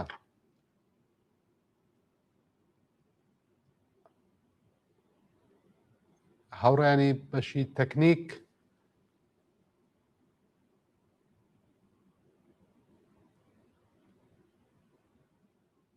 بەڵێ ئەوە کە خوێندراوە و پێشکەشتان کرا پەیامی پیرۆزبایی و سپاسنامەی لایەنە سیاسیەکان بوو بۆ خەڵکی شۆڕژگێڕی کوردستان. وە جارێکی تر تایە دووپات کرابەوە کە درێژە بە خەبات و یەکڕیزی خۆمان دەدەین، چ لە کوردستان و چ لە ئاسی سەراسەری تا ڕووخان و نەمانی کۆماری ئیسلامی. هاوڕێی خۆشەویستمان هاوڕێ ئیبراهیمی عەلیزادە لەم وایە لەسەر هێڵە. ئەگەر هاوڕێیانی بەشی تەکنیک بەڵێ هاوڕێ ئیبراهیم سڵاو لێ بێم، کاتت باش. سڵاو لە ئێوە و لە بینەرانتان زۆر سپاس. ئاگاداری هەواڵەکانی ئەمڕۆی پێشەوە دەست بکەم بە پرسیارەکانم با هەم ماندوو نەبوونیەک بکەین، هەم پیرۆزباییە بکەین، هەم لە ئێوە و لە هەموو ئەو خەڵکانەی کە هەوڵیاندا بۆی کە ئەم مانگرتنە بە سەرنجام بگا و بە تایبەتی لە خەڵکی شۆڕژگێڕی کوردستان. سپاس و ماندوو نەبن. من پرسیاری یەکەمم دەست پێ یەکەم بزانم دوای ئەو سپاسنامە کە ئێستا خوێندراوە و حتمما خۆشتان گوێتان لێ بووە کە لایەنە سیاسیەکان تەرتیبیاندا بوو نردبوویان هەندێک شتی تیا بوو. حەزەکەم بە وردی بزانم هەڵسەنگاندنی ئێوە لەسەر ئەم مانگرتنە چییە؟ بەڕاستی ئەمڕۆ بە بڕوای من لاپەڕەیەکی دیکە لە مێژووی خەباتی شۆڕژگەڕانەی کۆمەڵانی خەڵکی کوردستان هەڵدراوە. یعنی ئەمڕۆ جەماوەری خەڵک لە کوردستان لە ئاستێکی میلیۆنیدا و زۆر گرنگە وەڵامی بانگەوازی مانگرتنی گشتیاندایەوە. یعنی لێبڕاوانە بەبێ ڕارایی بەدەم ئەو بانگەوازەوە هاتن و بەسەرکەوتنیان گات. منیش بەش بە حاڵی خۆم، یعنی لەلایەن خۆم و لەلایەن هەموو هاوڕێیانمەوە پیرۆزبایی گەرمی خۆم پێشکەش بە جەماوەری شۆڕژگەری کوردستان دەکەم و ماندوونەبوونی بە سەرجەم هاوڕێیانی کۆمەڵە لە ناوخۆی وڵات بە تایبەت و هاوڕێیانی تەنانەت بەشی هەواڵ و ڕاگەیاندن و تەلەڤیزیۆنی کۆمەڵە و تۆڕە کۆمەڵایەتیەکان دەکەم کە لە ماوەی یەک دوو ڕۆژی ڕابردوودا ماندووی ناسانە و بێ و چان هەموو کاتەکانی خۆیان خستە خزمەت سەرکەوتنی ئەم مانگرتنە گشتیە شکۆدارە. دەستی ئەوان و هەموو کەسولایانانە و ئەو حیزبانەش دەگوشم کە بە هاوبەشی ئەو بانگەوازیان بەڕێوە برد. و لە پێناوی سەرخستنیدا زەحمەتیان کێشە ماندوو نەبوونیان لێ دەکەین و ئومێدەواری بەردەوامیان بۆ دەکەین لەو ڕێگا پڕ لە شانازیەدا بۆیە من بەڕاستی هەڵسەنگاندنم ئەوەیە کە زۆر شکۆدار بوو یعنی تەنانەت بازار کە بەجێ خۆی کەسەبە و بازاریان وانە واقعاً دەستیان خۆش بە گەرموگوری بەدەمیەوە هاتن زانکۆکان بەدەمیەوە هاتن مەدرسەکان بەدەمیەوە هاتن بەشی زۆر لە ئیداراتی دەوڵەتی جانبڕە نزیبە هەمویان بەدەمیەوە هاتن تەنانەت لە نێو خۆیاندا خەڵک جۆرێک تەقسیمی کارەکانیان دابش کرد بوو کە ژیانیش نەوەستێ مەسەلەن هێندێک لە دەرمانخانەکان کرابوونەوە هێندێک لە نانەوەخانەکان بە دانستە کە نانی خەڵک دابین دەکەن کرابوونەوە بۆ شتانی کە زۆر ئۆژانس و پێویستەوە نیشانەی دوو واقعیەتە یەک نیشانەی بە دەربەستبوون و مەسئولبوونە دوو نیشانەی ڕێکخراوبوون و کاری وشیارانەیە ئەوەی کە ئەوڕۆ ئێمە دیتمان ئەو تایبەتمەندیانەی پێوە دیار بوو ئەوەی پێوە دیار بوو کە کارێکی ڕێکخراوە ئاگاهانەیە لەسەرەوە بانگەواز دەدرێ لە خوارەوە کۆمەڵانی خەڵک بەدەمیەوە دێن ئەمە مانای ئەوە نییە کە ئەم حرەکەتە تاقانەیە لە هەموو ئێرانیا تاقانە بۆ لە چاو ئەم ڕووداوانەی دیکە ئێستا لە گۆشۆ کەناری ئێران ڕوودەدەن بەڵام لە یەک لەحازەوە بە بڕوای من زۆر گرنگ بوو و دەگمەن بوو ئەویش ئەوە کە ئەمە خۆڕسک نەبوو ئەمە بەشێک لە حرەکەتێکی وشیارانە و ئاگاهانە بوو ئێمە ئەوەمان پێویستە وەکو سەرمایەیەک بۆ دواڕۆژ دواڕۆژێکی ڕوون و پڕ لە هیوا بەدی ناکرێ مەگەر ئەوەی کە پشتی بەکاری ئاوشیارانە و ڕێکخراو بەست بێ بزانێت لەکوێ پێشڕەوی دەکا لەکوێ پاشەکشە دەکا لەکوێ دیفاع دەکا لە هەر قۆناغەیدا چه تاکتیکێک ڕەچاو دەکا هەڵسەنگاندنی من بۆ ئەو مانگرتنەی ئەوڕۆ ئەوە بوو کە کۆمەڵانی خەڵکی کوردستان سەرمایەکی زۆر گەورەیان و دیارە پێکەوە ناوە و عەزمیان جەزمە بۆ ئەوەی کە ئەم خەباتە تا سەرکەوتن هەنگاو بە هەنگاو بەرەو پێش بەرن ئەمە تایبەتمەندی بە بڕای من ئەو حرەکەتی ئەمڕۆ بوو و من بۆیە پێم وایە کە خەڵکی کۆمەڵانی خەڵکی کوردستان دەبێت شانازی بکەن بەو حرەکەتەی کە تا ئێستا کردویانە و بەو دەستکەوتەی کە تا ئێستا بەدەستیان هێناوە و ئێمە بەش بە حاڵی خۆمان جارێککە دەستخۆشی و دەستخۆشیان لێ دەکەین کسێ برایم پرسیاری دووهەم ئەگەر بڵێن بە بەشی ئەوە هەڵسەنگاندنەکەی جەنابەت بوو کە نانەوەخانەکانەوانەی کە پێویست اونجا لە هەندێک پەیامی بینەرەکانی هەندێک دەرمانخانە بە عەمد کرابووە باقیەکەی داخرابوو ئازمایشگاکان هەروەتر لە شاری سنە لە بانە ئەم پەیامانە هاتبوو کە هەموو نانەوەخانەکان بوون پێشگە لە چەندانەیەک نەبێت کە پێشتریش بە خەڵک وتراوە کە ئەمانە ئەکرێتەوە بۆ پێداویستەکانی خۆیان ئەمە هەڵسەنگانەی جەنابەت ڕێک وا بوو لە پەیامی بینەرانی هاتبوو ئەمڕۆ بە کەڕات ئێمە خوێنمانەوە لێرە هی و جێگا شوێنی سیاسی ئەم مانگرتنە لە بواری سیاسیەوە چ گرنگی و جێگا ئەم مانگرتنە بۆ ئەمڕۆ بزانین کە کۆمەڵە وەکو ڕێبازی خۆی بۆ بنیادنانی کۆمەلگایەکی بە دوور لە چەوسانەوە و ستەم و پڕ لە ئاشتی و ئاسایش و ژیانێکی ئاسوودە و یەکسان بۆ هەمووان خەبات دەکات کۆمەلگایەک کە بە پێی دەڵێن کۆمەلگایەکی سۆشیالیستی بەڵام هەوڵدان یەکێک لە هەرە تاکتیک و سیاسەتەکانی کۆمەڵە ئەوەیە کە هەوڵدان بۆ ئەو ئامانجا دەبێت بە کەمترین ئێش و ئازار وەدی بێت بەڕێوە بچێت یعنی هەر بۆیە ئێمە بەردەوام لەسەر ئەو تاکتیک و ڕێکارانە پێداگری دەکەین کە هێزی لە بنەهاتووی جەماوەت دەخاتە کار بۆیە ینی مانگرتنی سیاسی گشتی خۆ دیارە ئەوە مانای ئەوە نییە کە مەسەلەن ئێمە زۆر لەو ئامانجە نزیک کردوێتەوە بەڵام ئەوە مانای ئەوەیە کە ئێمە بۆ گەیشتن بۆ ئامانجە ڕێگایەکی دروستمان هەڵبژاردووە مەسیرێکی دروست دادەڕۆین یەکێک لەو ڕێکارانە کە ئێستا بەخۆشیەوە بۆتە نەریتێکی جێکەوتوو لە کۆمەلگای کوردستاندا مانگرتنی گشتیە ئەوە کاریگەربوونی خۆی لە بەرابەر کۆماری ئیسلامیدا لە ساڵانی ڕابردوودا بۆ ئیفلیسکردنی هێزی سەرکوتگەر بەکردەوە نیشانداوە. دەماوەڕی خەڵکی کوردستان بە گرتنەبەری ئەم شێوازە لە خەباتی مەدەنی تا ئێستا چەندین جار دوژمنیان بەرامبەر بە ئیرادەی یەکگرتوانەی خۆیان بە چۆک داهێناوە. بە بڕای من مانگرتنی گشتی ئەمڕۆژ ئەزمونێکی دەوڵەمەند بوو لەو جیهەتەدا و بە تایبەتیش کە ئاکامی کۆدەنگێکی هیوابەخش بوو. بۆیە دەبێت مانگرتنی گشتی تەنیا تاکتیک بۆ تەنیا بەسلاح شێوەکارێک نییە کە ئێمە لە پێناوی گەیشتن بە ئامانج نەهاییمان گرتومانەتە پێش، بەڵام ئەوە نیشان دەدا کە ئێمە ئەو ڕێگایی کە هەڵمان بژاردووە هاوتەری بە دەگەڵ بەرژەوەندیەکانی ئێستا و دواڕۆژی خەڵکی کوردستان و خەڵکی ئێرانیش. یعنی ئێمە تەنیا هەوڵ نادەین بۆ ئینقلاب و بۆ شۆڕش و بۆ دواڕۆژ، بەڵکە لە هەمان کادا هەوڵ دەدەین بۆ باشترکردنی ژیانی ئەمڕۆژ. خەباتی ئەمڕۆژمان دەبێت زیانی کەمتر بێ، دەبێت ئەزمونەکانی ڕابردووی تا ڕەچاوکرابێ. ئەوە گرنگی ئەو مانگرتنە لەم دەورەیەدا ئەوەیەوە دیارە ئێمە خۆناغی زۆرمان لەبەرە تا سەرکەوتنی ڕزگار نهایی و ڕزگاری یەکجاری، بەڵام لە هەر قۆناغێکدا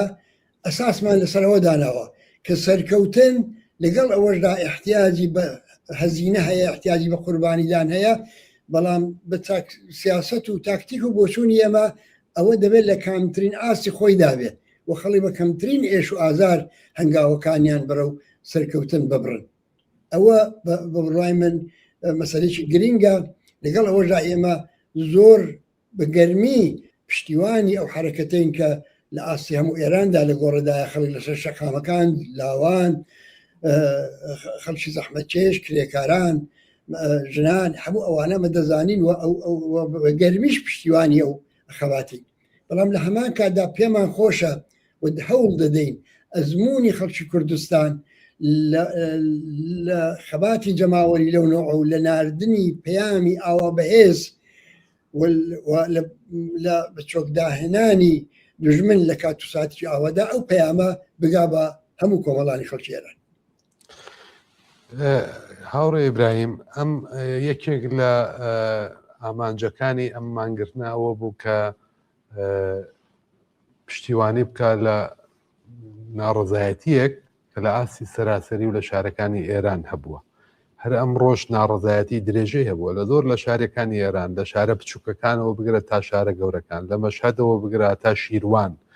هەتا فەسا، هەتا هەمەدان، هەمووی تێکەڵاو بوون، خەڵک دەرگیر بوون لەگەڵ هێزە ئەمنیەکان، دووبارە خوێن ڕژاوە، خەڵک دەست بەسەر کراوە. ئەمانە لە ناڕزایەتی هایەکن کە لە ئاستی ئێرانە بەردەوامە. زۆریش پرسیار کراوە، ئێسش پرسیاری من ئەوەیە هەنگاوگەلی دوایی لە ئەگەری درێژکردنەوەی ناڕزایەتیەکان یا درێژە کێشانی ئەم ناڕزایەتیانە لەلایەن لایەنە سیاسیەکان و خەڵکی جەماوەر دەبێت چ بێ؟ بە بڕای من بەهۆی ئەوە کە تەجربە نیشانی داوە مانگرتنی گشتی تاکتیک و سیاسەتێکی کارایە و کاریگەرە، هەنگاوی بعدی ئێمە ئەوەیە بتوانین ئەم تاکتیکەوە و سیاستە بگوازینەوە بۆ ئاستی سەراسەری. یعنی مانگرتنی کرێکاران، مانگرتنی بەشە جۆراجۆرەکانی خزمەتگوزاری، مانگرتنی گشتی بازار و دوکان، مانگرتنی ئیداراتی دەوڵەتی و مانگرتنی بە تایبەت ئەو جەمسەرە بەهێزانەی کە اقتصاد و ئابووری ڕژیم بۆ گرێ خواردووە و هەروەها مانگرتنێکی گشتی سیاسی سەراسەری یا مانگرتنگەلێکی گشتی سەراسەری. ئەگەر ئەو تەجربەیە بگوازرێتەوە بە بڕای من هەم ڕژیم دەکەوێتە ژێر فشارێکی کوشەندەتر و بڕبڕی پشتی وردە وردە دەشکێ و هەمیش خەڵک تەلەفاتی کەمتر دەدا لە مەیدان لە خیابان. شەقام دەبێت تەسەڕف بکرێت، بەڵام بۆ تەسەڕفکردنی شەقام دەبێت مەلزومات فراهەم بێت. بۆ تەسەڕفکردن و گرتنی شەقام دەبێت بە میلیۆنها خەڵک بێنە مەیدان و بۆ ئەوی کە بە میلیۆنها خەڵک بێنە مەیدان دەبێت هەنگاو بە هەنگاو ڕێیان بۆ خۆش بکرێت کاریان بۆ ئاسان بکرێتەوە لە توانای خۆیاندا شک بەرن کە ئەو کارە بکەن ئێمە چارەیەکمان نییە غەیری ئەوەی کە بەهێزی جەماوەری خەڵک متەکیبین بۆ سەرکەوتن و هێنانە مەیدانی هێزی جەماوەری خەڵکیش پێویستی بە ئاسانکردنەوەی ڕێگا هەیە دەبێت مبارزە بکەوێتە ئەمرێکی لە دەستڕەس بۆ هەمووان بۆ ئەکسەریەتی قاتی خەڵکی وڵاتە بەس کەوایە ئەوە تا ئەو جگای بە تەجربەی کۆمەلگای کوردستان و ئەو مانگرتنەوە و ماگرتنەکانی پێشوو مەربوتە گواستنەوەی ئەو تەجربەیە و کردنی بە ڕێگا و شوێنێک بۆ سونەتێکی سەراسەری یەکێک لە ئەرکە زۆر گرنگەکانە بەڵام لە خودی جامعەی کوردستانی کۆمەلگای کوردستانیدا ئەرک ئێمە بەم مانگرتنە تەواو نەبوو ئێمە دەچین ئێمە بۆ ئەوەی کە بزانین تاکتیکی دروست چییە بەرامبەر بە ئەلومەرجی سبەیە و دووس بە و ڕۆژان و مانکانی داهاتوو دەبێت لێکدانەوەی مشخصمان هەبێ لە بارودۆخی مشخص لێکدانەوەی دیاریکراو لە بارودۆخی دیاریکراو و چونکە بارودۆخ بەردەوام دەگۆڕێ لێکدانەوەی ئەمەش دەگۆڕێ تاکتیکی ئەمە بە پێی لێکدانەوەکانمان لە بارودۆخەکە دیاری دەکرێت ئێمە ئێستا ناتوانین بڵین سبەینێ یا دووسبەی دقیقاً چه سیاسەتێک و چ تاکتیکێک دەبێت بگرینە بەر چونکە هێشتا هێندێک بابەت هەیە کە دەبێت لە بارودۆخەکە بۆ ماڕوون بێتەوە بەڵام یەک شتمان لێ ڕوونە ئەویش ئەمە ڕێگایکی ڕوتینمان لەبەرە ئەو ڕێگا ڕوتینە عیبارەت بۆ لەوە بارها کتومانە کە بزوتنەوە کۆمەڵایەتەکان دەبێت بەهێز بن لە سبەی ڕۆژی کوردستان هەر لە سبەینێەوە بزوتنەوەی معلمان ئەرکەکانی خۆی دەبێت بەڕێوە بەرێ کۆبوونەوە لە محلی کار کۆبوونەوە لە ئیجتیماع بەرقەرارکردن و تەرحی هێمنانەی داخوازیەکانی جەماوەر داخوازی کرێکاران داخوازی معلمان داخوازی پەرستاران داخوازی دادخوازان ئەوانە هەمووی کۆبوونەوە لەسەر مەزاری گیانبەخشکردووان سەردانی خانەوادەی گیانبەخشکردوانکردن بەدەم یەکەوە هاتن لە کاتی تنگانە و ئەوەدا ئەمە کارێکە کە هەمووی ئەوانە وەختێک گورەی جەماوەر کە دەزانین ئاو بەرز بۆتەوە ئەمەلیە دەکرێت و لە توانای خەڵکی کوردستان و جەماوەری خەڵک لە هەموو ئێرانیشدا هەیە بۆیە لە سبەی ڕۆژەوە ئێمە بانگەوازمان بۆ هەموو خەڵکی کوردستان ئەوەیە کە بە بزوتنەوە کۆمەڵایەتەکانی خۆتان پێش دەستور بن بزوتنەوە کۆمەڵایەتەکانتان بەهێزکەن داخوازیەکانتان فۆرمۆلەکەن ئێمە وتومانە نان و کار و ئازادی نان مانای هەرزانیە مانای ئەو هەموو فشاری مەعیشەتیە کە بەسەر زیندگی خەڵکا سەپاوە کار ینی گەشەکردنی ئابووری ینی کەس بێکار نەبێ یا بێکاریش بوو بیمێ بێکاری بێ بدرێ ژیانی شرافەتمەندانە بە کەرامەتی بۆ تەمین بێ ئازادی ینی ئازادی ڕادەربڕین ئازادی خۆپیشاندان ئازادی مانگرتن ئەوانە هەمووی دەبێ هەوڵی بۆ بدرێ و هەوڵدان بۆ ئەوە تەنیا بە یەک تاکتیکە و گرەی نەخواردووە تەنیا بە خۆپیشاندانێکی دیاریکراوی خەیابانیەوە گرەی نەخواردووە و تەنیا بە ڕمانگرتێک گشتیشی و گرەی نەخواردووە هەموو ڕۆژێ لە شوێنی کار و لە شوێنی ژیان دەبێ ئەو خەباتە بەردەوام بێت ئەوە کاری ڕوتینی ئەمەیە بەڵام هەروەکو ئەرزم کردن بزانین بارودۆخی سیاسی گشتی وڵات بەرەوچێ دەڕۆ زۆر کەس هەن کە ددانیان کە نامۆن بەو خەبات و بۆ مبارزەیە ددانیان لێتیش کردوێتەوە زلهێزەکان دەستێوەردان دەکەن دەوڵەتانی منتەقەی زلهێزی چکۆڵەتر دەستێوەردان دەکەن لە ناوخۆی دەسەڵاتدا هەوڵ دەدەن بۆ ئەوەی کە سەروبەری ئەو بحرانە پێک بێنن و جۆرێک لە جۆرەکان جمهوری ئیسلامی لێ دەرباسکەن گرایشات و مەیل و بۆچوونی دژی خەڵکی لە ناو زەرگەی ئەو خەباتە سو ئیستفادە دەکەن و هەوڵ دەدەن خۆیان پێ بگێنن خونساکردنەوەی هەموو ئەوانە لێکدانەوەی جێگا و شوێنی هەموو ئەوانە گرتنە پێشی تاکتیک و سیاسەتی دروست بەرامبەر بە هەموو ئەوانە ئەوە کاری لە سبەینێ و لە ڕۆژانی داهاتوو مانکانی داهاتوو ئێمەیە ئەوەی کە ئێمە تاکیدی لەسەر دەکەین ئەوەیە کە ئەم خەباتە بە شەرتێک پردەستکەوت دەبێ کە تێیدا خەڵک ڕەهبەرانی خۆی بناسێ ڕەهبەرانی خۆی شناسایی بکە بیناسێ بە قسەیان بکەن پێیان پشت دەستور بن و ئەو ڕەهبەرانە خۆیان یەکتر بناسنەوە و یەک بگرنەوە مەگەر ئێمە ناڵێن دەبێت بەدیلێکی کەشیاوی ئەو خەبات و حەقخوازیە بەدی بێ ئەگەر ئەو بەدیلە ڕێک ناکەوێ مەگەر ئەوەی کە ئەم کەسایەتیانە ئەم چێهرانە ئەم ئینسانە پێشکەوتوانە ئەم ئینسانە خۆشەویستانەی ناو جەرگەی جەماوەر وردە وردە لە مەتنی وەها ڕوودا و گەلێکدا لە مەتنی ئەو زوتنەوە کۆمەڵایەتیەکاندا خۆیان بناسێنن بێنە ڕوو ئێمە بۆ گەڵاڵەکردنی بەدیلی داهاتوی ئەو ڕۆژی مجموعی ئیسلامی ڕێگایەکی ناوبڕمان لەبەر نییە هەر ئەوەیە دەبێت ئەو ڕێگایەت پێوی کەوایە مانگرتن ئێمە بێوەزیفە نەکردووە مانگرتن ورەی جەماوەری بەرز کردوێتەوە مانگرتن نیشانی داوەکە ئەو کۆمەلگایە ڕەهبەری هەیە ئەو کۆمەلگایە ڕێگای درستی پێنیشان دەدرێت و اعتماد بە نەفسی بردوێتە سەرێ بەڵام ئەوە هەنگاوی یەکەمە هەنگاوەکانی دوای چ دەبێت ڕوتینەکانی معلومە تایبەتمەندەکانیشی بە لێکدانەوەی یاریکراو لە بارودۆخی دیاریکراودا بەردەوام لەگەڵ خەڵک لە پەیوەندی داین و باز دەکەین. زۆر سپاس هاوڕێ ئیبراهیم بەڵام ئەمڕۆ لە هەندێک لە پرسیارەکان ئەمە وەک دوایین پرسیارە داوای لێ بڕنەکەم ئەگەر کاتیش دەگرم زۆر کەس پێ وایە ئەم لایەنانەی کە بەردەوام بانگەوات بۆ مانگرتنەکەن دژی هاتنی خەڵکن بۆ شەقام دژی ڕێپێوانن لەسەر شەقام هەروەکو لە قسەواسەکانی خۆش تا هات بوو کە ئەمە تاکتیکێکی گونجاوترە کەم خەسارترە و بە ئەنجامگەیانی سەرکەوتنەکانی مسوەگەرترەکات تاکتیکی مانگرتن و ئەمە هەنگاوی دواییمان دەبێت بێت بەوەی کە باقی شارەکانی ئێرانیش بەم شێوازە لە خەبات پێیوەست بن بەڵام ئەمە بۆ مەعنایە نییە کە ئێمە دژ بە ناڕەزایەتی سەرشەقامین دژ بە ئەوەی کە لە سەر شەقامە خەڵک ناڕەزایەتی بکات ئەویش تاکتیکێکە بە قوڵی جەنابەت کە لە داهاتووە بزانین هەرومەرجەکە چی بەرەو کوێ دەڕوات چونکە زۆر کەس ئەمڕۆ پرسیاریان کردبوو کە بەردەوامێەوە لە هەموو قۆناغێکدا بانگەواز بۆ مانگرتن دەکەن ئەیکەی بانگەواز دەکەن خەڵک بێنە سەر شەقام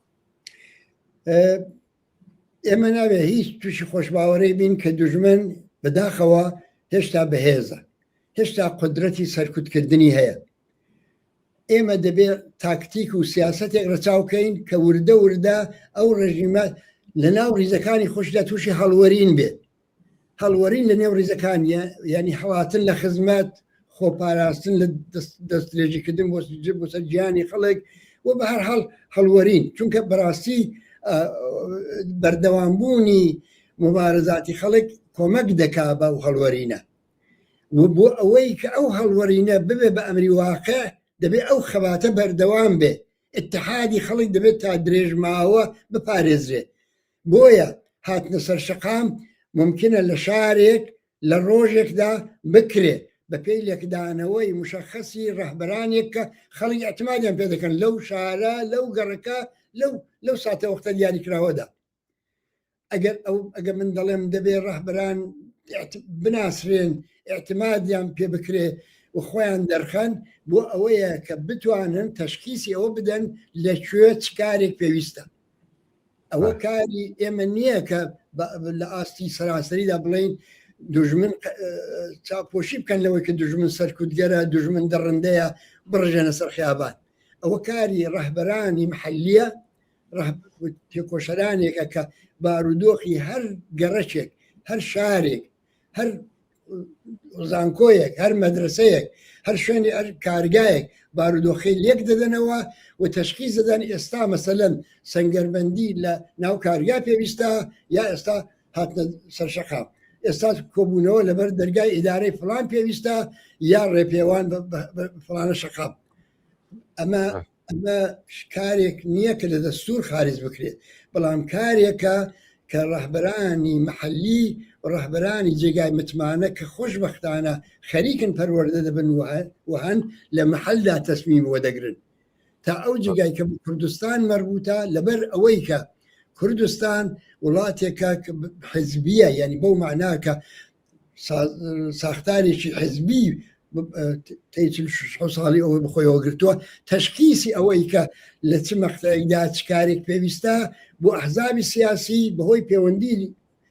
چروپڕ و گەرموگوڕیان دەگەڵ خەڵکو و نزیکبوونەوەیان لە جەماوەر و دانەبرانێن لە جەماوەر و هەجم لە بۆ کۆمەڵا ئاسانە ئێمە دەسیوە بدەین کە ئێستا بۆ نمونە لە شاری سنە چ خەبەرە بەڵام بەو حاڵەشەوە ئێمە بەبێ پرسی هاوڕێیانمان وە تێکۆشەران و کەسانی جێئتیبار لە ناوەوەی وڵات هیچ بڕیارێکمان نەداوە یعنی دوای ئەوەی کە کەڕا لە چەند ڕۆژی ڕابردوودا پرسیارمان کردو بە هەموو شێوەیەک و ڕێی ئەوانمان وەرگرتووە و ئیمکان پەزیری و مفیدبوون و بەکەڵیبوونی ئەو تاکتیکەمان لێ حاڵی بووە جا ئەو جار چوونە پای ئەوەی کە بچین لەگەڵ ئەوانی دیکەش ئەڵبەتە بڕیاریمانگرتنێکی ئاوا بدەین لەبەرەوە نەخێر ئێمە هاتنە سەر شەقام لە دەستور خارج ناکەین بەڵام هاتنە سەر شەقام بەبێ ئەوەی نابێ تووشی ئەو تەوەهومە بین کە دوژمن دەستمان لێ دەپارێزێ هاتنە سەر شەقام حاصڵی جۆرێک لە هاوسەنجی هێزە جۆرێک لە دموکراسیە کە بە دوژمن تەحمیل بوو بێ دوژمن بە هەر دەلیلێک نەتوانێت لە مەقتەعێکدا سەرکوتکە ئەوەی کە ئەرزم کردی لێکدانەوەی مشخص لە تاکتیکی مشخص لێکدانەوە مشخص لە بارودۆخی مشخص لەداری ئەوەی دیارکراوە دقیقەن بۆ ئەوەیە ئێمە دەبێت هەمیشە یعنی هەمیشە ئەو شتە کۆنکرێتان لە بەرچاو بگرین بە پێی لێکدانەوەکەمان سیاست تا بڕێژین نەک بە پێی ئارزوەکانمان زۆر باشە زۆر بەڕێز ئیبراهیمی عەلیزادە دەبیر ئەوڵی کۆمەڵە ڕێکخراوی کوردستانی حزبی کۆمۆنیستی ئێران سپاس بۆی کە لەگەڵمان نابووی سپاس بۆی قبوڵی زەحمەتت کرد جارێکی تر ماندوو نەبی و هیوای سەرکەوتن زۆر سپاس بۆ ئێوەش ماندوو نەبن سپاس بەڵێ بینەرانی خۆشەویست یەک دوو پەیاممان هەیە خوێنمەوە پاشان ناوبڕێکی یەکاژێری وەرەگرین ساعتی 7:30 بە کاتی ڕۆژهەڵاتی کوردستان دێنەوە خزمەتتان درێژە بە بەرنامەی ڕاستەوخۆمانە دێن هەوڵە دێن تا ئەو کات کە گونجاو بێ تا درنگانی شەو بەرنامەی ڕاستەوخۆمان درێژە پێ بدەین پەیامێکمان بۆ هاتووە شوێنەکەی نەوتووە کوێ بەزەونەی وتووە بە فارسیش نووسێتی تکایە بە هێزەکانی سەر بە ڕەژیم لێرەوە ڕابگەێنن دەست لە کوشتن و ئازاری خەڵک هەڵگرن ڕژیم بە بۆنبەست کەیشتووە ناتوانێت هەرزانی بێنێت نەدەتوانێت لەگەڵ خارج لە ئێران پەیوەندی بەرقەرارکە خەڵکی زۆر کوشتووە ترۆری زۆر کردووە پس ئێوە خۆتان تێکەڵاو بەمانایە گوتوێتی چارەنووسی خۆتان گرێمەدەن بە دەسەڵاتی کۆماری ئیسلامیەوە واز لە ڕێزەکانی ئەوان بێنن بە بەرەی خەڵک پێوەست بن ویددیۆیشی بۆ نردوین لە ئازار و ئەزیەتدانی خەڵک لەلایەن مامورانەوە ئەڵێ ئەم ویددیۆیانە زۆر بڵاو بکەنەوانێ بۆی کە ئەم خەڵکانە شناسایی بن و بەردەوام داوایان لێ بکەن کە لە ڕیزەکانی دەسەڵات و هێزە ئەمنیەکان بکشێنەوە بە بەرەی خەڵک پێوەست بن و چارەنووسی خۆیان و ژیانی خۆیان و ماڵ و مناڵیان گرێ نەدەن بە مانەوە و نەمانەوەی ئەو دەسەڵاتە چون ئەو دەسەڵاتە لە ڕوخاندایە پەیامێک بۆ تەلەڤزیۆنی کۆمەڵە و هاوڕێیانی خۆشەویستم ماندوو نەبن کاک ئاکۆ سپاس جارێکی تر مانگرتن سەرکەوتوو بوو بە هیوای سەرکەوتنی زیاتر ئاسۆ لە ئاوایی مەلەکشانی سەر بەناوچەی حەسەناوە زۆر سپاس بۆ ئێوە بینەرانی خۆشەویست سپاسەوەی تا ئێستا بە حوسەڵەوە دانیشن لە پای ڕاگەیاندنەکان و تەلەڤزیۆنی کۆمەڵەوە تمیشای ئەم بەرنامەیەتان کرد سپاس بۆی پەیوەندیتان کرد سپاس بۆی هەواڵتان بۆ ناردین ماڵەوە تا کاتژمێرێکی تر دێمەوە خزمەتتان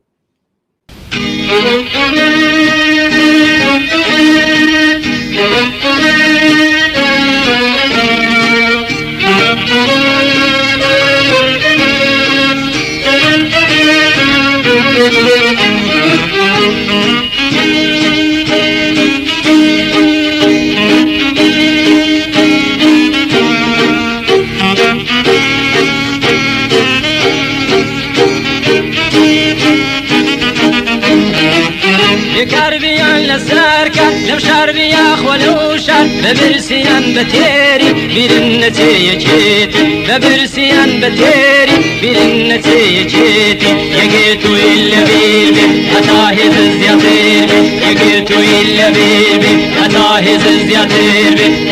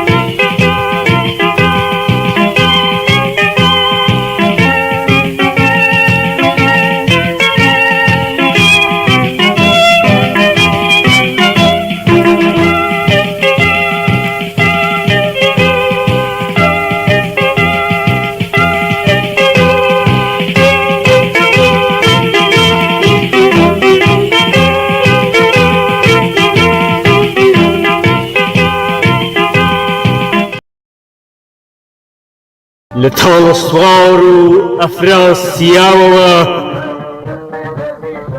بانگەوازی ڕۆڵە شەڕژێرەکانی کوردستان دەکەین شنەی باوی هەواڵێک لە لای کاک فعاد و کاک شوانەوە و پێیان بڵێن ڕۆڵەکانمان دووبارە سەر شاخەکانی کوردستان بگرن سەر لە نوێ کوچە و کۆڵانەکانی سنە کێنەوە بە سەنگەر لە بان کوچکە ڕەشەوە سرودی بانگەوازەکەی کۆمەڵە بخوێن و بەرخۆدانەکەی کاک فەخرە دووپات بکەنەوە لەسەر بێسیمەکەی گوردانی شوانەوە بە ئارێز و نەکەرۆز و شاهۆ بڵێن دژمن تێکشکا و کوردستان ئازادە